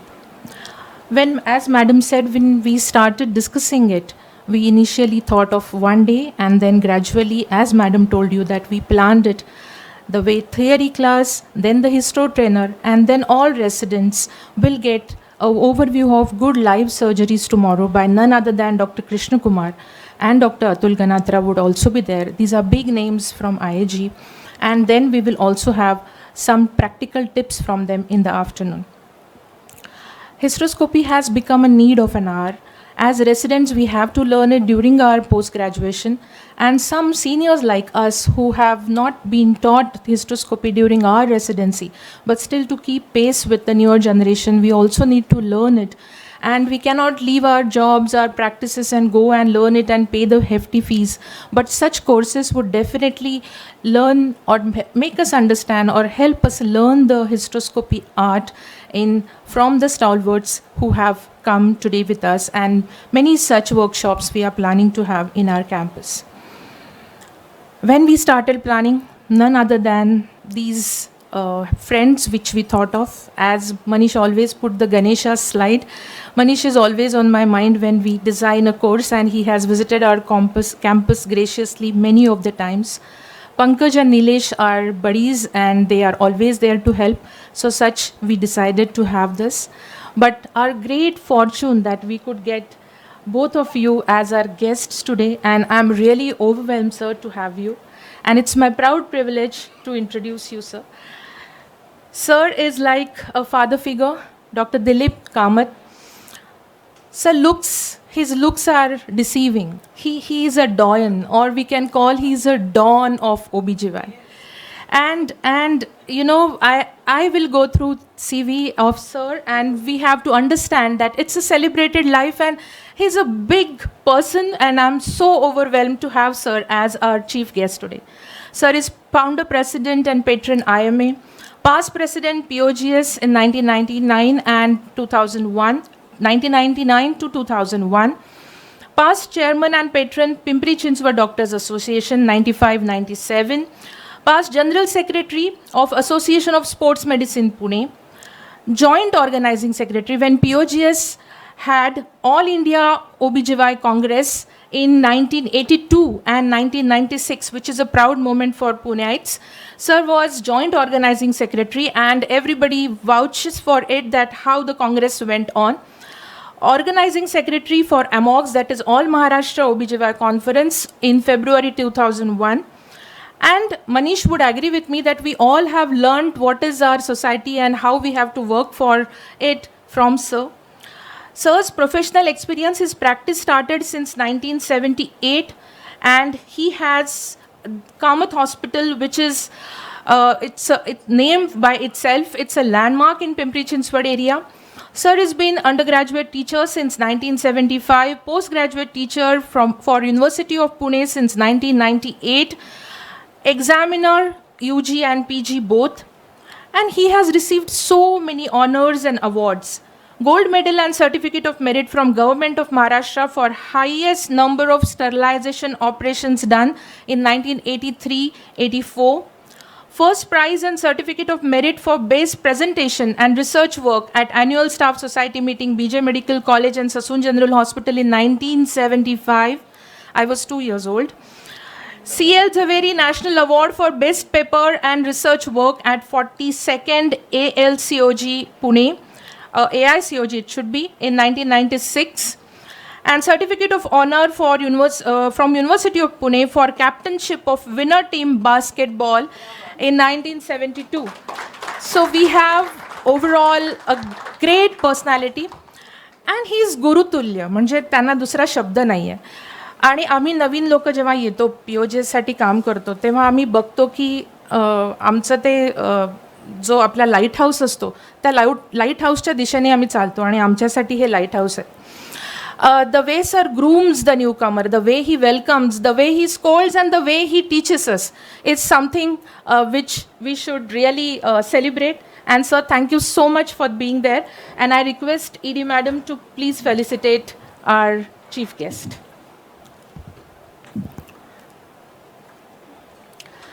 There should be, the claps should not stop.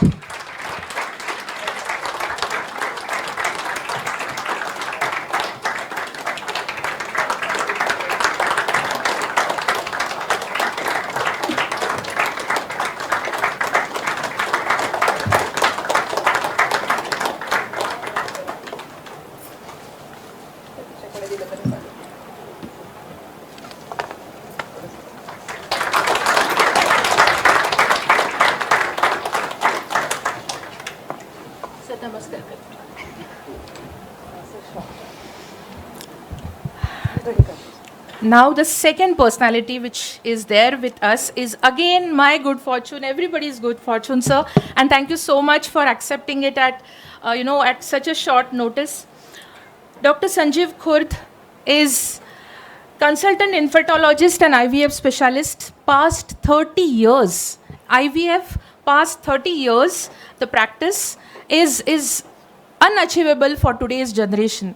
Since then, sir is practicing, and the method, the protocols, the way sir maintains everything, record keeping, sir is the guru. And we have been learning, we have seen sir when he conducts any program, or during his presidency as a POGS also, everything used to be on time with all the protocols and minutest details sir will follow. I'll read sir's CV. Sir is working in IVF, infertility practice for past 30 years. President Pune OBGY Society in 2009 to 10. Coordinator West Zone for Endometriosis Committee FOXY, that is our federation of national level. Established Pune's first super specialty infertility center along with Dr. Sadhna Khurd. So this is the other side that he has mentioned Dr. Madam's name in his CV. Gold medalist as MD in Gynecology and Obstetrics. Awarded FOXY Young Scientist Award by Federation of OBGYN at World Congress in Infertility held at Singapore and Bali in Indonesia. Original scientific contribution, and please pay attention to this. Padmasan positioning for patient at laparoscopic tubal ligation. It is at sir's credit. Invented and designed Dr. Khurd's clamp and introduced Khurd's technique for tubal ligation device for reversibility.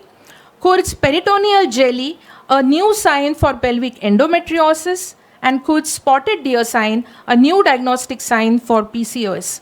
And sir has tremendous, many scientific contributions and presentations done at various national and international conferences, and many awards received. And sir, we are so glad and fortunate to have you today. And sir has one habit that every minute thing you do, the way he appreciates it, you will get at the end of the day, you will get a message written by him, and all those minute things which you have done, he would appreciate. And thank you so much, sir. Thank you very much for being there. And I request TD Madam, or I request Principal Madam to please felicitate our guest of honor, Dr. Sanjeev Khurd.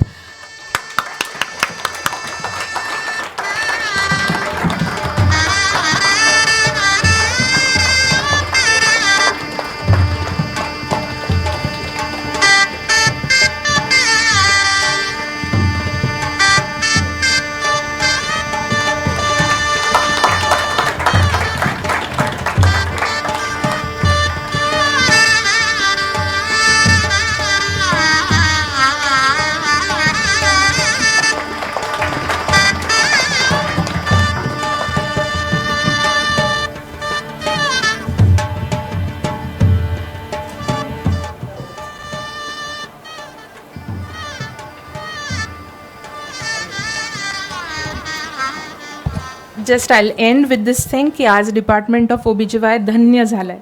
Thank you, sir.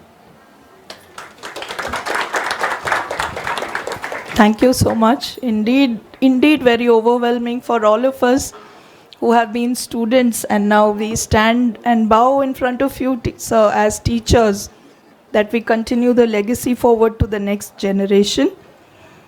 It's been the Indian tradition to also light the lamp. Traditionally, it has been said that light symbolizes knowledge, just as darkness is a symbol of ignorance. So let us all join together to light the symbolic lamp of knowledge and believe in Jyotirmai Jyotirdehi. So let us be enlightened by the light of knowledge and take it forward to everybody. May I request all the dignitaries to please proceed for the lighting of the lamp.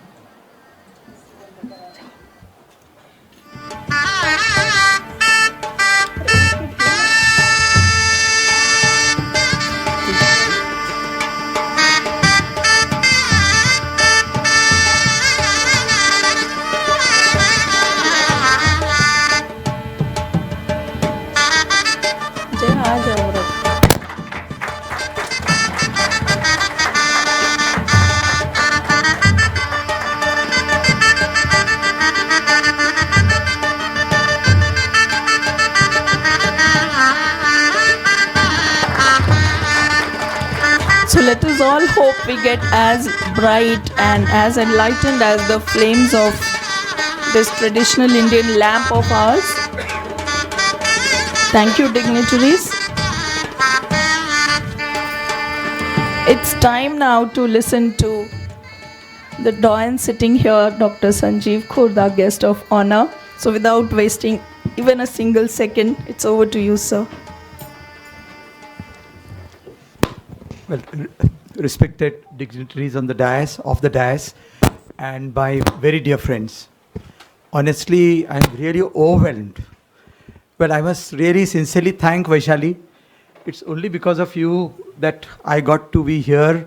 And well, so many memories come flooding my mind. See, Talegaon, my grandfather, plague jeva Punyat yaitsa, so he used to bring the whole family to Talegaon. So that has been an association even before I was born. Secondly, well, my guru and our guru, Dr. Nikam sir, well, I think comes from Talegaon. And you have given me an opportunity to meet my real friends in POJS, who otherwise we don't meet that frequently here. So they are here as faculty. And my very dear friends, well, Arun, Shashikant, Santosh, पुण्यात भेट नाही पण इथे भेटायचा योग आला. Dattatray, Sushma, Vaishali, you have had a great department and you have done wonderful work. एकच थोडं एम्बॅरसमेंट आहे मला, आणि इथे आल्यावर ते लक्षात आलं की आम्ही सख्खे नेबर्स आहोत. सख्खे म्हणजे नेक्स्ट डोअर नेबर्स आहोत. आणि मॅडम आज म्हणजे पण तिथे भेटत नाही पण इथे भेटतोय आज, you know madam. I really. आणि दुसरे सख्खे नेबर्स म्हणजे सतीश भारद्वाज, म्हणजे ॲब्सोल्युटली नेक्स्ट डोअर नेबर्स. आणि Satish, you must pardon me आज इथे पण I must thank Vaishali for that, की तर आपली भेट या निमित्ताने जरी झाली. Well, I need not speak about the science because it's already spoken. I just spoke my heart to all of you.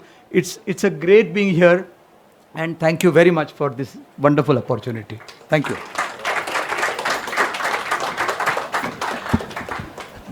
True embodiment of humility that was, who speaks nothing but about his neighbors and friends. Thank you so much. Your presence is enough, sir. Sakhe neighbors. And now we move on to our chief guest, Dr. Dilip Kamath, sir. May I please request you to come to the dais and deliver the speech of the chief guest.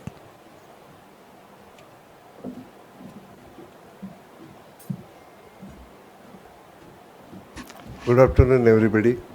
First of all, I am really thankful to Vaishali and the entire Mamar for giving me this opportunity to be with you and attend a very good CME which is going on. I can say that very many of my students mostly sitting here. For that matter, Manisha started his career with me from the first house post. Sonane sir, all these people, they have helped me when I was admitting my patient in Ruby Hall Nursing Home. Vaishali is with us as a POGS thing. Let me tell you a long story of your laparoscope and hysteroscope. People were saying that we were there as a postgraduate, and that time we had to just see a laparoscope. The thing has started, I can tell you, I passed my MD in 1976. That time a single laparoscope was available, and that was brought by Kuruskwaji in KM hospital. But just before examination, we were taken there as a trip to show how the laparoscope is. And yes, and that time the theatre and everything was given on a special line. In the sense, that was a table which they used to turn to 45 degrees. And it was a Hulka's clip that time, which was used to do the tubal ligation. Because Manubhai was chairman of MD exam. Later come our two people, again, one is Dr. Deshpande and one was, I just forgot his name, Parantpe, Dr. Bal Parantpe, who brought a disposable sonography machine in Pune. That was the origin started in this thing. In 1980, I can tell you, Dr. Sudhir Kumar, who took a lead, and he negotiated with the Starts company, and 5 people from Pune, of which 2 from Chinchwad Pimpri, myself, Dr. Mohan Swaminathan, and from Pune, Sanjay Gupte, Sudhir Kumar, and Pranpe. We bought the laparoscopic set, which was diagnostic as well as tuberculosis. So that set, during those days, we got it for 32,000 rupees. I can tell you the rupee value was different, but that has started the laparoscopy. After 4 or 5 years, the laparoscopic operative instrument came into the practice. Kalelkar brought it with a puncturing needle for our PCOs, because before that we used to do the wedge dissection of all this thing, and it was named as thin Leventhal syndrome. So that has started in around, say, 80. And 80 onwards, the laparoscopy has started taking a new things. In Chinchwad Pimpri, like this laparoscope, I started with my surgeon partner, Dr. Deshpande, operative laparoscopy, when this camera and all this thing has started. What he was talking about hysteroscope, the same thing was oriented, but later on it was taken up by the new instruments. Now, gazette is the most important thing what he was talking about. Most of the time I'll tell you, but new people, when they start, they take the instrument from our local companies because it's very difficult to adjust your budget. But let me tell you very frankly, Stars or all this company, those instruments, they can give you service for not less than 5 to 10 years. You pay for it, but the instruments, particularly, I'll start with the Veris needle. Veris needle, which was given to me in that laparoscopic state, is still with me. And whenever I get a chance in the sense, when Amit, my son, he passed out and he had a endoscopic training and IVF training. I rather part about that all things with him.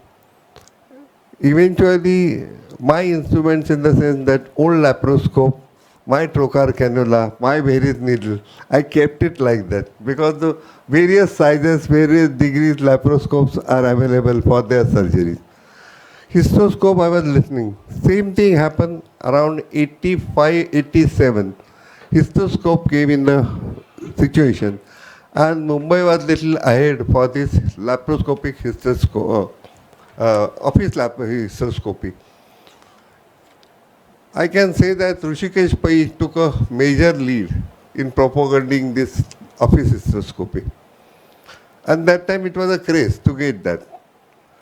Again, as Manish was saying, the advances are going on, various things, new modality, all these things are available. I really wish that things are moving from one direction to other direction. And it's a really good thing that the people are expert, because earlier phase, I can say, 1997 conference, Shirish Sheth was a FIGO president. I was present for that Washington conference. His first slide was that for his lecture, that lawyers are happy. LAVH is what? That lawyers are very happy. So that was a word which he used, and then he started his lecture. So that was a concept, because he was a person who is a mastery in vaginal surgery. Right now also, there are certain things which has to be done with laparoscopy. It's a crime to do an ectopic surgery open. Because the thing is that when you are putting a air inside, or pneumothorax, under compression the blood loss is minimized to, I can say, 75%. If you do a open, sometimes or other you are in some problem at odd hour, means if I go to YCMH or anything like that, the things are not available, you have to do open. And we suddenly realized that blood loss which is created on table. So the instruments and all these advances has made the humankind much, much easier and comfortable with a good result.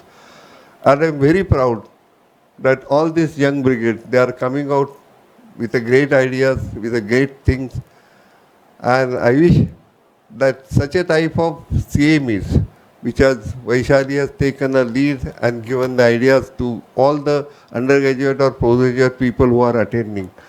It's an essentiality, and that essentiality will be done by this department henceforth. Whatever help they want on other grounds, we are always there to help. Thank you very much.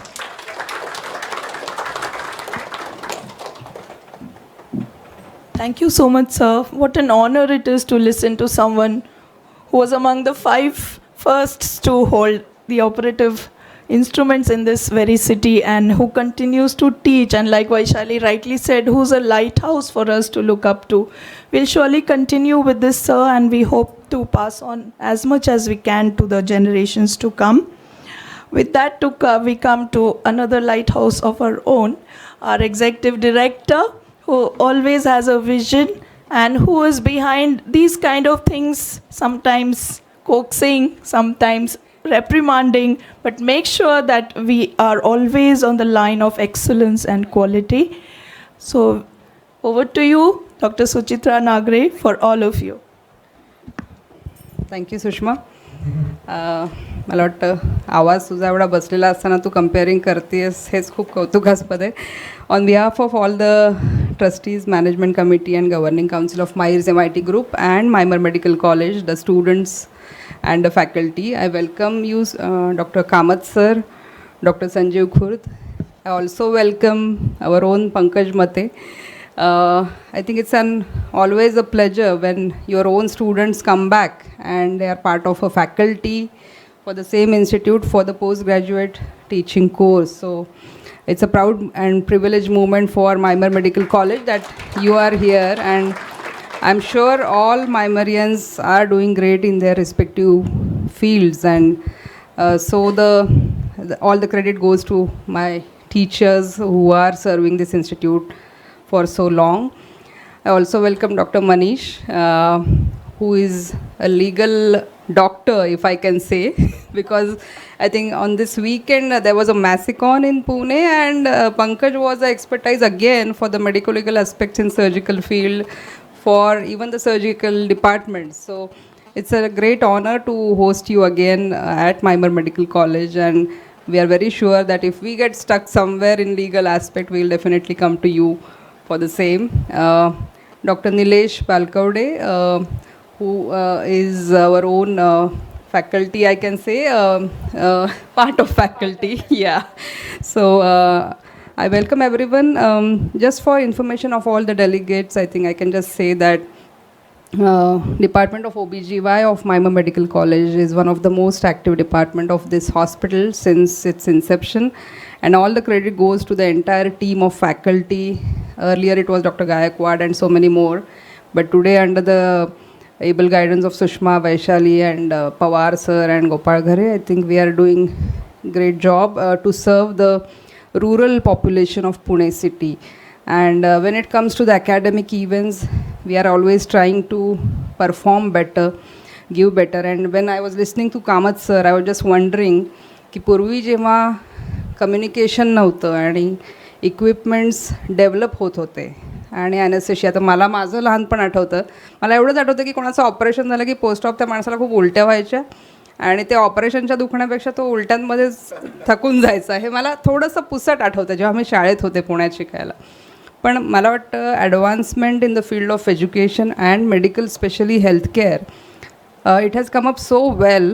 And now during COVID times we could get that the entire world comes very close, because now every expertise is available online.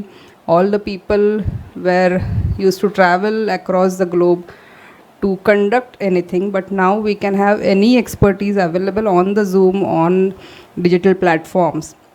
But still, I think the hands-on things are having its own importance, and thanks to COVID, I think now we are coming out of it and coming to completely physical sessions. So I'm very sure that the morning sessions must have been a feast for all the Around 70 delegates have been registered for this program. I think we were little bit hesitant about the dates of this program because we are too busy in NAC, and but still you got 70 people who will have a great experience for these 2 days, today and tomorrow. I think tomorrow Dr. Krishna Kumar will be showing you the live surgeries about the hysteroscopy, and Dr. Atul Ganatra. I also welcome Khurd sir, मॅडमचे सख्खे शेजारी असं त्यांनी आत्ता ओळख करून दिली. तर मला एवढंच वाटतं की it's a platform and it's a duty of a medical college that we should perform and give maximum in academics of undergraduate and postgraduate. So it's a great honor. I'll suggest Department of OBGY की Khurd sir आणि कामत सरांना आपल्या PGशी connect करण्यासाठी you should take more efforts. All the senior faculty actually समोर बसलेले की जे पुण्यामध्ये available आहेत.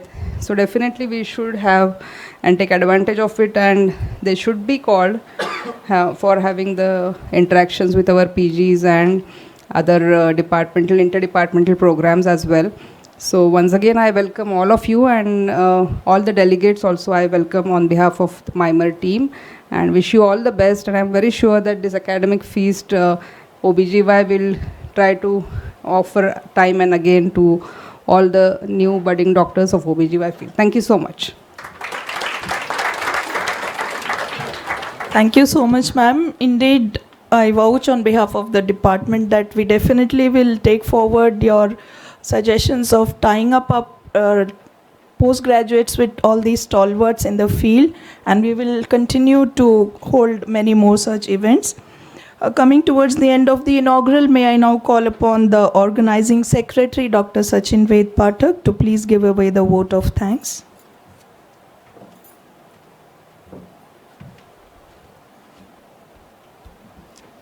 Good afternoon all.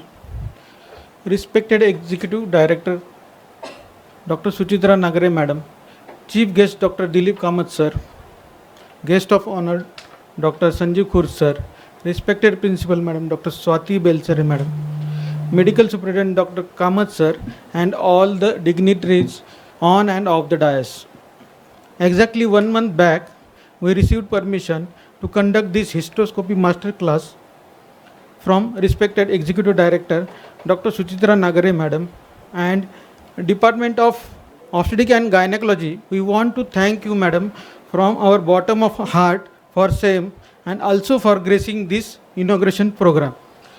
Hereby, I thank respected Dr. Dilip Kamath Sir for accepting our invitation and being here as a chief guest. I would like to thank Dr. Sanjeev Khurd Sir for being here as a guest of honor.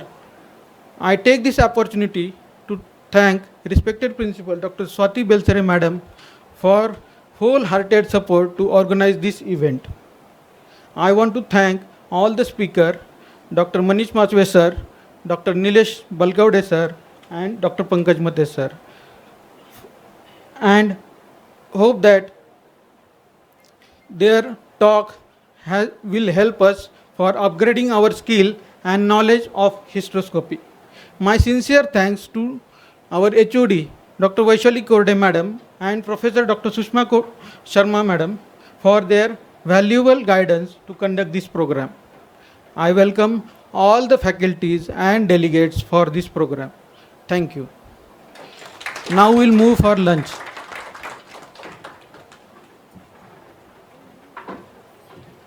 So thank you very much. With that, we come to the end of this inaugural session, and we break for lunch over here. I'd like to invite all of you for lunch, which is served outside, right at the venue. So the dignitaries as well, all the registered delegates, please join us for lunch. We were supposed to start the histro trainer at 2, but I think we'll start it at 2:20, 2:30. The histro trainer session is right down the corridor in the Department of Obs and Gynac.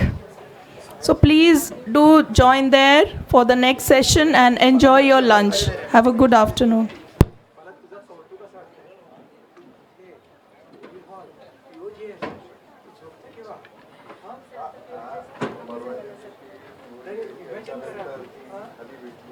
Secretary